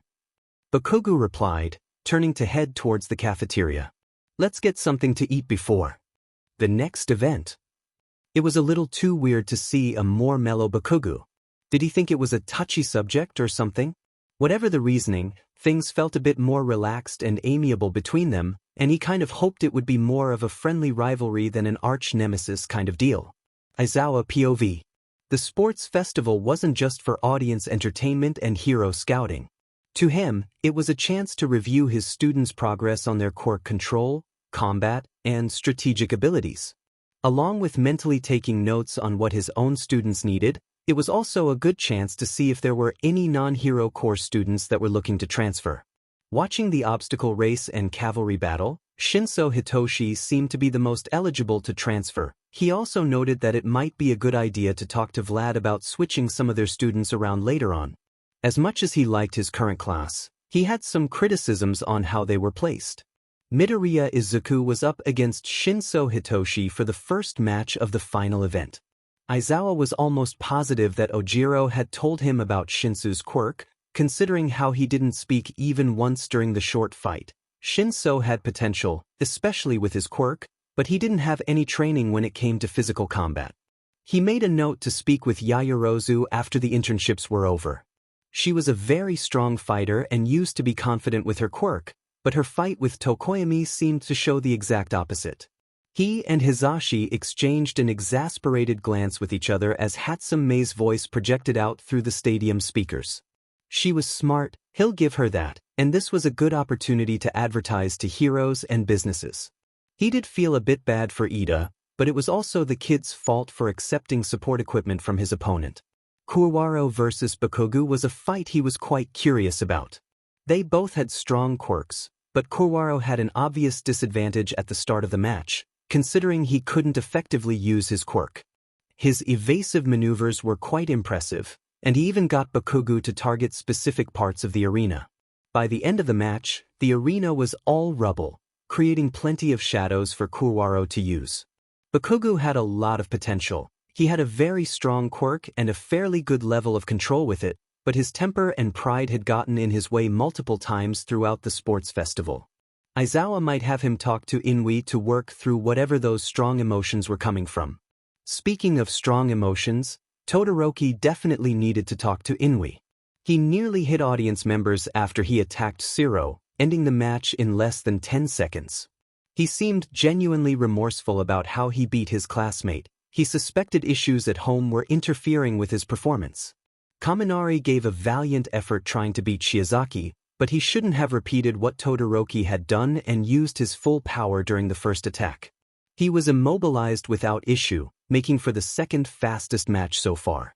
Aizawa sighed, glancing at Hizashi, who was trying to make commentary on Kirishima and Tetsutetsu's match, but it was a lot of the same attacks happening over and over. He made sure his mic was off before standing up. "I'm gonna go grab us something to drink." Hizashi gave him a smile and a nod, signing a quick thank you before he headed out. It seemed like Midoriya had the same idea as he did. He found himself standing behind the greenette in line at the mini-cafe stand. Midoriya turned to him with a small grin. "Kirishima-kun and Tetsutetsu-kun still fighting?" he asked, chuckling when Aizawa grunted in response. "Yeah, it'll probably end in a draw, and they'll need to do a tiebreaker." "You think so?" he replied, moving to stand next to the kid. Midoriya seemed confident in his prediction as he nodded. "You're doing a good job so far," he continued after a moment. "I'm sure you'll get plenty of internship offers." He got a bright smile in return, and they put in their drink orders, Aizawa paying for them all despite Midoriya's protest. "Thanks, Aizawa-sensei," he sheepishly said after a moment. "Don't mention it," he replied, leaning against a wall and waiting for their order. Aizawa quietly shut the door and sat back down next to Hizashi, handing him his honey matcha. Hizashi clicked mute on the mic and took the drink. "Thanks, babe. You didn't miss much." He nodded towards where Kirishima and Tetsutetsu were now having an arm wrestling competition. "This the tiebreaker?" he asked, recalling Midoriya's prediction. Hizashi nodded and started filling him in on what had happened while he was gone. Kirishima ended up winning, and they had some kind of tender brotherly moment before moving on. Aoyama and Ishido were the last to compete. Similarly to Kaminari, Aoyama overused his quirk, which let Ishido take him out with an uppercut. On to round 2, and it circled back to Midoriya versus Tokoyami. He was curious about how this fight would go considering they were good friends and seemed to have teamed up specifically to get to the final round to fight each other. Tokoyami had started out by attempting the same barrage of attacks that he did to Yaoyorozu, but Midoriya was smarter than that and easily dodged and redirected Dark Shadow. At first glance, it looked like they were evenly matched, but Aizawa could tell that Midoriya was quite relaxed and in complete control of the situation. It seemed that Tokoyami had realized that as well, and not long after the Greenette showed off the light side of his quirk in a dazzling display of surprisingly good yo-yo skills. Ida versus Kurwaro was an interesting match. Kurwaro's evasive maneuvers were impressive, and the arena was slightly too small for Ida to truly use the full potential of his quirk. It was like Kurwaro was acting like Ida was a bull and he was waving the red flag. Most impressively, Kurwaro had created his own shadow at the end by pulling off his overshirt and tossing it into the air, dropping into the shadow as Ida zoomed past before jumping back up and wrapping the shirt around Ida's head before pushing him out of bounds.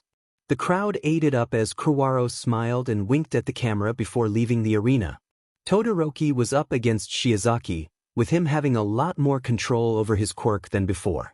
He froze the ground first, making it more difficult for Shiozaki's vines to penetrate the ground. Then he froze her vines one by one until she was immobilized. Kirishima versus Ishido was a fight he was looking forward to, especially after the fight and tiebreaker between him and Tetsutetsu. He wanted to see how his student would fare against an opponent who was faster and potentially more strategic than him. Depending on how Ishido used her quirk, she might be able to break through Kirishima's hardening. Alas, she didn't move fast enough and ended up losing because Kirishima pushed her into a corner that she couldn't escape from. Getting into the semifinals, Midoriya fought against Kurwaro. He primarily used the light side of his quirk until the end of the match, where he attempted to attack Kurwaro using his dark bat. Kurwaro jumped into the bat to avoid getting injured, but before he could jump back out and attack, Midoriya flung his bat out of bounds. They laughed about it and Midoriya teased his friend as they left the arena. Todoroki versus Kirishima was a fight that took a lot longer than he had anticipated. Kirishima's quirk was strong enough that he could break out of any ice that Todoroki threw at him. He only ended up losing because Todoroki was able to launch him out of bounds with a well-placed pillar. Finally, it was Todoroki versus Midoriya, the two half-and-half quirks. It was going well at first. Midoriya seemed to be taking this match extremely seriously, more serious than he'd seen the boy since meeting him. He was curious as to what had happened to make his demeanor change so much. 15 minutes prior. Izuku POV. Izuku wandered down the hallway towards the waiting area. He had left the stands a bit earlier than normal because he wanted to check his phone to see if Dabi had texted him or not. He froze in his tracks when he heard an unfamiliar voice coming from the waiting room. No one but students and UA staff should be here. Who could this be? He quietly inched closer to the door before pressing an ear against it to listen in. His eyes widened when he heard Todoroki talking. "I have already told you before, father." "Father? So, Endeavor is here? I will become the #1 hero, but I will do so without using your quirk." His voice sounded so strained. How long had they been arguing for? "You will grow from this rebellious stage," Endeavor replied, "and you will use your full potential." He heard a chair move as someone stood up. "My full potential? You forced my mother into a marriage she didn't want all so you could pass on your self-proclaimed destiny of surpassing all might to me." Endeavor sighed and Izuku heard footsteps heading towards the door. He quickly backed away and pretended to have only just arrived as the hero left the waiting room. He was just debating on whether or not to confront him when the hero spoke up. "You're Midoriya Izuku, yes?" Izuku glanced up, narrowing his eyes before nodding. "I am. I don't think you're allowed to be back here, Endeavor-san. You're fighting Shudo next. I expect you to fight with everything you have so that my son can use his full power against you," he replied, ignoring his previous comment. "Don't let him down." Izuku raised an eyebrow. "You mean don't let you down?" He crossed his arms, ping his hip to the side.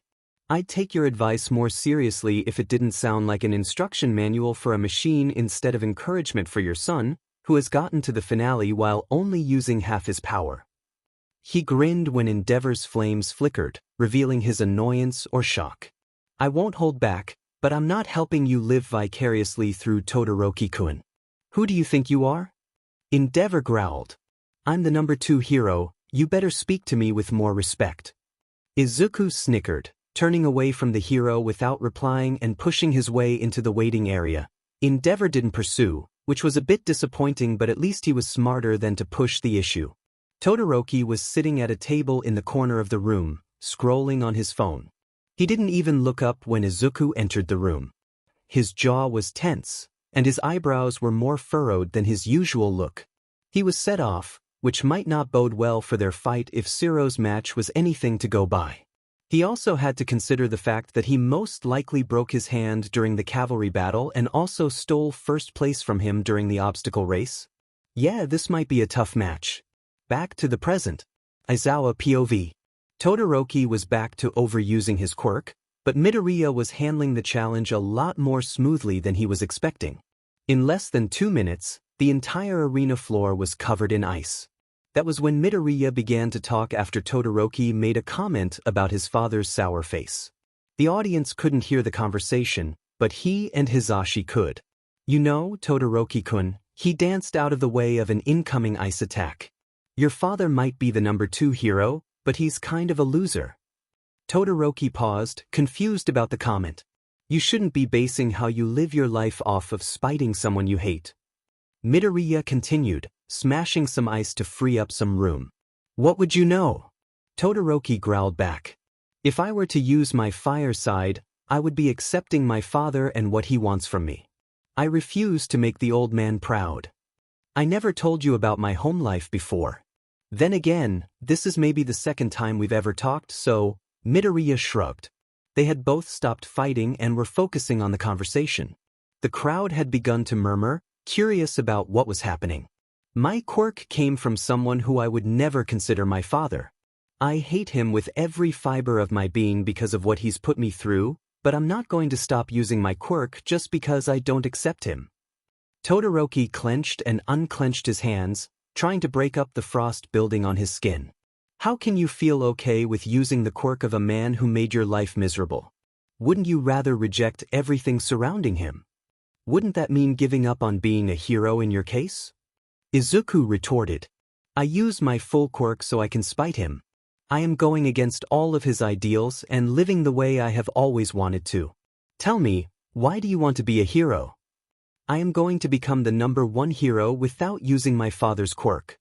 He replied, and Aizawa could tell that he was starting to realize how much he was letting his father control his decisions. And why do you want to be the number 1 hero if that's what your father wants you to do?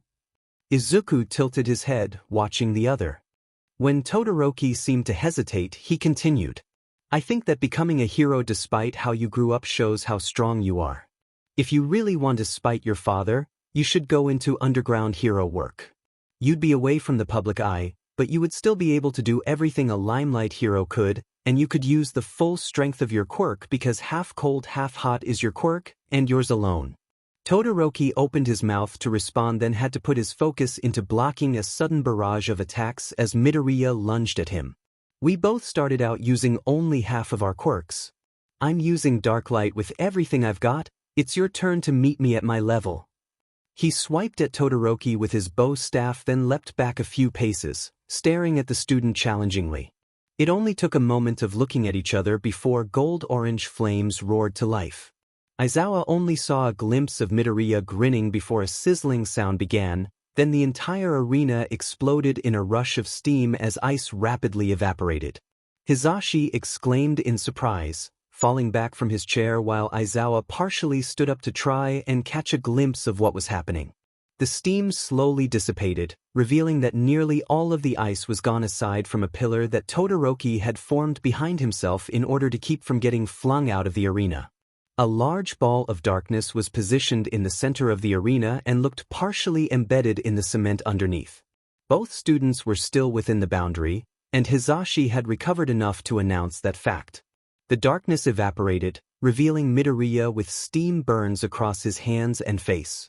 He was still grinning as he formed some kind of lasso out of darkness and rushed towards Todoroki. Todoroki seemed dazed from what had just happened, and he couldn't react quickly enough before the lasso had wrapped around his waist, and he was thrown out of the arena. As soon as Midnight had called the match, Midoriya ran over to Todoroki. "I know it sounds weird coming from a classmate you barely know, but..." He pulled the other into a short hug and Todoroki blinked in surprise. "I'm very proud of you for embracing your quirk." He pulled back, keeping his hands on Todoroki's shoulders. "We're half and half quirk brothers who both started out using only half of our quirks. We gotta stick together in this."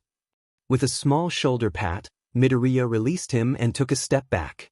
Todoroki looked at the greenette curiously, then gave a small smile, relaxing minutely. "I'll try to use my fire side more often." "Thank you, Midoriya-kun." With that, the sports festival came to a close. Aizawa and Hisashi exchanged a slightly worried look when Midoriya beamed at the camera, holding up his medal and flashing a peace sign. All for One was most likely still after him, and they had debated with each other on whether or not to allow him to participate in the sports festival, but he was in the safest place he could be right now. The rest of the UA staff knew at least a part of what was happening, and All Might had been pushing to have a meeting with Midoriya as soon as possible. Aizawa had managed to convince him to leave the greenette be until after internships were over, just so he could focus on being a student before talking to someone directly connected to All for One again. His mind also kept going back to when he found out Oboro was still alive, but that also wasn't something he could do anything about yet, not until they knew exactly what they were dealing with. He and Hisashi finished up the commentating and announcements that took another half an hour before heading downstairs to find Midoriya. Dabi was with him, wearing a hoodie and medical mask, and Midoriya was animatedly talking to him as the older huffed in amusement. "Congrats on the win, kid. You ready to head back?" he asked once they got close enough. Midoriya looked over with a smile, still holding on to his medal. "Thanks," he chirped, glancing back up at Dabi when his hair got ruffled. "Yeah, I'm exhausted. I wasn't expecting the festival to take so much out of me." "Get some rest, Izuku-kun. You did a good job," Dabi said, and it seemed like that last comment had a deeper meaning to it. They said their farewells before turning to get to the parking lot, Midoriya waving at Bakugo and who Aizawa assumed was his mother in a strangely friendly manner. Had they become friends somehow? Bakugo looked sad during the obstacle race. He wondered what changed. Izuku jogged through backstreets and alleyways, heading towards Dabi's apartment. It was only a Tuesday, but they didn't have any school that day, much to his relief. He wanted to visit him before school started up again, and they had to get ready for their internships the following week. He pushed the apartment door open after unlocking it, pulling off his shoes right away. "Dabi, you have a visitor," he greeted, lowering his volume when he realized Dabi was in the lounge watching a show. Dabi glanced over at him as he approached. "Hey, kid, you get all of your injuries healed?" Izuku nodded, dropping down next to him on the couch. "Yeah, Recovery Girl Sama's quirk did the trick." He held out his hands, turning them over to show that the burns he got from his fight with Todoroki were gone. "Do you have any news about Akatani?" "No, but I'm working on getting into the League of Villains," he replied, switching whatever show he had been watching to something else. They went almost completely silent, so their group is either very small or very loyal. Or both. He sighed, a bit disappointed about the response. "Are you sure you'd want to join them? The League is connected to All for One. If they find out that you're there to double-cross them, I don't think you'd see the light of day again. Not to mention the fact that Izuku would single-handedly murder the entire League and Sensei if something like that did happen. I'm a vigilante, Izuku. It's my civic duty to keep society safe even at the detriment to myself." He ruffled Izuku's hair, standing up from the couch with the crack of a joint before heading into the kitchen. "I'll keep you posted if I hear anything." "Did you listen to my show last night, Midoriya-kun?" Yamada asked cheerfully, glancing at him through the rearview mirror. Izuku smiled and nodded. "Your segment on the sports festival was great. Thanks for the shout-out, Yamada-san." Yamada beamed, then continued to chatter about the things he talked about. It was Wednesday morning and they were headed to school. Today was the day that internship offers would be announced, and he was pretty excited to see who wanted him in their agency, if anyone picked out any first years. He pulled out his phone when he got a few notifications. Cemetery Circle. Darkling Kuwaro Shirhai. Raven, Tokoyami Fumikage. Shadowlord, Midoriya Izuku. Darkling is online. Darkling, 8 a.m. The train ride was filled with people that watched the sports festival. Darkling, 8 a.m. I learned of many admirers of the abyss. Raven is online. Raven, 8:03 a.m. Indeed. Shadowlord is online. Shadowlord, 8:05 a.m. We gave them quite the show. I'm not surprised you're getting attention for it. Raven, 8:07 a.m. You don't commute through public transport? Shadowlord, 8:07 a.m. Nope, I live in town and get a ride to UA. Darkling, 8:08 a.m. You would be swarmed for placing first. Shadowlord, 8:09 a.m. No thank you. He looked up when the car parked in the staff lot. Shutting off his phone, he pulled his bag over his shoulder and hopped out. He waved Eraser and Yamada goodbye as they headed for the staff office before homeroom started. Ida Tenya was already there, over 15 minutes early as per usual. Seeing him now reminded Izuku that he saw that Ingenium had been attacked by the hero killer, Stain, during the sports festival. He'd never really interacted with Ida much before, but he was acting a lot more preppy than he was used to, calling out formal greetings to everyone while also maintaining class order. Izuku walked over to Kuwaro's desk and leaned against it. Tokoyami sat next to Kuwaro while he was stuck on almost the opposite side of the classroom. At 8:25 exactly, Eraser opened the classroom door with more force than necessary. "Morning," he said shortly as he walked in, and Izuku noticed that the bandages he'd been wearing that morning were gone. He heard Azui commenting on that fact as he skipped back to take his seat. "We're having a special hero informatics class today." He felt the class hold their breaths, terrified that it was a pop quiz of some kind. He wouldn't give them a pop quiz right after the sports festival, right? "Code names. You'll be coming up with hero names," he finished, and the class exploded with excitement. Izuku exchanged a glance with Kuwaro and Tokoyami, who both had the same thought and were looking back at him and each other. He hadn't given a whole lot of thought into a hero name before, but it shouldn't be too difficult, right? The noise of the classroom went dead silent when Eraser's eyes flashed red. This is related to the pro-hero drafts that I mentioned the other day.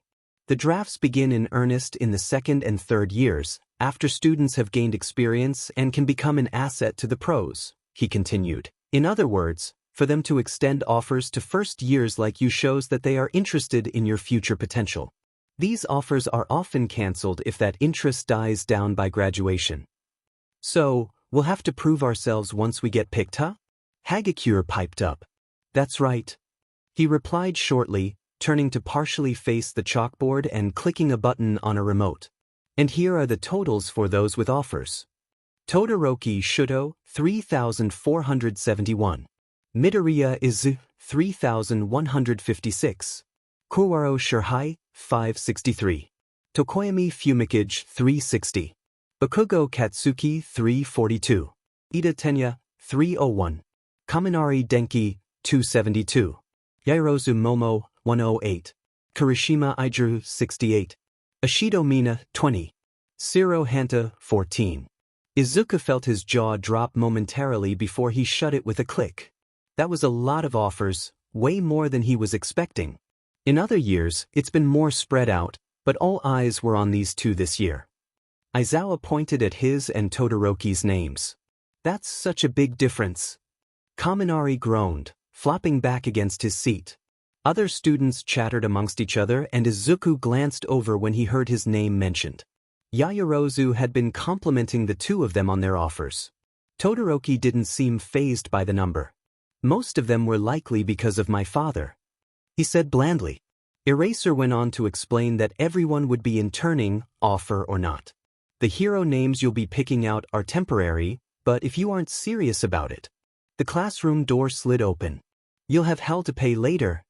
Midnight finished his sentence, strolling in and stopping next to Eraser.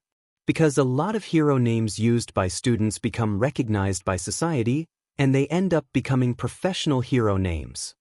"Well, that's how it is," Eraser said, looking rather bored as he unfolded his yellow sleeping bag. So, Midnight-san will be making sure your names are okay. I can't do stuff like that.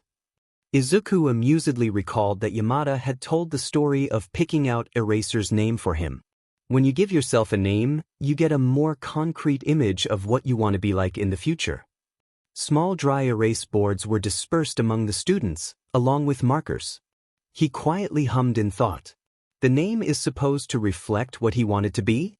He hesitated for a moment before writing 4 neat letters. Crow. He doubted that Eraser would be happy with it, but he had already hunkered down in his sleeping bag, so he grinned to himself.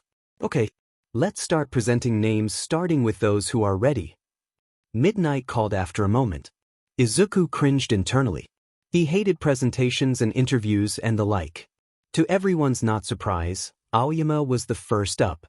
A quick edit to his name and he was approved. Ashido hopped up next, very excited as she displayed her choice of Alien Queen. Midnight almost immediately shot it down, but Izuku and Kurwaro both called out their disapproval of Midnight's decision. A few other students joined in and Midnight had to raise her voice to get them to quiet down. Fine. As per majority rule, you can keep the name. She relented.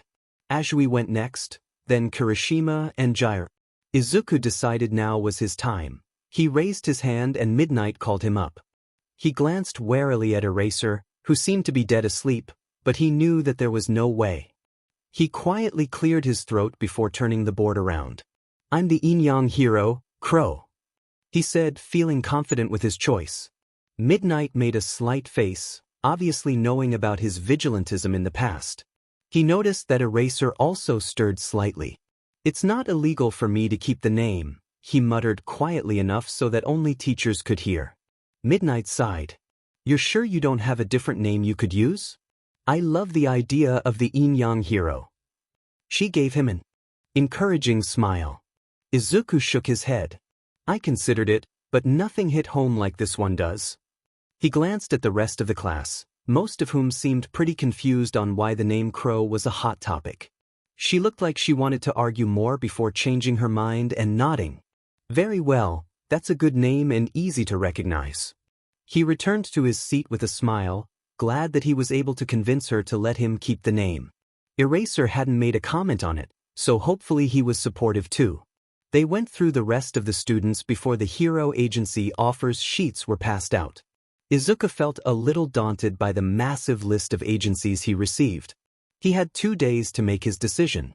Aizawa-sensei, Yamada-sensei? Izuku said as they were driving back home after classes. Could I invite some friends over tomorrow so we can go over our options together? I don't see why not. Yamada replied. We've got plenty of space, and I'm sure the cats could use more attention. Eraser just grunted in agreement, so Izuku sent a quick message to his group chat with Kurwaro and Tokoyami. He switched to a different chat and paused, hoping it wouldn't be too weird to send an invite out of the blue like this. Midoriya Izuku is online. Izuku, 3:22 p.m. Hey, are you busy tomorrow after school? Todoroki Shudo is online. Shudo, 3:31 p.m. I am free on Tuesdays and Thursdays. What are you thinking? Izuku, 3:33 p.m. I'm having a couple of friends over to look at our internship options. Do you want to join us? Shudo, 3:36 p.m. I already have my choice picked out, but I can still help you and your friends decide, if you want the help. Izuku, 3:37 p.m. That'd be great. Meet at the gate after school tomorrow? Shudo, 3:38 p.m. I will see you then. Izuku, 3:38 p.m. See you then smiley face. Midoriya Izuku has gone offline. Todoroki Shudo has gone offline. One more step towards friendship. He was actually a bit afraid that Todoroki would refuse at first. The next day, Izuku found himself at the gate with Kurwaro, waiting for the other two to arrive. Todoroki-kun said that he already had an agency picked out, which I bet 1,000 yen it's his father's agency. Izuku said, lightly bouncing on his heels while Kurwaro leaned against the gate wall. I really want to convince him to pick someone else. How come? Kurwaro questioned curiously. Wouldn't learning from someone with a fire quirk benefit him? Izuku shook his head. No. Not with Endeavor, at least. He was raised by the guy, didn't he already get enough training from him? Their conversation was cut short when Todoroki and Tokoyami made their appearance. He smiled at them, giving a wave in greeting. "You guys ready to go?" Immediately turning to start walking east. "Do you live close by?" Todoroki asked. "Maybe a 15-minute walk." He replied, glancing back to make sure everyone was following him. Izuku and the others sat around the table in the lounge, having their offer papers spread out. "I got an offer from Hawk's agency," Tokoyami said with mild surprise. "I didn't think that he took interns." "Wait, I think I got one from him too," he exclaimed, quickly shuffling through the sheets before he landed on the right one. "Yeah, here it is. What if we both accepted this one together?" He was the most excited about this offer because it gave him the chance to fly outside of the training grounds again. Tokoyami gave a small nod in agreement. Kurwaro spoke after there was a small lapse of silence. "I might take the offer I got from Ectoplasm. He specializes in stealth and close-range attacks." The others approved, which just left Todoroki. "Say, Todoroki-kun," Izuku started, scooting around the table to check out his offers. "Are you sure you'd want to intern with your father's agency? Didn't he train you from a young age?" Todoroki blinked in surprise, but moved over to let him look at the papers. "He did, but he's the only agency with a fire-related quirk." Izuku hummed, skimming the choices. "But you can already use your fire at full power with relative ease. You should focus more on skills rather than relatability." He stopped on a page and pointed at a name. "Here we go. Why not try out Edgeshot's agency? His quirk requires precision, which I think you could benefit from." He glanced over at his almost friend, watching him seem to debate his words for a bit as he looked at the offer. He leaned back slightly with a small sigh, looking up at him.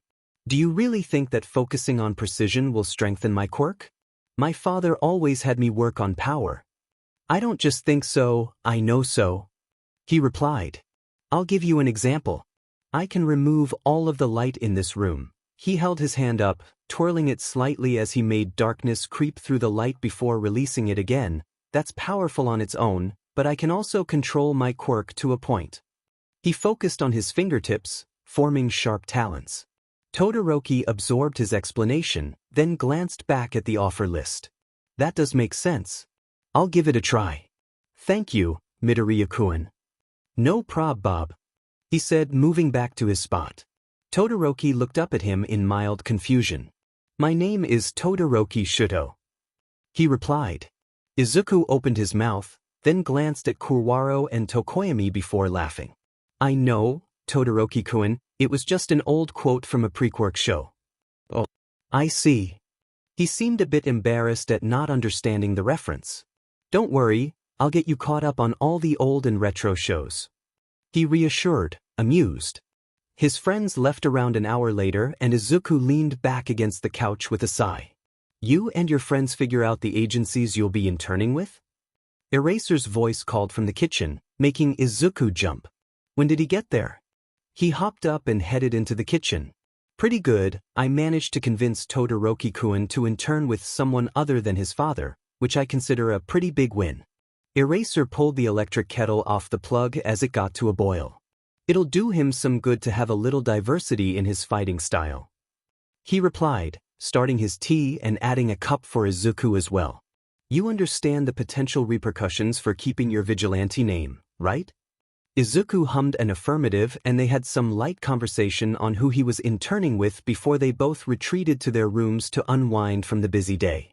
He'll face stigma for being a vigilante, but he would have gotten discriminated against for being quirkless too, so. Izuku boredly walked down the empty school hallway back towards the cafeteria to find his friends. It was Friday and he just had to get through the weekend before he'd get to fly free once again. He'd been tempted so many times to just sneak out, but Dabi annoyingly kept him in line when he mentioned it. He yawned and stretched, then froze when his eyes landed on his next adventure, an air vent about 4 meters off the ground without its protective grate that looked Izuku-sized. He stopped under the vent and glanced around, making sure there would be no witnesses, before forming a sort of grappling hook out of darkness. He twirled the tool around for a moment then tossed it into the vent, tugging a couple times to make sure it was secure. He expertly pulled himself up, easily fitting into the vent. Slowly navigating through the vents, he was a bit sad that all of the classrooms were empty, and the cafeteria was too crowded to find anything interesting. He had just started crawling towards where he thought the teacher's lounge was going to be when a pair of voices in the hallway stopped him. He peeked through the grates of one of the hallway vents and found Uraraka and Ida having a conversation just loud enough for him to make out. "Not a good idea, Tenyukuin," Uraraka said, clearly unhappy. "What wasn't a good idea?" Ida gave her a friendly pat on the shoulder. "I know that I must have scared you with how I acted at the end of the sports festival, however I assure you that I'm okay. But to go to Hosu so soon after what happened? What can Manuel-san teach you that would be better than Miruko-san?" She argued. Something happened in Hosu that affected Ida? Izuku pulled out his phone and a quick search later came up with multiple news articles about Ida Tensei, pro-hero ingenium. He had apparently been in pursuit of the hero killer in Hosu but was severely maimed in the process. "Manuel-san is a great hero. I'm certain he's a good internship choice for me, Ochako-chan," Ida reassured. The two fell silent when a couple of other students walked by and Izuku decided to complete his trip to the teacher's lounge. Ida's reassurances were not reassuring in the least. He had something planned that could very well get him killed. He stopped outside of the vent to the teacher's lounge, peering in to double-check that the people he wanted in there were there. Giant yellow caterpillar? Bingo. He pushed on the vent grate, finding it securely screwed shut. He debated for a moment before forming two dark talons and carefully taking out the screws, catching the grate before it crashed to the ground. A few murmurs of confusion rang through the room as he slid out of the vent, landing on the carpeted floor and setting the grate down. "Problem child, what were you doing in the vents?" Eraser said in a tired and annoyed tone. "Not important." Izuku suppressed an amused grin as he walked over to the sleeping bag. "Aizawa-sensei, it's probably not my business, but could I talk to you about Ida-kun?" He blinked in mild surprise. "What about him?" "Well, I was in the vents earlier," Eraser suppressed an eye roll, "and I overheard Uraraka-chan and Ida-kun talking about their internships." He sat down cross-legged in front of him. "I think Ida-kun is taking an internship specifically to go to Hosu where his brother was attacked, like, to go after the hero killer for revenge or something." Eraser seemed concerned by his comment and sat up a bit straighter. "I'll look into it. Thanks for telling me, Midoriya-kun." Izuku gave him a smile, which he didn't reciprocate. "Now, get back to lunch, kid." "Yes, sir. And don't use the vents. Killjoy." "Tokoyami-kun," Izuku cheerily called out, waving so that his friend could see him in the crowd. Tokoyami walked over to him and glanced up at the train schedule. "I've never been to Kyushu before." "Me neither. I wonder if they have good takoyaki." He double-checked when their train would be arriving. 10 minutes until the train to Fukuoka gets here."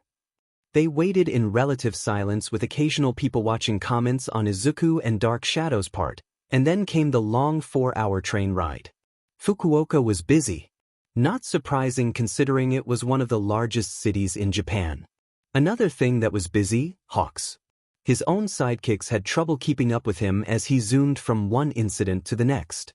Izuku didn't have as much trouble keeping up with the hero, thanks to his wings, but he felt a bit bad that Tokoyami wasn't having that kind of luck. He swooped down and lightly hovered above his friend. "I'm strong enough to give you a lift if you want," he offered, already devising a plan to act like some kind of rescue helicopter. Tokoyami shook his head. "No, I will find a way. Thank you, Krokuen." He nodded in acknowledgement before turning and flying back up into the sky, probably going higher than he needed in order to find Hawks again. He spun around in a slow circle for a moment, not spotting the hero. "You're pretty good," a voice called from behind him. He glanced around, finding Hawks already diving down towards the streets. He quickly caught up to him, flying close by. "Am I?" he asked, fishing for another compliment from the hero. "Yeah, I'd bet you could be as fast as me someday," he replied, giving him a grin before shooting off towards an alleyway they'd both heard a commotion happening in. Izuku dove down into the alleyway, managing to take out one of the instigators of the fight while Hawks took care of the other four. "I don't know, I'm already pretty fast, who's to say I'm not already faster than you? He challenged, returning to grin. The hero raised an eyebrow at him, already taking to the sky again. Pretty bold statement, kid. How about this, stick around after the patrol and we'll have a race to see who's the top bird. Deal. It wasn't until just past 11 p.m. that Izuku and Hawks found themselves on a tall tower overlooking the city. Tokoyami had gone back home already since neither of them were staying in Fukuoka for their internship. Hawks pointed down towards a large billboard. We'll fly over to that, touch it, then come back to this spot. Right, sounds good. Izuku stretched before dropping into position, waiting for Hawks to start the race. He most likely wasn't as fast as the hero was, but getting to test his limits in open air was everything he dreamed of. 3, 2, go. He quickly took the lead in the first quarter, feeling the buzz of exhilaration at flying top speeds. Before he'd reached the billboard, though, Hawks breezed. Even with maximum effort, he couldn't catch back up again. Hawks circled around the tower once before landing lightly next to him. You were only 3 seconds behind me, that's pretty impressive. How long have you been flying for? Thanks, Hawk-san. He replied, sitting down on the edge of the tower and feeling the wind buffet his clothes. I've been flying for a little under a year, I think. Want some advice on how to fly faster? Hawks settled down next to him, leaning back on his hands. Advice from the fastest hero in Japan? Hell yeah. If you've got some to give, sure. He replied, turning attentively towards the hero. You started slowing down after the wind changed directions, that was one of the reasons you fell behind.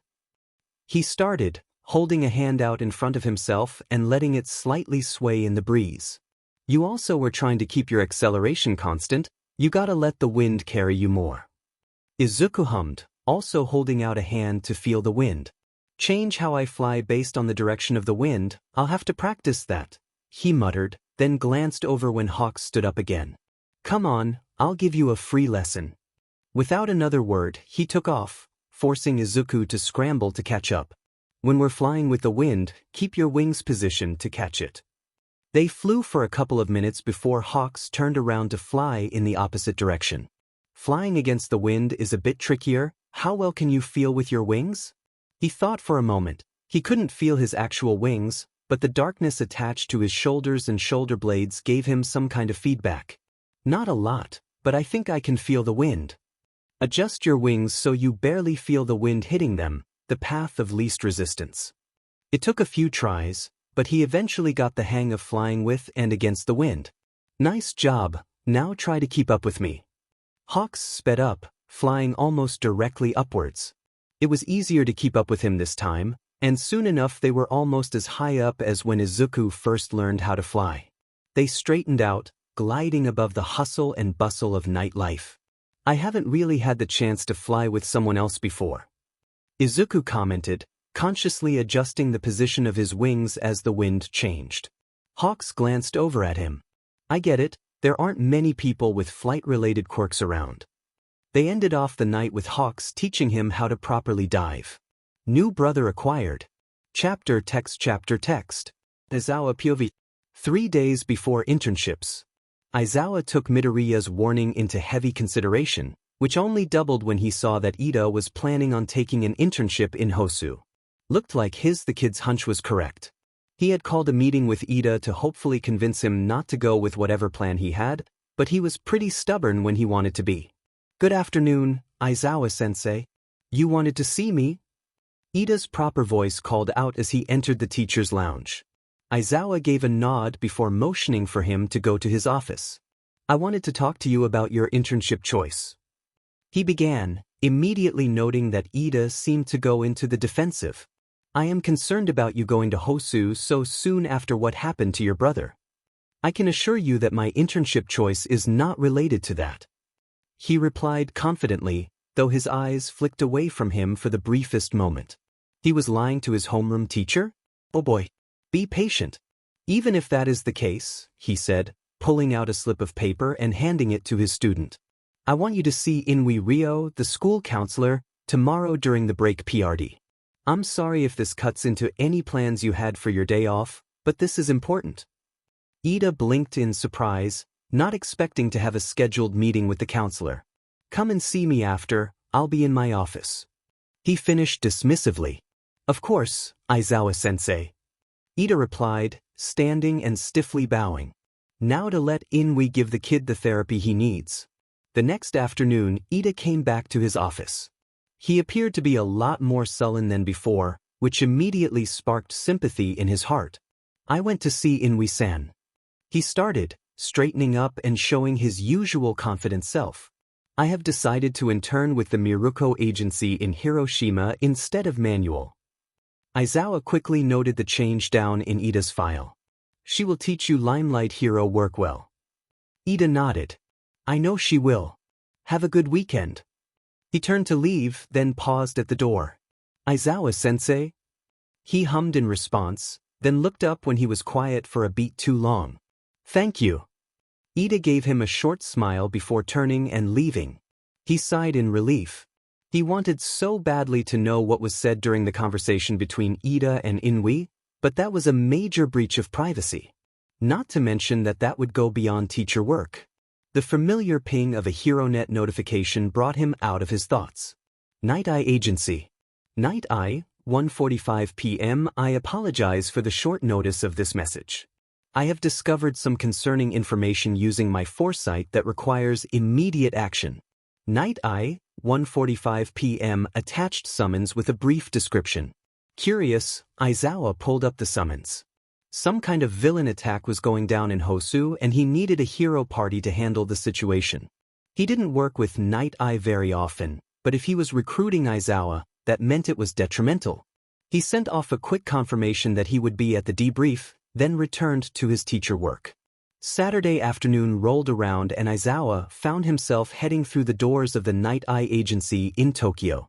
He wasn't a fan of big cities in the least, which was why he stayed in Musutafu after graduating from UA. Bubble Girl, one of Night Eye's sidekicks, greeted him once he came in. You're one of the first to arrive. Can you sign in here? She handed him a clipboard with a list of heroes on it. He took the clipboard and wrote the time he arrived next to his name, taking note of the other heroes on the list. They were all heroes that weren't taking interns. So this was serious enough that they didn't want students joining the fight. He was led to a meeting room shortly after, finding that Night Eye, Lemillion, and Rocklock were already there. He gave them a short nod, taking his seat.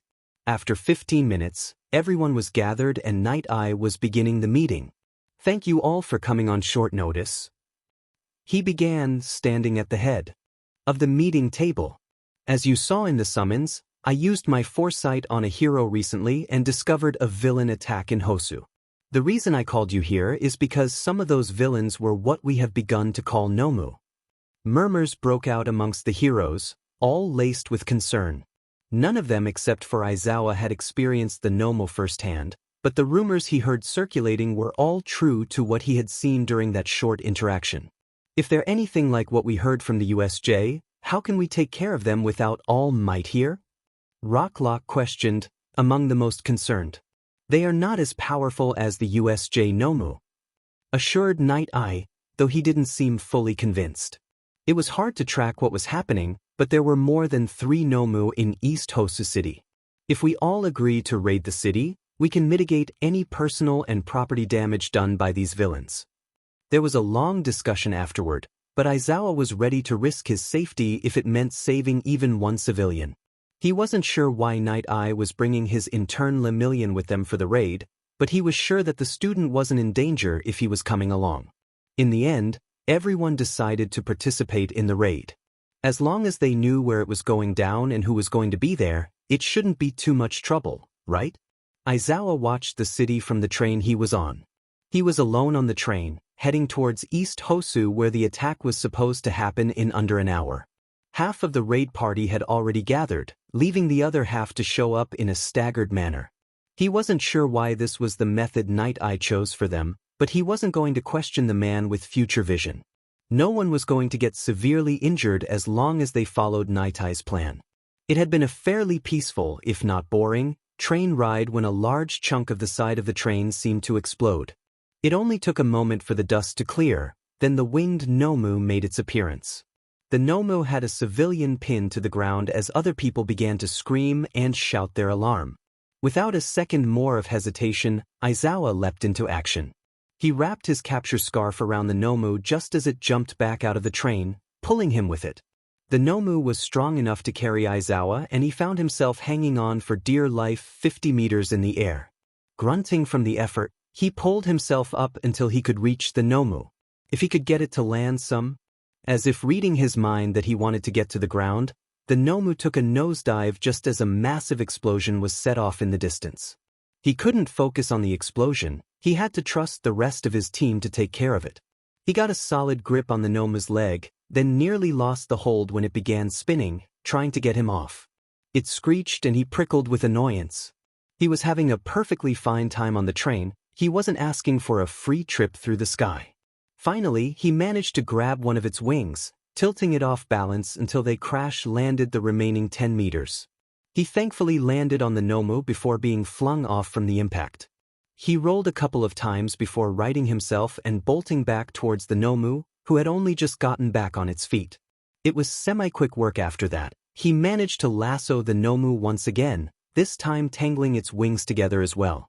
A couple of pros from his team arrived as he was getting Quirk-suppressing cuffs on it and helped him out. They must have seen the crash landing earlier. The police arrived to take the Nomu into custody and the chaos only continued from there. He and the pros that came to his aid ran towards the roaring fire, stopping when Endeavor incinerated a Nomu in front of them. Not the most eloquent or moral hero, but he couldn't argue with the number 2 Limelight hero even if he was technically ranked higher.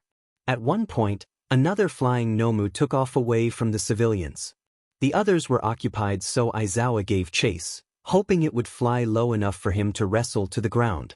He could hear a voice coming from an alleyway up ahead. It didn't sound like a normal civilian, it was too menacing? Creepy? He skidded to a stop once he realized that the voice was coming from none other than Stain, who had found his next hero victim. Native was slumped with his back against the wall, but he wasn't unconscious. Did he get hit by Stain's quirk?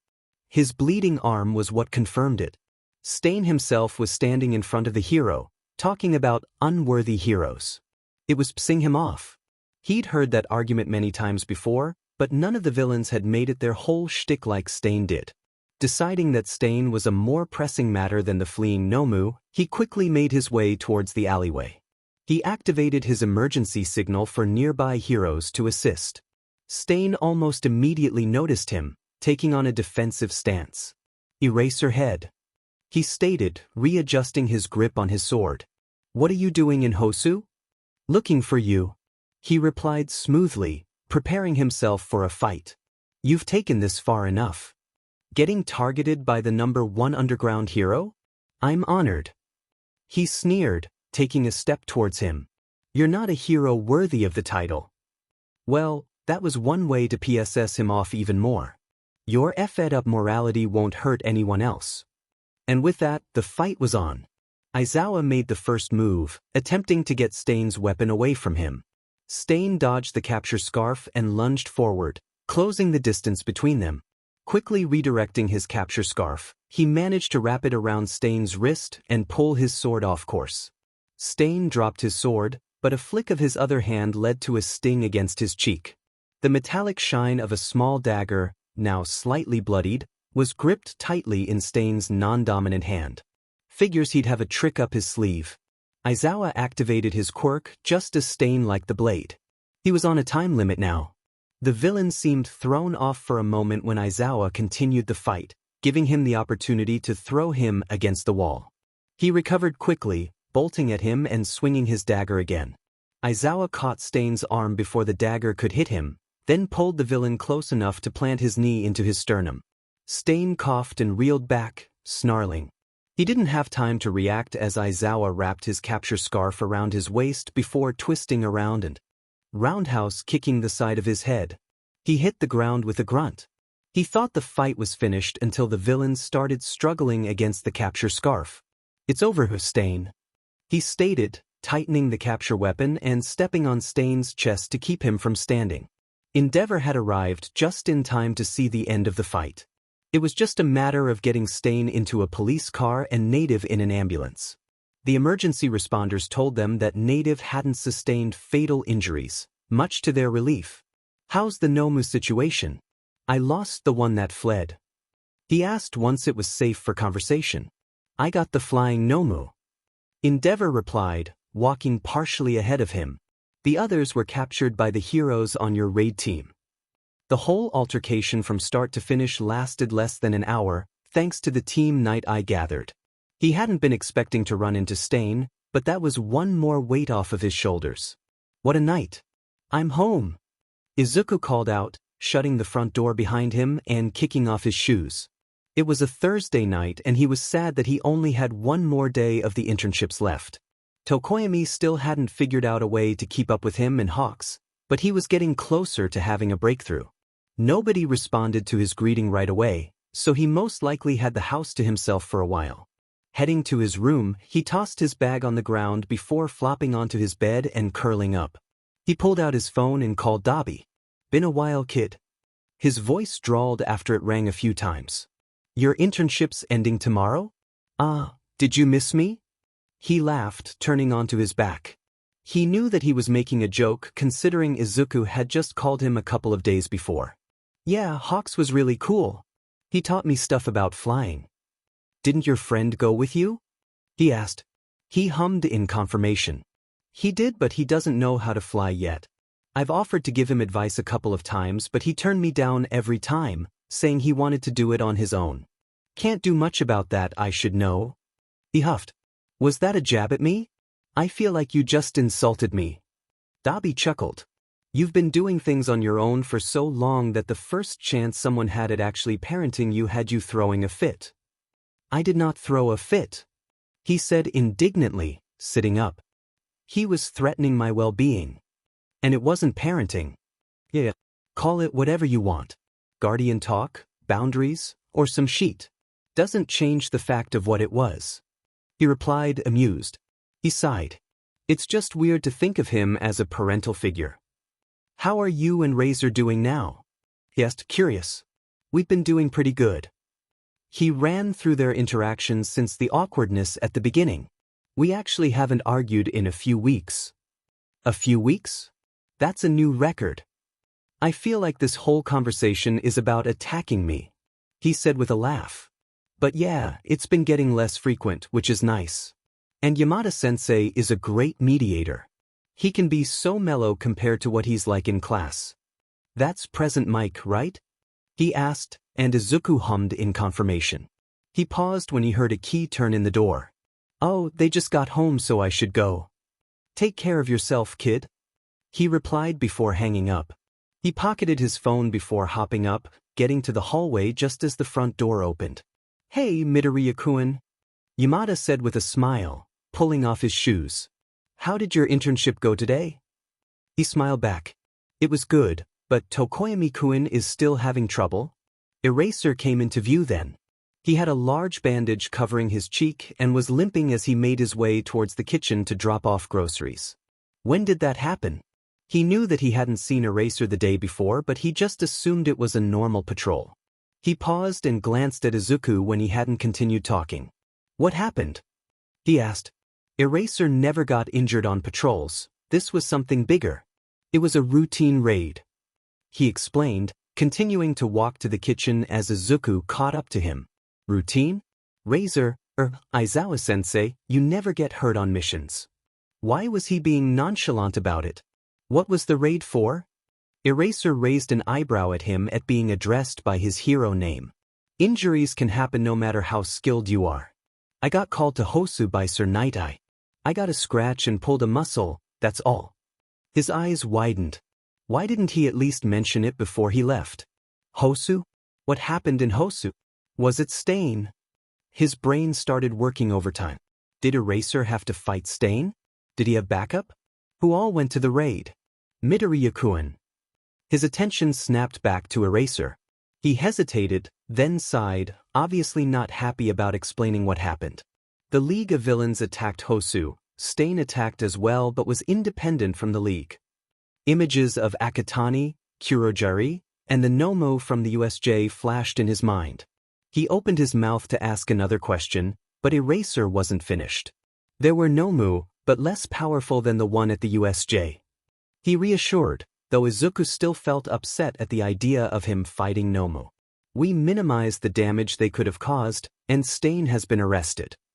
Nomu were there? He said, staring at the bandage on Eraser's cheek. Did you already know there were going to be Nomu? You said that Sir Night Eye was the one that led the raid, meaning he must have seen them. How many were there? Yamada placed a placating hand on his shoulder as Eraser continued. Yes, we were informed that the Nomu would be there. There were 5 Nomu. I took one of them down before I found Stain attacking the hero native. Can you tell me next time you know Nomu are involved? He asked. The fact that he was in the dark for this whole ordeal didn't make him feel good, especially when it involved people he cared about. He sighed again, but nodded. I will. But you aren't joining the fight. What? These Nomu are directly connected to where I was raised. He argued. Yes, but you shouldn't have to take on that responsibility. You are going to keep working on your studies and focus on being a student. The Nomu aren't your fight. He said with finality. Still clearly unhappy, he eventually nodded. Fine. There was no way he was following that order, though. All right, let's get started on dinner, shall we? Yamada said, deciding to end their argument there. All 3 physically relaxed as they agreed. Wait, I thought that happened in 2063? Kaworu said, puzzled. Tokoyami shook his head. That was the Heredity Act where stricter rules on marriages and births were put into place to control quirk evolution. The International Hero Consortium happened in 2123, not long after the chromic spore plague in 2120. And the IHC was a global organization for standardizing hero law. Izuku said, trying to memorize the flashcards that Tokoyami was reading to them. Tokoyami nodded to him. And the chromic spore plague caused quirk mutations like suppression and late bloomers. It also caused neurological decay, right? Todoroki added on. Tokoyami nodded again before moving on to the next card. When did scientists find the breakthrough for quirk gene mapping? Izuku jumped to answer that one. It was when researchers were able to fully map a DNA sample of quirk factor. It caused a lot of controversy because they could artificially replicate it in the lab. How many more flashcards are there? Kaworu asked, rubbing his face tiredly. We've been working on quirk history for 2 hours now. Izuku stretched, also starting to feel worn out. We can probably pick it back up in a few days. Final exams aren't for a couple more weeks. Tokoyami nodded in agreement, putting the stack of note cards back into his backpack. Same time on Friday? Yeah, that works for me, he agreed, and the other 2 also confirmed their availability. Thanks for coming over to study. His friends left and he cleaned up his scattered notes and study guides, stuffing them all back in his backpack. Final exams were coming up fast, and he knew there would be a practical that involved most of the teachers, but he couldn't figure out if it would be individual testing or group evaluation. Only one way to really find out. The 3 days of written exams seemed to fly by quickly, what with more than 2 weeks of studying and all. Izuku found himself walking next to Kaworu and Tokoyami as they were led to the center plaza where the practical exam would be held. It was exciting to see all of the pro-hero teachers lined up at the entrance to the plaza. Eraser waited until they were all standing in front of them before he began. Now, we will begin the practical exam. Of course, it is possible to fail this exam. He gave them all a serious teacher face. If you want to go to the training camp, then don't make any stupid mistakes. They ran through the details of the exam. It was a 2 versus 1 and the groups would be selected for them. Midoriya and Yaoyorozu will be paired together, and they're against me. Eraser said with a challenging smile. He wasn't surprised when he didn't get paired with any of his friends, assuming that they wanted to challenge the students. Izuku stretched as they walked towards the testing area, feeling a bit awkward. He never really interacted with Yaoyorozu but was always impressed with her combat style and quirk.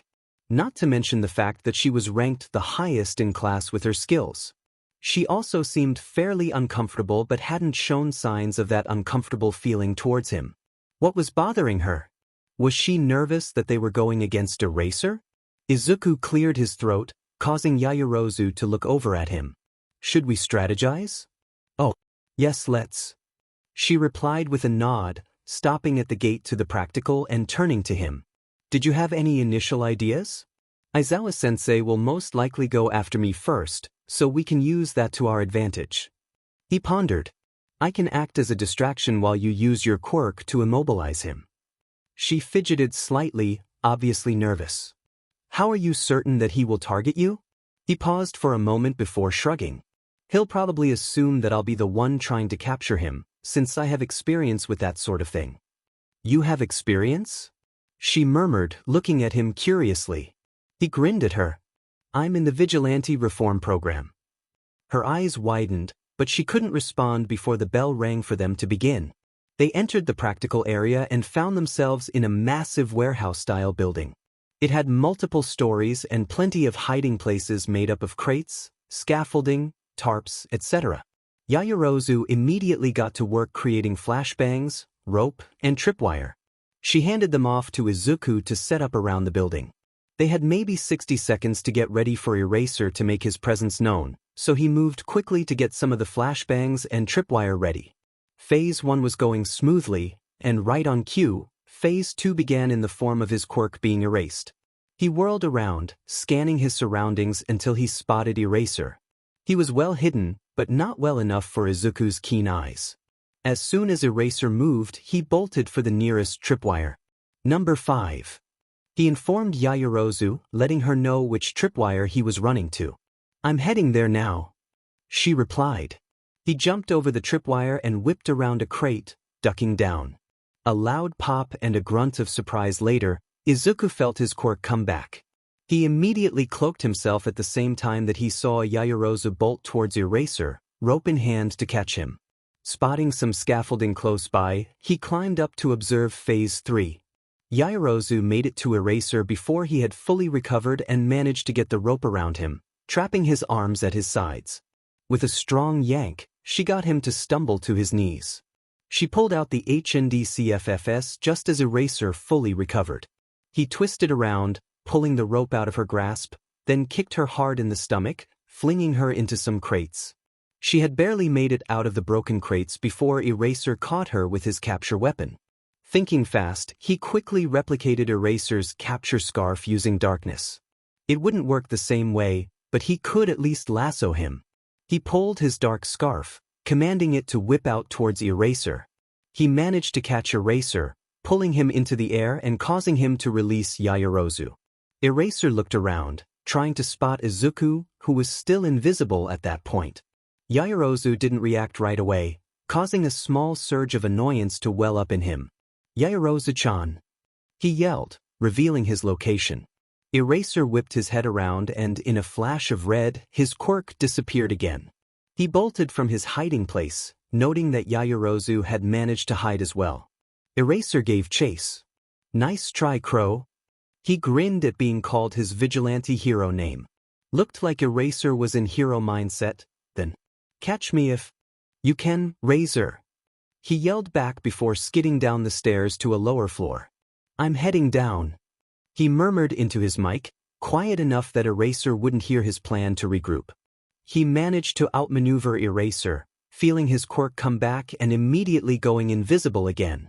Yaoyorozu nearly ran smack into him until he grabbed her by the shoulders, causing her to nearly scream in surprise.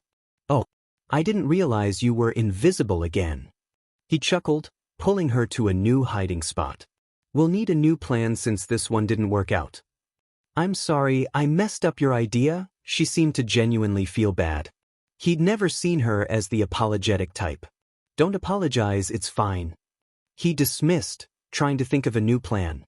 When she merely nodded, he sighed. Stay focused, you can feel bad about it later. Alright, you're right, yes. She replied, setting a more determined look. What was up with her? She was so confident at the beginning of the semester. Here's the new plan. He continued. Aizawa POV. They'd been missing for nearly 5 minutes now, which wasn't surprising for Midoriya to disappear, but Yaoyorozu wasn't an overly stealthy person. He had scoured nearly the entire bottom floor before moving back up a story. How'd they get away? Could Midoriya make other people invisible too? He wouldn't be surprised, really. A slight scuff to his right caused him to immediately bolt in that direction. He caught sight of Midoriya once again, who immediately bolted away from him. Were they going with the same plan as before? He gave chase, paying close attention to his surroundings, wary of any new traps that would affect his vision, while making sure his quirk was trained on the student in front of him. There wasn't any sign of Yaoyorozu, so Midoriya was likely leading him towards her. Midoriya skidded to a halt and whirled around to face him, and he noted that he had cornered himself. "Take a wrong turn there, kid?" He frowned, crouching down and seemingly looking around for a way out. A metal clinking behind him forced him to turn around, seeing what looked like a grenade rolling towards him. He jumped to the side, diving behind a crate just as the grenade began hissing. He looked over at Midoriya, who was still in sight, and felt dread as he saw the kid was now wearing a gas mask. No sooner did he make the connection that the grenade was a smoke bomb did he start coughing as his vision was clouded over by the high amount of smoke being released. He had to end this, and soon. He stood and ran towards where he last saw Midoriya but noted that he was no longer there. He coughed again, pulling the front of his jumper up to breathe more easily. His arms were pinned to his sides once again. What was this, the third time? This time, however, he couldn't get out of it before he felt his wrist get cuffed. He felt a gas mask get slipped over his face and the rope disappeared as their victory was announced. The mask was clicked on, and he could suddenly see very clearly despite the smoke. Yaoyorozu was rushing towards a window to clear out the smoke and Midoriya was standing next to him. "Good teamwork, kid." "Thanks. It took a minute to get the hang of working with someone new, but we made it work," he replied, unlocking the HNDFFS to let him go. "You'll get a list of things you did well and what you can improve on when your final grades come back," he said, rubbing his wrist before leading the way out of the warehouse. Yaoyorozu still had a long way to go, but her meetings with Inui seemed to have helped with the second half of the exam. He wasn't looking forward to reviewing all of the final exams of his students in such a short time span, not to mention that he was certain Midoriya would try watching them too, but he was curious to see how everyone had improved. Dabi POV. UD-. Aoki chided, smacking Dabi on the arm. Dabi shrugged, chuckling. "What? It's true." She rolled her eyes, taking a long sip of her drink and partially spinning her bar stool to face him better. "Just because I can make my hair and nails grow longer doesn't mean I want FING talons for toes." It is snorted, settling down beside Dabi. "What did I just walk in on? Just asking her about her quirk, not my fault she got offended," he replied, downing the last of his beer. "Freak." She laughed. They were all distracted as a man approached them. Much to his displeasure, it was the fairly popular informant Jiren. He was looking directly at him. "Dabi-san, a word please?" he said with a smile, glancing at the other two. Aoki looked like she was about to say something, so he raised a hand to stop her from talking. Dabi frowned but stood, following Jiren as he headed towards a private room. "So, what's this about?" Jiren settled down in the booth, lacing his fingers together. "The League of Villains is looking to recruit." "Again?" His interest was piqued. He sat down across from him. He nodded. "Yes. One of the lead members asked me to find members to recruit." He narrowed his eyes, leaning back. "Are you implying that you want to recruit me into the League of Villains?" Jiren sighed, taking a sip of his whiskey before speaking. "I know a lot more than most informants and I don't like what they're planning." "What makes you think they'd accept the most wanted vigilante in Musutafu?" There was no way they hadn't heard of him. He was even ranked 4th in all of Japan. So, this was the opportunity that he'd been hoping for since deciding that he was going to pursue the League. He grinned. "I've been talking you up to the League, telling them you're sick of doing good without reward. I even mentioned that you hated the number 1 and 2 heroes." Akatani seemed particularly interested in that part. "Well, the latter is true. Is their whole shtick really just to kill All Might? Someone is working behind the scenes with ulterior motives. I just haven't gotten close enough to them to know what that is.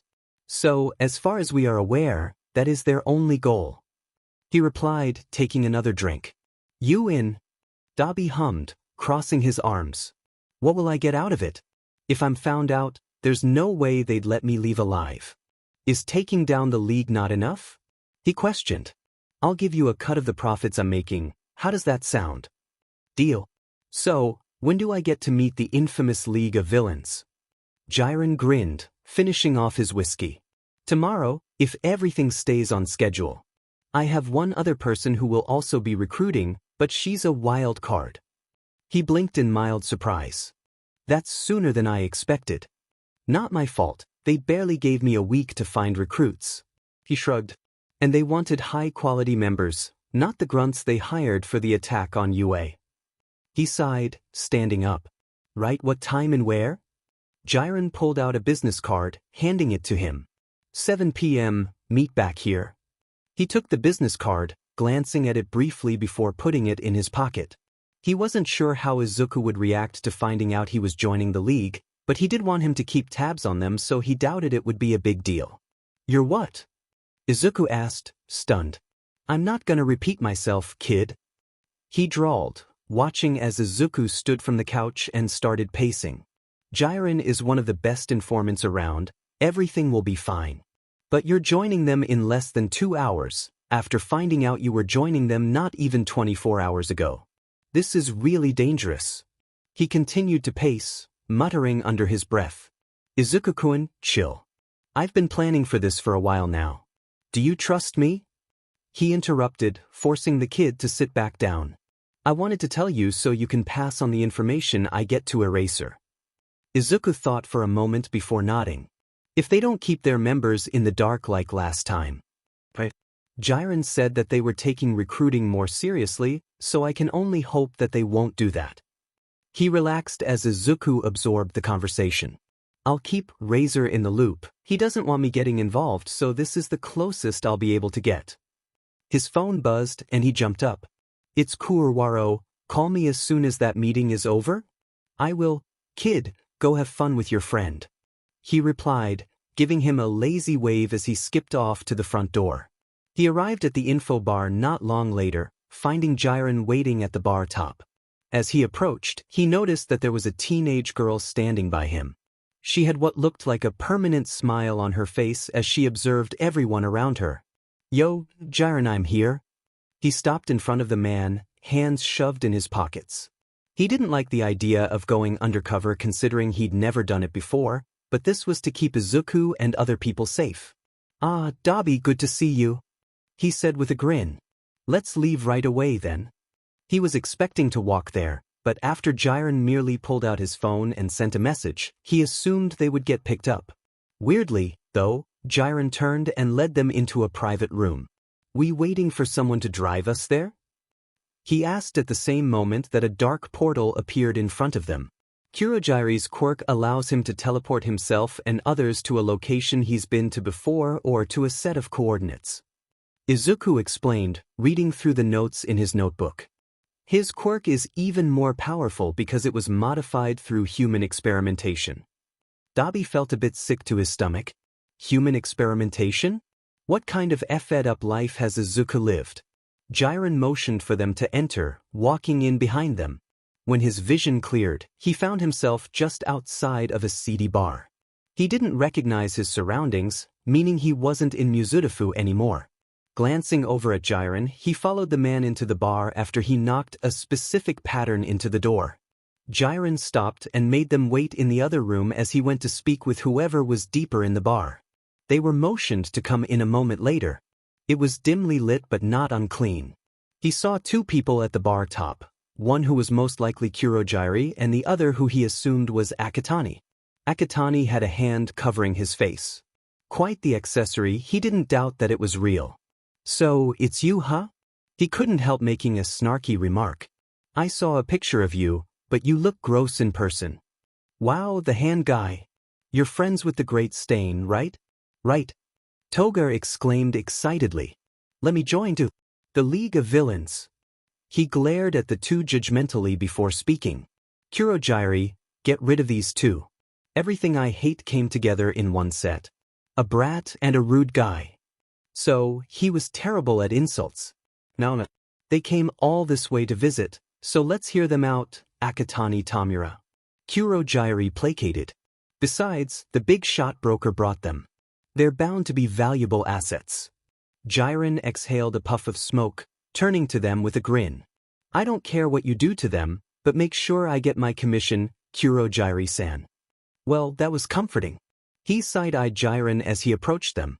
Let me at least introduce them. He motioned towards Toga. First, the high school girl. Her name and face were kept tightly under wraps by the media, but she's on the run as a suspect in a series of deaths by blood loss. I'm Toga. Toga Himiko. She said cheerily. It's hard to live. I want the world to become an easier place to live. She had a good goal in mind, but she was led the wrong way on how to achieve that. Next, this guy over here. He turned his attention towards Dabi. While he hasn't committed any villainous crimes, he holds fast to the hero killer's ideology. Well, that wasn't very true. Sure, the hero system was corrupt, but he wasn't just going to go around killing heroes for the sake of purging unworthiness. He didn't outwardly react though, instead watching for Akatani's reaction. Don't just stand there and stare, give me your first name at least. You're an adult, right? Akatani asked, returning the studying stare. It's Dabi. He replied shortly. I know that, but that's not what I want to know. What's your real name? Akatani pushed, pointing at him. Not even Izuku knew his real name, like hell this guy was going to learn. I'll tell you when it's time. Anyway, I will carry out the will of the hero killer. Might as well try to upsell himself to get in. You don't have to say what you haven't been asked. Akatani said snidely. Geez, everyone's so hung up on Stain. I don't like it.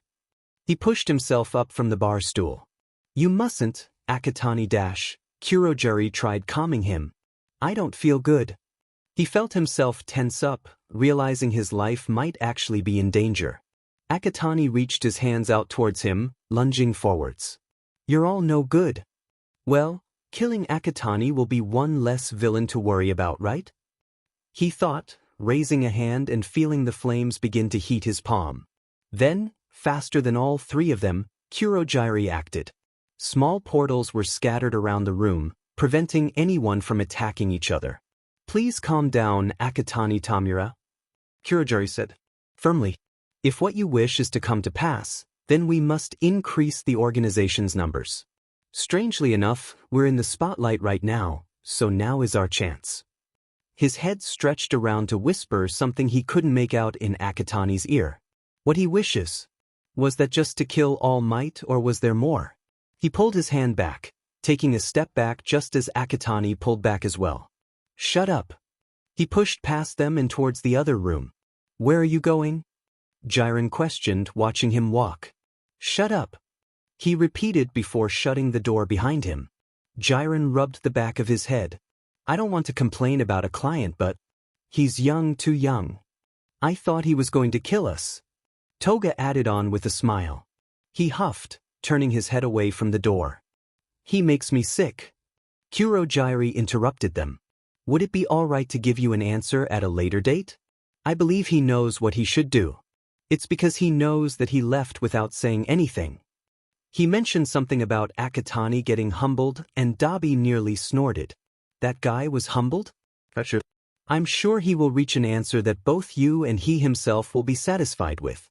A portal opened up for them and Jiren motioned for them to walk through.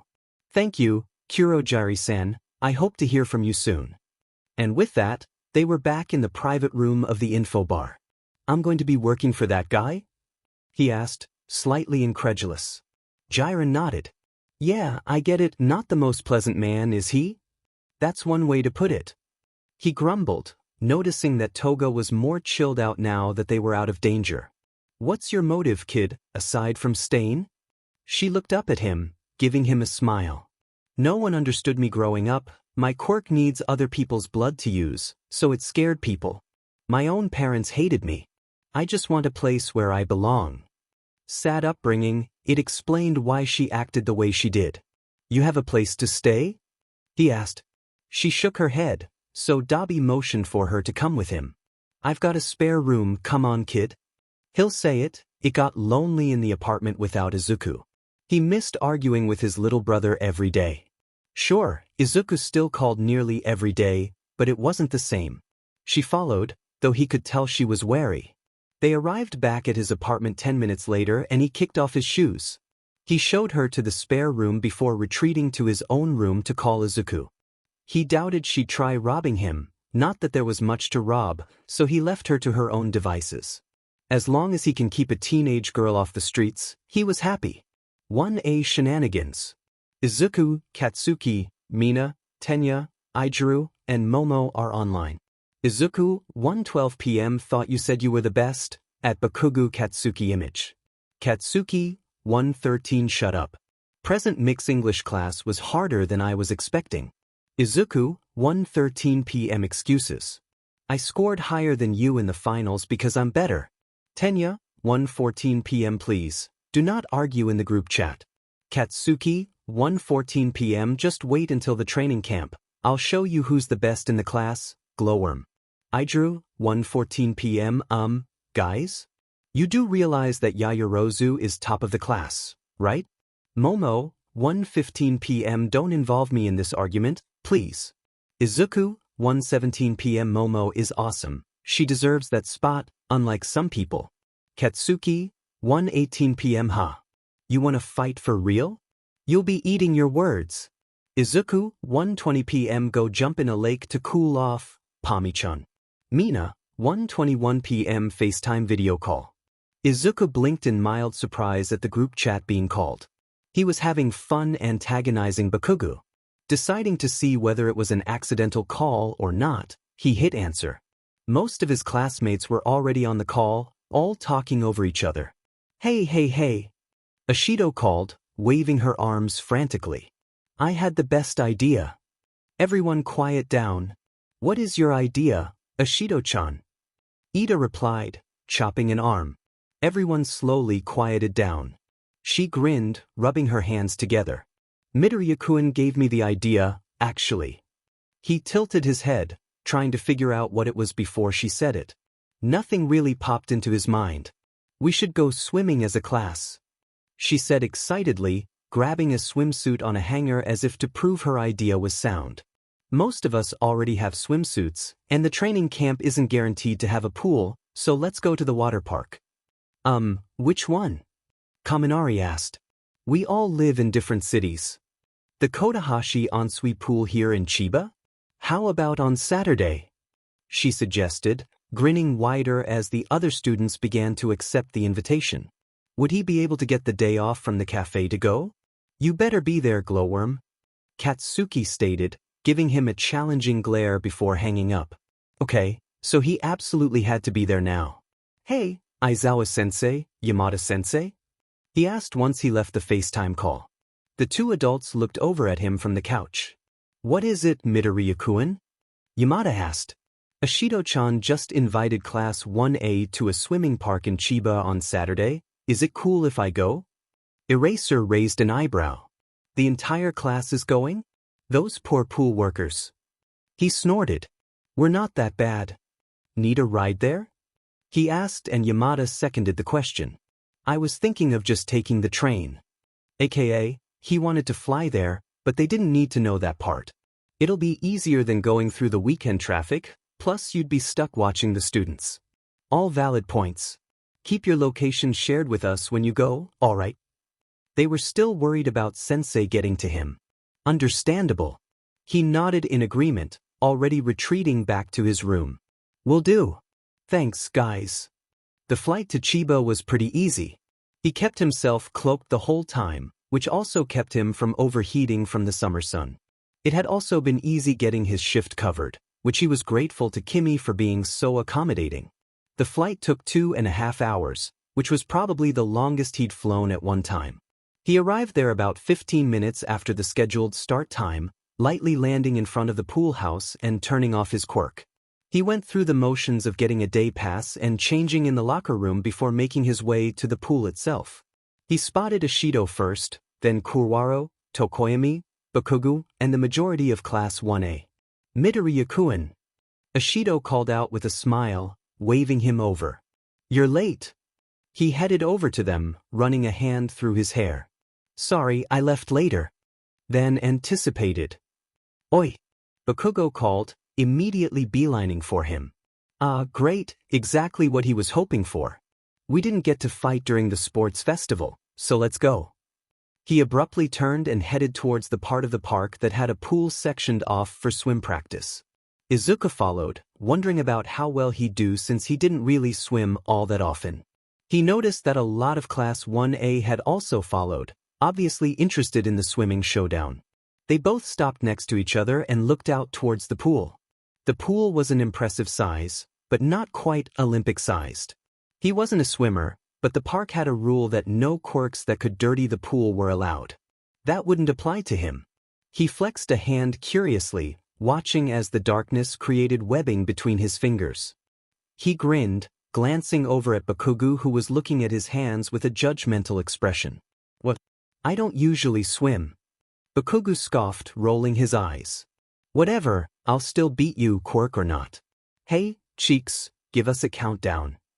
Uraraka blinked in surprise at being called out, then shrugged, figuring it was just because she was the closest to them. She gave a short countdown and the two were off. His webbed fingers definitely made swimming easier, though he was still a bit awkward in the water. When was the last time he'd been swimming? He actually couldn't remember. He flipped around once he got to the end of the pool, kicking off hard to shoot himself through the water. His hand touched the other side, and he resurfaced, taking a welcoming gasp of air. Very close match. Uraraka called out. Bakugo-kun won by a hair. He hoisted himself out of the water, letting the darkness dissipate. Yeah, he was expecting to lose. Good competition, Pami-chan, he said with a smile before shaking out his hair. Bakugo was also grinning. Told you I'd win. Good match, Glowworm. Who wants to get there but kicked next? Kirishima was up next, then Kaminari, Ashido, and Todoroki. It wasn't until Tsuyu accepted the challenge that Bakugo finally suffered his first loss. Down goes his empire. Izuku cheered from a pool chair next to Kurwaro and Tokoyami. Bakugo was a surprisingly good sport compared to when he'd first met him. Either he got humbled or he just grew up. They spent the next few hours checking out the rest of the park. Bakugo always found some new competition to challenge them to. Izuku wasn't going to back down from a challenge, and the other competitions didn't require swimming. He won 5 out of the 7 other competitions. It was fun. He didn't have to worry about anything, not that he usually let his past get to him in the first place. Izuku took a bite of his popsicle, lightly kicking the water his feet were dangling in. Kurwaro joined him not long later, holding his own popsicle. Hey, Kurwaro-kun, having fun? He asked, watching as Kirishima did a backflip cannonball into the pool. He nodded, leaning back on his hand. Midoriya-kun, you can call me Shirhai, if you want to. He looked over at him in mild surprise, then smiled. Okay, Shirhai-kun, you can call me Izuku then. If we are on a first-name basis now, you two may call me Fumikichi. Tokoyami's voice said from behind them. He wasn't expecting to take another step in his friendships. He'd kinda expected them to stay at an arm's length like all of his other relationships had gone. It was a new kind of feeling, but he didn't hate it. How strange. Yaoyorozu came and joined them not long later, finding that the trio was the only group not playing in the water at the time. This is quite fun. I have never been to the public pool before. Izuku finished off his popsicle. Me neither, actually. Really? Shirhai seemed surprised at the confessions. My family didn't go often, but I've been to the one back home maybe once or twice every summer. Where'd you learn how to swim, if you've never been to a public pool? Fumikichi asked. The place I used to live at had an indoor pool.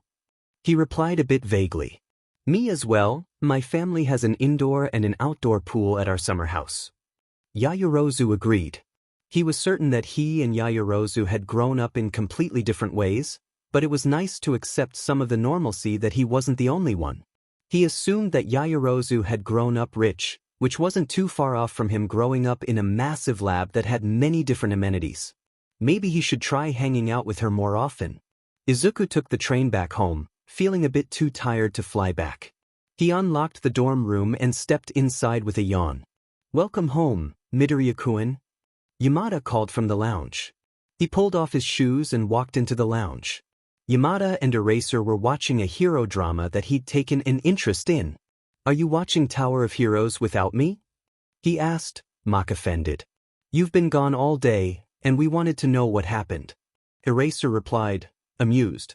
He flopped down on the floor, leaning back against the couch. Don't worry, we'll restart it where we left off last. Yamada reassured, grabbing the remote. How was the pool? He laid his head back against the couch cushion so he could see the two. It was good. Bakugu kept challenging us to different competitions and I won 5 out of 8 of them.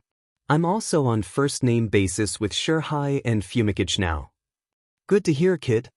Eraser said, ruffling his hair for a moment before stopping himself. He didn't mind it. Dabi would purposefully mess up his hair almost every time they passed by each other. He didn't dare do it when Izuku had his hair up, though not after the one and only time he tried. Deciding not to comment on it, he focused on the TV as the show started up again. He didn't fully notice when he started nodding off, only that his eyelids had grown a bit heavier and words in the TV show started to blend together. He vaguely remembered relaxing back against the couch and possibly Eraser's leg, but he was sleepy enough to not think much about it. He heard 2 voices softly talking to each other, then a small chuckle from Yamada. A hand lightly brushed through his curls, and he quietly hummed, content. He could get used to this. Not good enough, Akatani. Sensei reprimanded him through the TV screen. The 11-year-old let his frustration get the better of him. But I killed him. What more do you want me to do, Sensei? Sensei was quiet for a moment before speaking again. Kurojairi, bring him to me. He felt his heart skip a beat as a portal opened up in front of him. He paused, staring at it unsurely. What are you waiting for? Sensei asked dryly. He swallowed, then stepped through the portal. He found himself standing right in front of Sensei. He felt nausea roil in his stomach at seeing what he looked like. He'd seen Sensei after his injury only once, but that was 2 years ago. The wires and tubes were still in place, and what skin he could make out was gnarled and scarred. It was almost too much to handle. Sensei raised a hand and beckoned him forwards. He felt his body move on its own as he was made to approach. He tried fighting against the quirk as he drew closer to his outstretched hand. Sensei grabbed him by the collar of his shirt, his scarred mouth curling into a grotesque smile. So, you don't know what I want you to do? He dared not fight back against the hold as it tightened around his collar. Follow my direction, or the next opponent you will face will be your own mother. He said coldly. Izuku's eyes widened at the threat. No, I'll follow you, I promise. He whimpered as he was partially raised into the air before he was tossed back. He fell to the ground but quickly scrambled to stand properly again. Please, leave my mother alone, she didn't do anything. Don't give me orders, Akatani, you know better than that. He quickly shut his mouth, feeling a lump forming in his throat. He was so afraid that Sensei would go through with the threat. I'm sorry, Sensei. Sensei flicked his hand and Izuku was sent through Kurojairi's portal once again. He was swallowed by the darkness. A hand gently shook him awake. Midoriya-kun. He blinked a few times before quickly sitting upright and looking around. It took a moment for him to realize that he wasn't in the lab, but when he did, he felt all the tension fade once again. Are you all right? Eraser asked. He touched his cheek, realizing he must have started crying in his sleep. Yeah.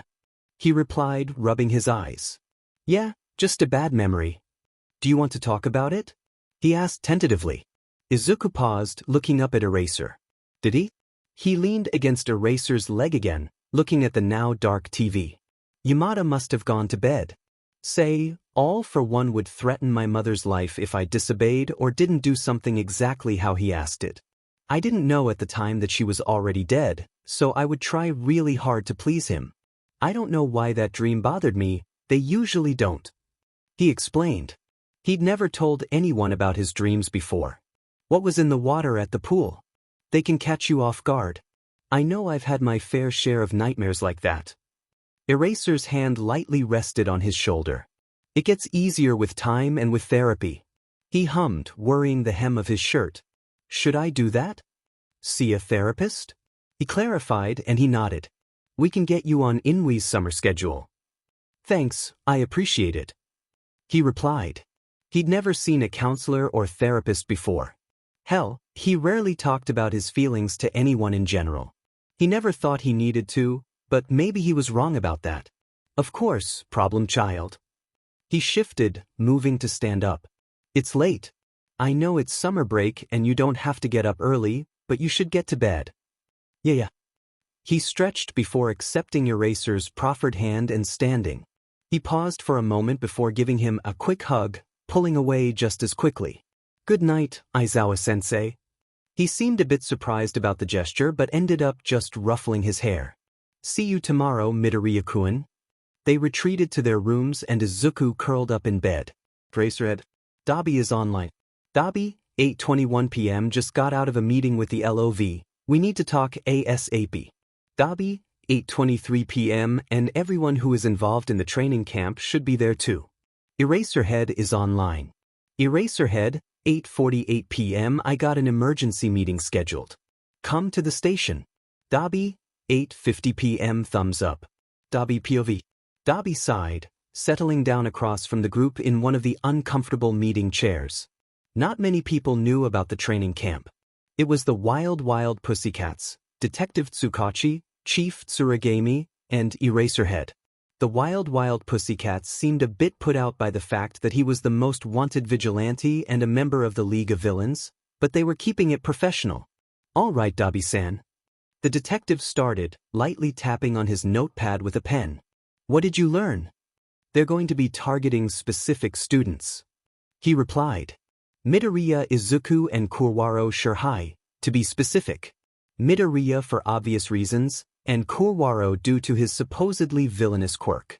Tsukachi scribbled on his notepad, giving a small nod. How did they find out about the training camp? He shook his head. They didn't give much information about that part, but I can only assume that there is a traitor in the school giving them information on the students. Eraserhead's scowl only grew and the WWP murmured amongst themselves. How do you know that for certain? One of them, Mandalay, asked. They don't have a quirk capable of that kind of information gathering. The only way they could have learned any of this would be someone on the inside. He said, leaning back in his chair. If I were to guess, the traitor isn't a teacher. You think that one of my students is working with All for One? Eraserhead cut in sharply. Then this guy really cares about his students. He shrugged. It's a possibility. We can get back to that in a moment. Do you know who all will be in the raid team on the camp? Tsukachi asked, redirecting the conversation. As far as I know, only one Nomu will be involved. He replied. It's going to be the group that I'm in, the Vanguard Action Squad. There are 10 members in total. Do they know where the camp is taking place at? Eraserhead asked. He shook his head. Just like the USJ incident, we won't find out anything until the day of. That's another reason why I think the traitor is a student. A pained sort of acceptance crossed Eraser's face, sparking a bit of sympathy from Dabi. He hated giving bad news. Should we cancel the camp? Mandalay questioned, crossing her arms. That way the students will be safe. Eraserhead thought for a moment before shaking his head. No, they would find another way to target the students. If we aren't careful, the traitor could gain access to student information. So, you want to have the summer camp anyways, despite the fact that it is going to get attacked? She seemed skeptical. It wasn't ideal, but their hands were kind of tied. It was obvious that the League would only become more persistent until they got what they wanted. If I'm there, I can help make sure that students aren't injured or taken. Dabi cut in. And I have an ally in the League who will also be there. Are you going to reveal your betrayal at the camp? Tsuragami asked, giving a small woof. Dabi shook his head. Not yet. I'm still trying to find their motive on why they're trying to recruit students. There are so many better options than kidnapping hero students. What about the hundreds of grunts they hired for the USJ incident? So many of them had potential and powerful quirks. This is connected with All for One, who is known to steal quirks. They could be trying to weaken the hero system by getting rid of potentials. They're playing the long game. Tsukachi clarified, frowning. Which means we have to end this as soon as possible. He nodded in agreement. I'll keep you updated on what I find out about who the traitor could be. All for One has been one for all's rival since the dawn of quirks. All Might said, fingers laced together as he sat across from Izuku in the teacher's lounge. He has been trying to take my quirk for the past 8 generations. Who has won for all now? Izuku asked. He had to have chosen one of the students for this. Such a heavy burden. Togata Mirio. He replied. He was chosen by my sidekick, and I trust his judgment. He nodded in approval. He got to watch the third-year sport festival replay and Togata won by a landslide. What did All for One want from you? He asked. He gave a small shrug. He never specified. I was his successor, so maybe he wanted to give me his quirk like you did with Togata? All Might shook his head.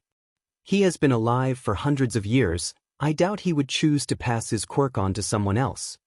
If he wasn't going to give his quirk to him, why would Izuku be raised and trained for seemingly that purpose? All for One's motives were hard to know, and it was frustrating that he didn't know what they were.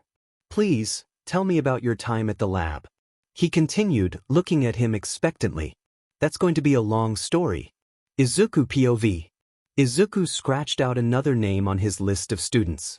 Dabi had told him about the meeting and the fact that the league was going to attack the summer camp.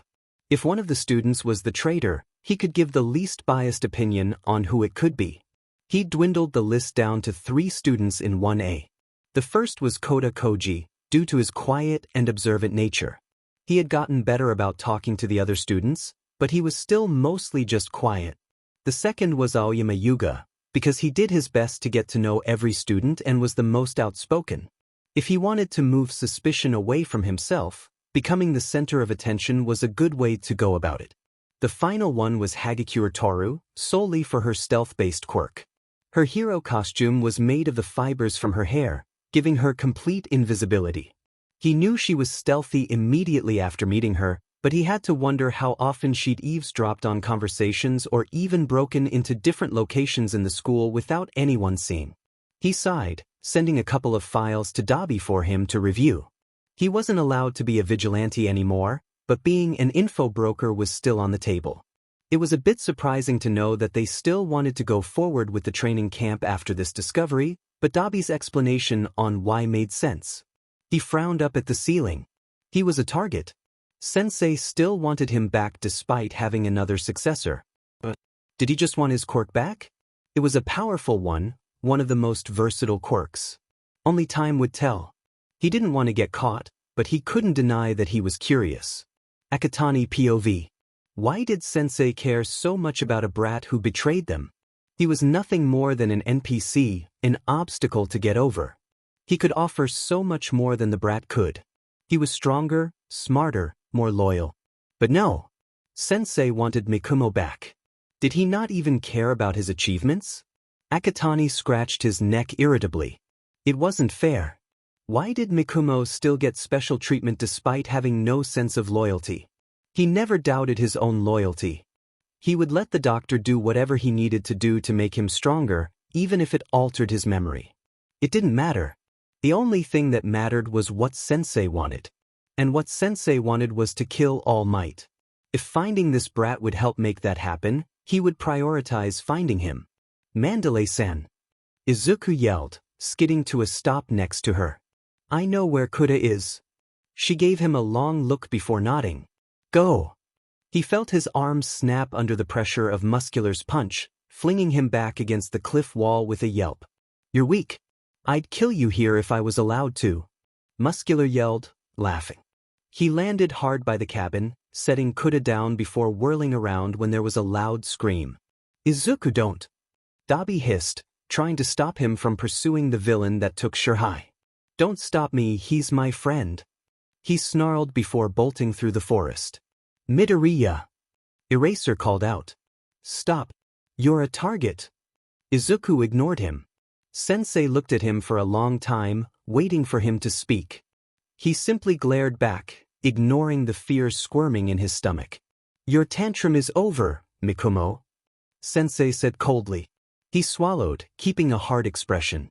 It's Izuku actually. If he had to fight, he would. He was ready.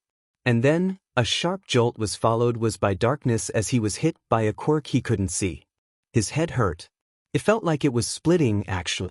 He groaned, squinting his eyes open. He was in his room. Was it just a vivid dream? His room. His room? Was this his room? He glanced around, forcing himself to sit up. His mind was hazy, but he could swear his room didn't look like this. No, he recognized the decorations. His memories were fading in and out. He gasped before throwing himself at his desk, pulling out paper and a pen. He knew what was going on. He had to let Eraser know before he forgot again. His pen froze on the paper. Wait, what did he just remember? Why did he have to tell Eraserhead something? Right, focus. If he didn't do it now, he didn't know the next time he'd be lucid enough. He finished writing and folded up the note and stuffed it in his pocket. Shirhai jumped out of the shadow on the ground and pulled Ashido to the side just as the clawed arm of the earth monster reached for her. It was scarily similar to the Nomu he fought in the USJ, but he couldn't let that thought keep him from being a hero. Scatter! Confuse them! He heard Izuku shout, and the battle was on. What felt like days of fighting and dodging attacks passed, and the class found themselves limping into the clearing. The wild pussycats and Aizawa-sensei were waiting for them. Immediately, Izuku, Momo, and Shudo were bombarded with praise by one of the cat-themed heroes. Izuku's facade was impeccable, even in his exhausted state, but Momo and Shudo both looked pretty done with the situation.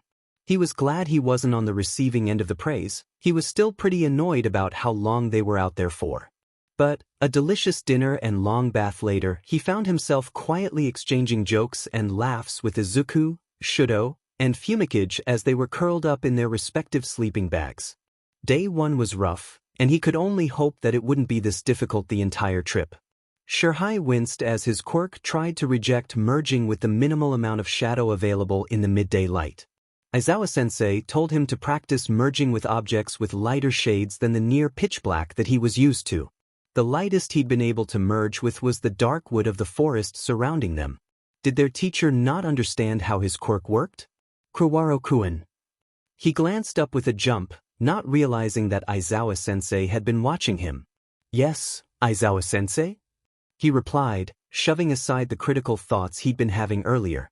He approached the younger, glancing down at the large log he'd been trying to merge with in front of him. You're making good progress, but you're still focusing on how your quirk only works on dark materials. You can merge with objects because your body splits apart on an atomic level. If you only focus on the shade of the material, you won't be able to use your quirk effectively. He picked up a dust-covered stone and held it out to him. It was a lot lighter than the wood was, which made him nervous. I don't think I can use my quirk with that yet, he admitted, looking at the stone warily but taking it when Aizawa-sensei's hand remained where it was. Think about what I just told you and try with just your hand. He replied, looking at him expectantly. He paused for a moment, unsure, then reached his other hand to cup the stone. He felt the now familiar sting of using his quirk on such a light material. It took over a minute before his hand slowly merged with the stone. Breathe, kid. He heard his teacher remind him. He slowly exhaled, feeling his hand attempting to rematerialize as he did. The stone was light, but he was still able to merge with it. Should he consider renaming his quirk? He gave Aizawa-sensei a smile. Thank you, sir. His teacher gave him a pat on his shoulder, grunting in response before turning towards the cave that Izuku was practicing in. He could see a dull glow coming from inside the cave, meaning he was practicing his light side in the dark cave. He tossed the stone aside and turned his attention back to the log, finding that it was a bit easier to use his quirk on it now. Shirhai grinned and exchanged a knowing glance with Izuku and Fumikage. The test of courage was right up their alley. He'd been having fun with the camp so far, but Izuku seemed strangely on edge. Maybe he wasn't the camping type? But then he wouldn't have lived in a camper van if he wasn't. Then, Izuku returned the challenging grin, back to his usual self. Maybe he was just imagining things. Class 1B was the first to be the scares, which was a little disappointing. He wanted to scare people, it was fun. He got paired with Ashido Mina, which he was pretty happy about. She was funny, and he knew she was nervous about this test. Even if he wasn't the one scaring people yet, that didn't mean he couldn't enjoy watching people get scared. They were the second group to go through and things went fine, though he almost got barreled over by Ishido as she practically leapt into his arms when someone's head popped up out of the ground. "Shut up, it was a good scare." She scolded him as he laughed, punching him in the arm. The fifth group was going through the forest when something felt wrong. It started faint, the smell of a campfire. Did the heroes decide to get a midnight snack started for the students?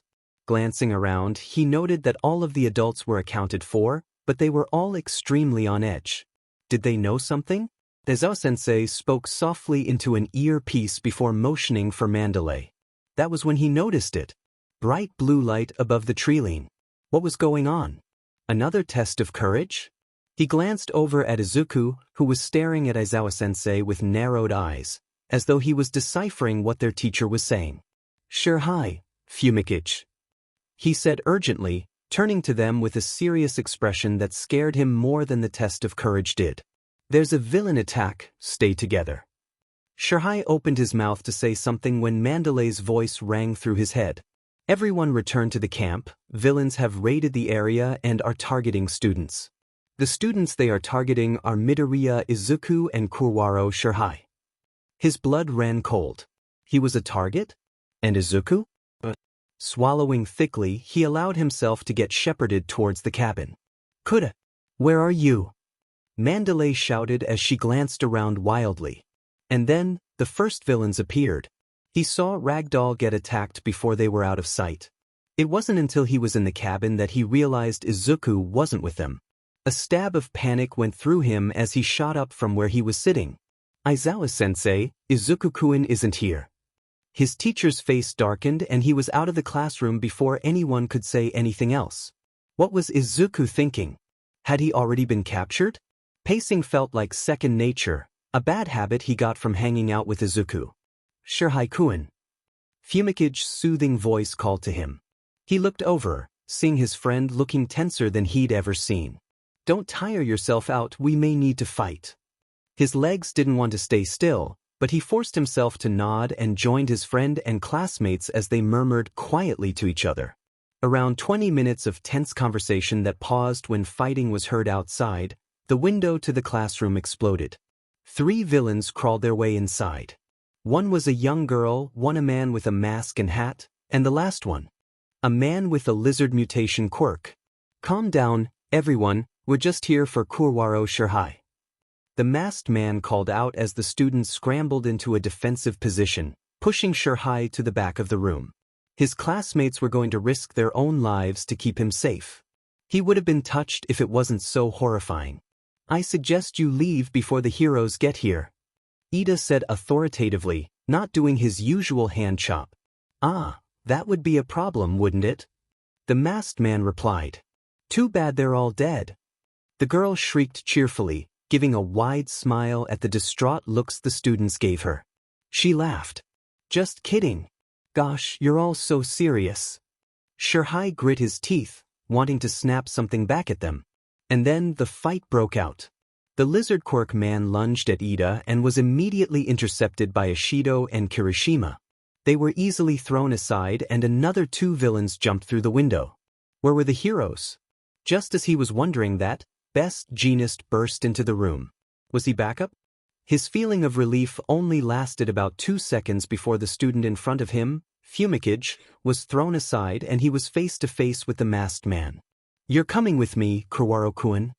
A small flash of light blue and his vision went dark. It was like floating in a dream. He couldn't really form thoughts, didn't feel emotions, he couldn't even confirm if he still existed. Passing ideas that maybe he'd died or that none of this nightmare actually happened went through his mind. And then, with a pop, he found himself standing in the warm summer air. The smells of the burned forest greeted his senses first, then his eyes and ears focused. His classmates were shouting, the villain on his left behind him tightened his grip on the nape of his neck. His hand was too hot, was he the one that caused the blue flames? He carefully glanced to the side, noting that Izuku was knocked out and being carried by another masked man. The villains won? Before he could think anything else, he was being pulled through a familiar black swirling portal. When his vision cleared, he found himself in a seedy bar in front of most of the League of Villains, including Akatani. There was a click and his arms felt heavy. Glancing down, a pair of what he recognized as quirk-suppressing cuffs were tightly bound to his wrists. There goes his only escape plan. Welcome, Kuwaro Shirhai. The black swirling portal said, now wearing a suit and appearing behind the bar. This is the base of the League of Villains.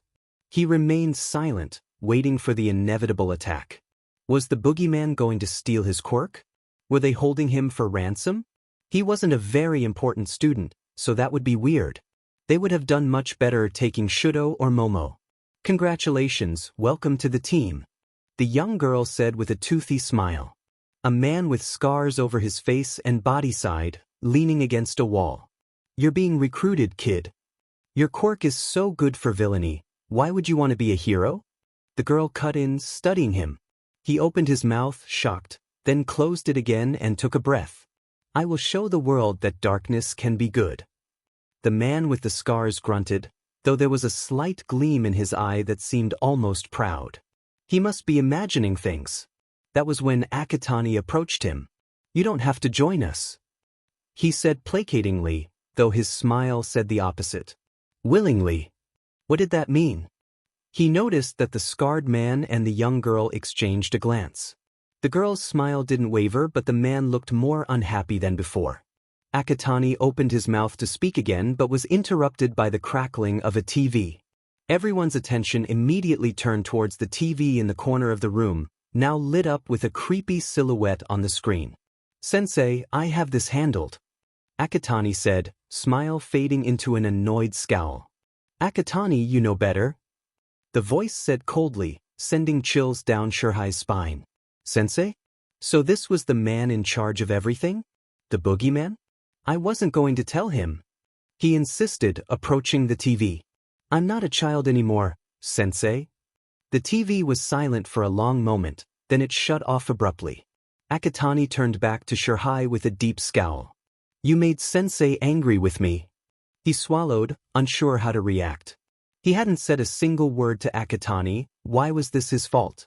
Akatani Tamura. The warp villain interrupted. Don't forget your meeting. Akatani barely glanced his way, keeping a hard stare on Shirhai as he bared his teeth before turning away and leaving the bar. The scarred man growled something he couldn't make out before making his way deeper into the bar while the young girl's smile finally relaxed into a more neutral expression. I apologize if he scared you. Have a good night. The warp villain stated shortly before disappearing. The girl left not long after that, leaving the same way that Akatani did. And then it was just Shirhai. He pulled at the HNDCFFS, trying to get them off to no avail. What was he supposed to do now? He spun in a slow circle, examining his surroundings. The windows were too high up to see out of, and he doubted they'd leave any kind of weapon for him to find. A hand on his shoulder made him jump and whip around. The scarred man was there, looking down at him with what could have been described as a soft expression. Let me show you to the guest room, he stated before turning and motioning for him to follow. He hesitated, obviously not trusting the man. Name's Dabi, by the way, he said over his shoulder, pausing to wait for Shirhai as he finally started following. Dabi? Wait, that's Izuku's brother, isn't it? Why are you with the villains? I thought you were a vigilante, he asked quietly, going up a flight of stairs. Dabi was silent until they got to the guest room. It was plain, kind of run down, and didn't have any windows. You're safe here, kid, just stay strong. There was a certain level of comfort in his words. Maybe he wasn't actually in the league. Maybe he was like those two people at the USJ?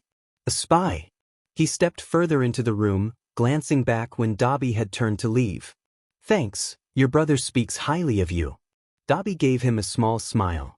I've heard a lot about you too, Kuwaro-kun. He sighed deeply once the door was shut, sitting down on the edge of the bed.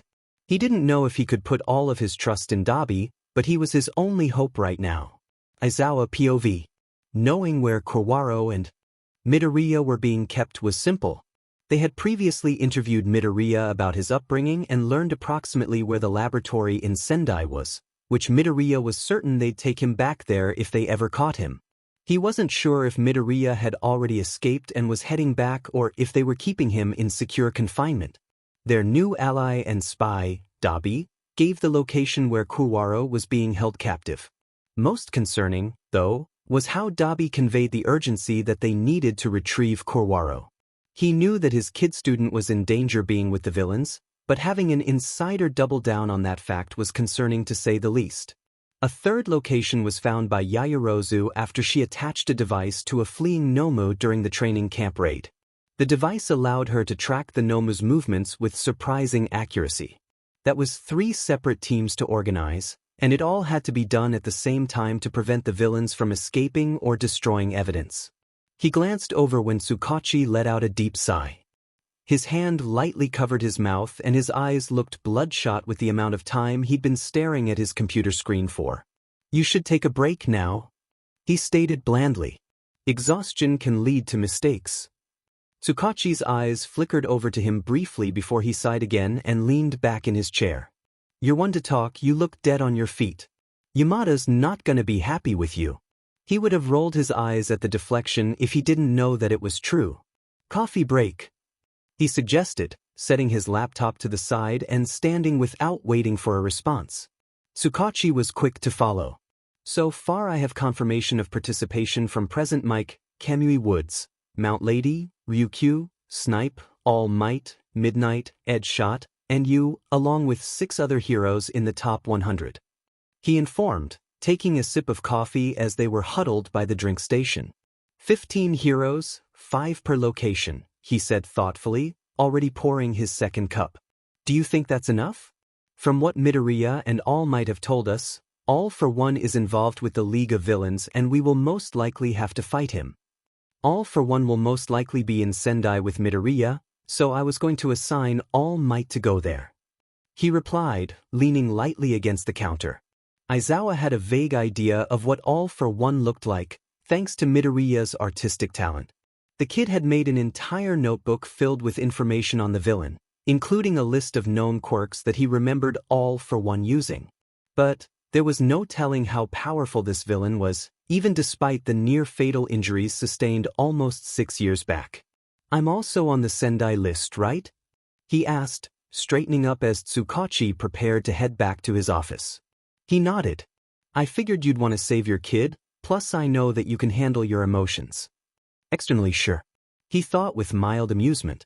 "He's not my kid yet. Not until he decides that's what he wants." "I'm sure he's farther along than you think he is," he replied.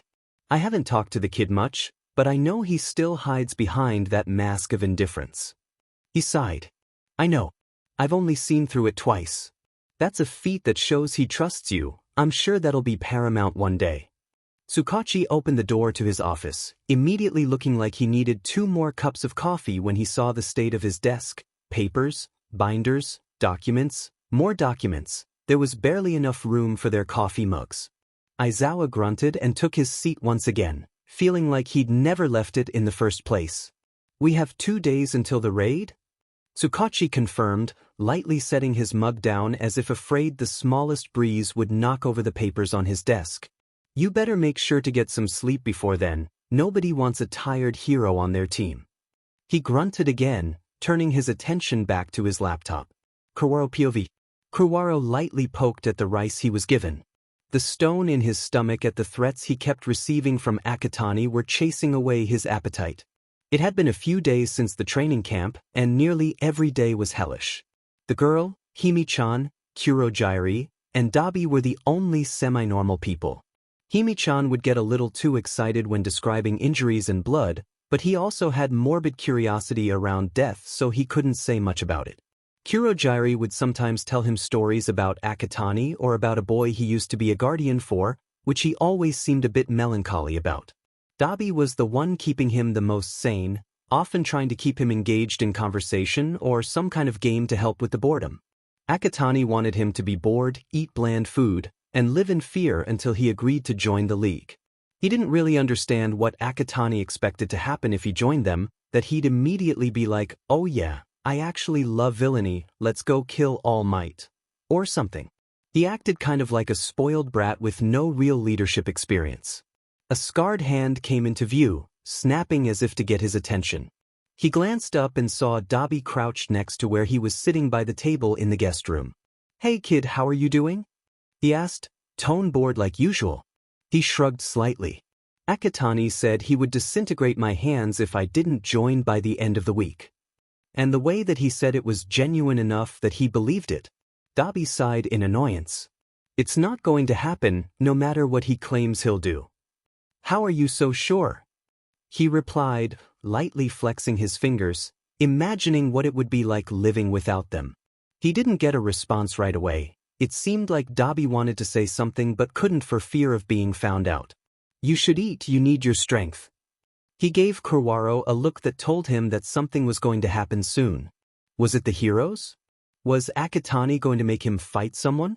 It was frustrating not having more clear reassurances.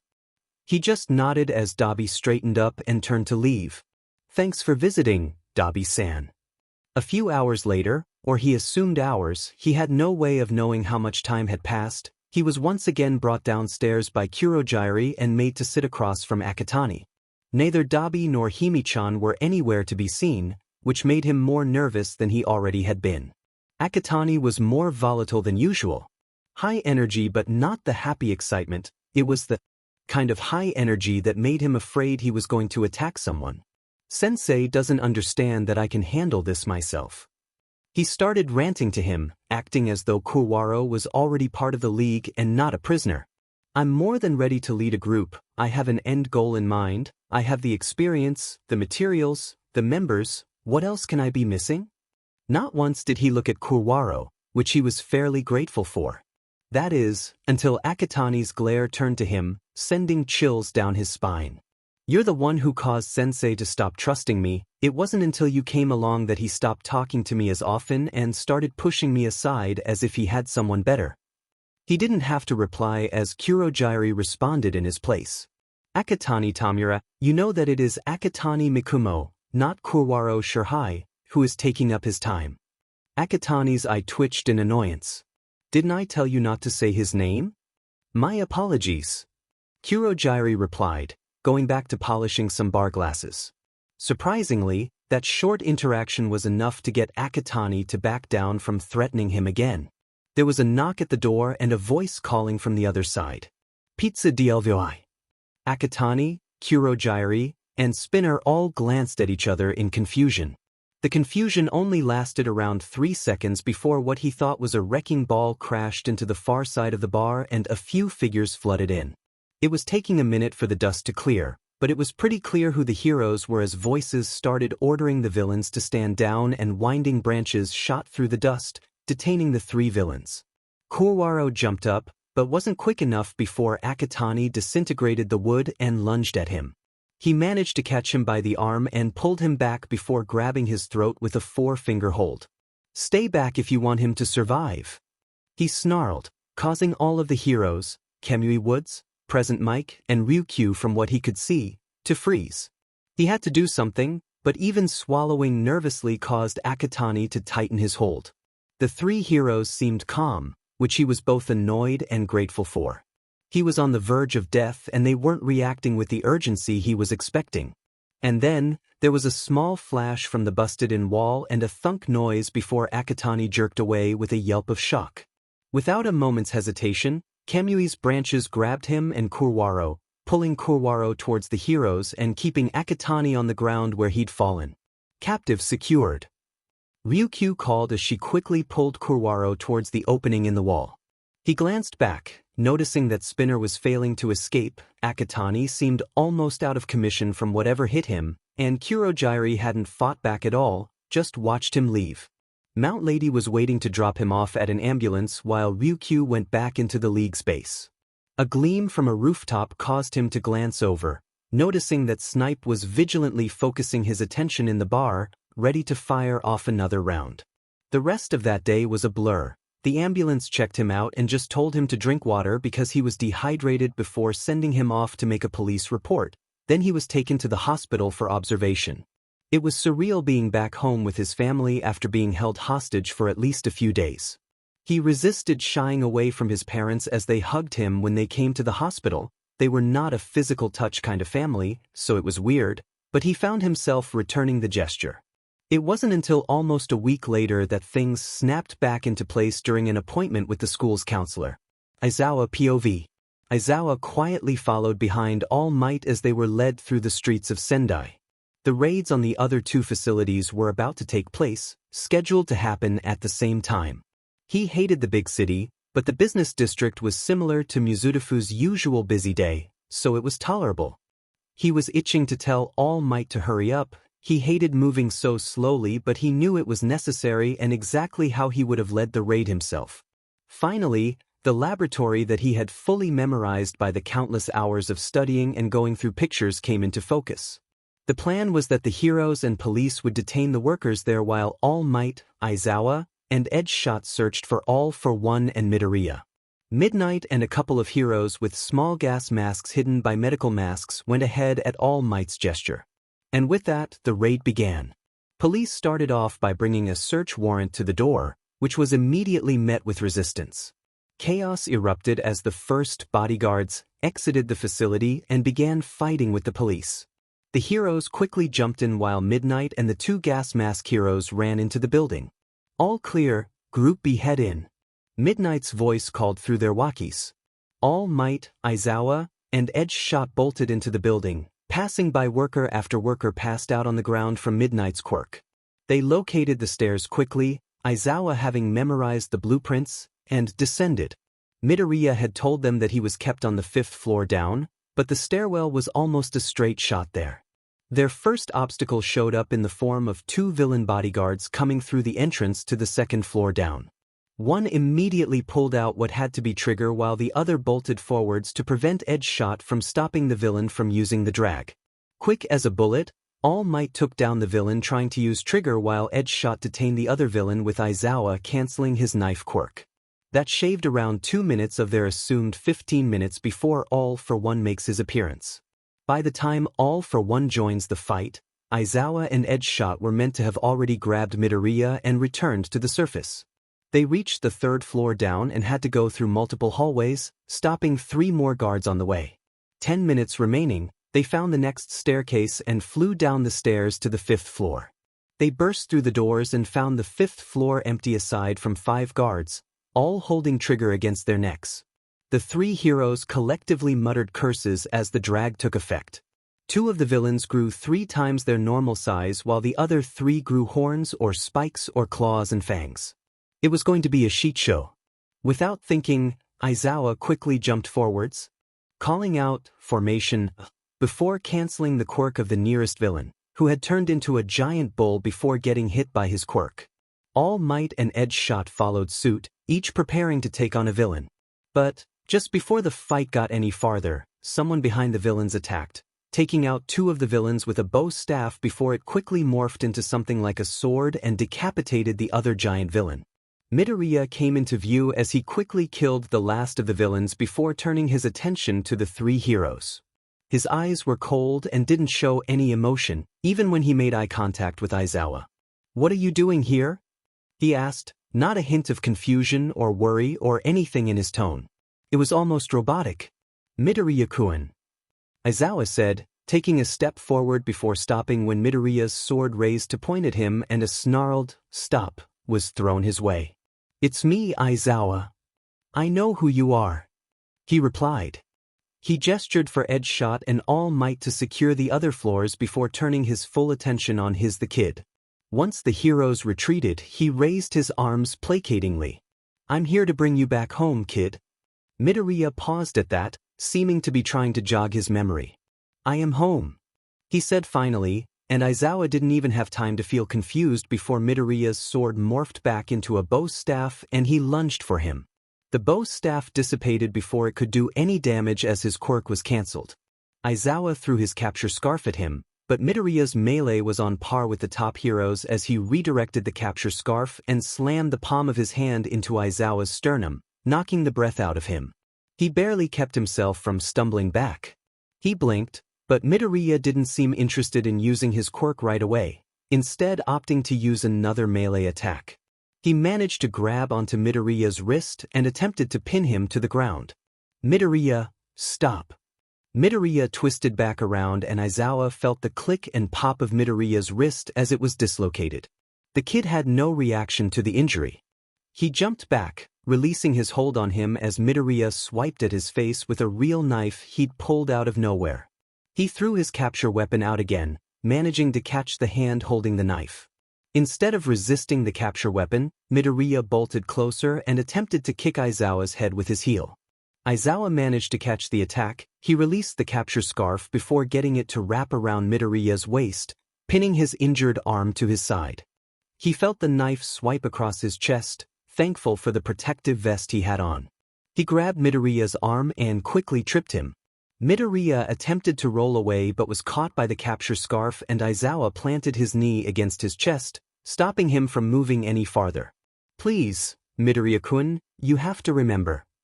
"There's nothing to remember," he shouted despite being out of breath, finally showing emotion again, even if it was just anger.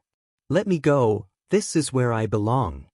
There was rumbling above them and Aizawa had to assume that All for One made his appearance. "We're out of time, we have to get outside." "No, I'm not going anywhere with you." He spat with such venom that Aizawa felt it sting like the knife had actually hit him. "Eraserhead, what's the hold-up?" Midnight walkied to him, obviously confused as to why he wasn't out with Midoriya yet. "Midoriya's been brainwashed or something, I need backup," he replied, barely managing to keep his hold of Midoriya as his struggle tripled in effort. Another rumble loudly sounded above them, dust dropping from the ceiling. "On the way," she replied. "Why'd you kill those villains if you said this is where you belong?" he asked, trying to get more emotion from the kid. Midoriya gave him a stone-faced glare. "Trigger is a coward's way out," he replied shortly, stopping his struggle. Aizawa couldn't tell if there was anything underlying that statement. "Curse that kid and his poker face. Is that all? Are you sure you weren't trying to protect us?" he urged, not seeing any spark of recognition in the boy's eyes. "Why would I protect someone just to try to kill them after?" he questioned rhetorically. "Now let me go. Aren't you heroes supposed to respect my decision? Not when you're being affected by a quirk or a drag," he said, not glancing up as Midnight made her presence known before a gas mask was being secured on his face. "I'm sorry, Midoriya-kun, this is for your safe transportation," Midnight said calmly, knelt down next to them. Midoriya's eyes narrowed for a moment before he accepted his defeat, fully relaxing before Midnight's quirk had even hit him. He was coherent enough to know when to stop fighting, at least. Once Midnight gave the all clear, he released the capture weapon. "What did they do to you, kid?" he muttered, then shook his head and turned to Midnight. "Give me a report of what's happening up there." She gave him a soft look before explaining. "All for One and All Might are on the ground floor. The area has been fully evacuated except for you two. Based on the way the rumbling is gone, it either means the fight is over or they're at a standstill." He grunted in confirmation that he heard her, going through the kid's pockets to get rid of any other weapons. "Do you think it was a quirk that did it?" she asked, glancing back at him. He shook his head. "I don't know, I'm hoping the hospital will have a better explanation. I just wish the kid was able to break through it for just a moment." He pulled out a folded note from one of his pockets and opened it curiously. "Bracerhead, if you find this, you found me. Maybe I'll be coherent enough to tell you myself, but this is a backup in case I'm not. I will be convinced that I belong in the lab and to AFO and will do everything in my power to stay. The drag is called cerebrum ablutionum. It's quirk-derived. The quirk is a memory manipulation quirk. Sorry if I attack you, Midoriya." "Well, that's something to go off of," he said, handing the note to Midnight before picking up the kid. "The kid knows exactly what's happening to him. I wonder if they've used it on him before." Strong kid. If it has been used on him before, then it's reversible or wears off. But he also might have learned about it somewhere else. The name he gave means brainwash in Latin, she said, folding it again before leading the way to get out of the building. "Let's just get to the hospital," he said shortly, trying to keep the fear that Midoriya might never recover. The ground floor was destroyed. It was like a bulldozer took out the immediate area. All Might and All for One were nowhere in sight, but a group of police officers ran to them as soon as they emerged from the rubble. They were directed towards an ambulance. All villains are in custody. One of the officers informed them. And All Might? He questioned, following the officer towards the ambulance. The officer paused momentarily. He's not in critical condition, but his injuries are serious. Midnight rode with them to the hospital just in case her quirk wore off. The medical team was ready and waiting for them, having been informed of the situation. Midoriya was taken from him, and he was led to the waiting area. His phone buzzed and he checked his notifications to find almost 100 texts from the raid group chat. Official Sendai, Kamino, and Musutafu raid. Midnight, Tsukachi, Kamui Woods and 12 others are online. Tsukachi, 4:48 p.m. The facility has been secured. 7 Nomu recovered and taken into custody. No arrests or injuries. Kamui Woods, 5:22 p.m. Kuwaro is secured. Kurogyri, Spinner, and Akatani are all in custody. Mild injuries. Midnight, 5:46 p.m. Midoriya is secured. All for One and all of the members of the Sendai lab are in custody. Mild to serious injuries, no one is in critical condition. Midnight, 5:46 p.m. Midoriya is in a bad way. He was given some kind of drag that made him highly resistant and combative. Kamui Woods, 5:54 p.m. Kuwaro was not given any drags, but he was dehydrated and obviously scared. He was taken to the hospital for observation. Tsukachi, 6:27 p.m. Any updates on Midoriya? Aizawa is online. Aizawa, 6:35 p.m. He was taken to the hospital. I'm waiting to be led into his room. Midnight, 6:37 p.m. I just finished giving statements to the police.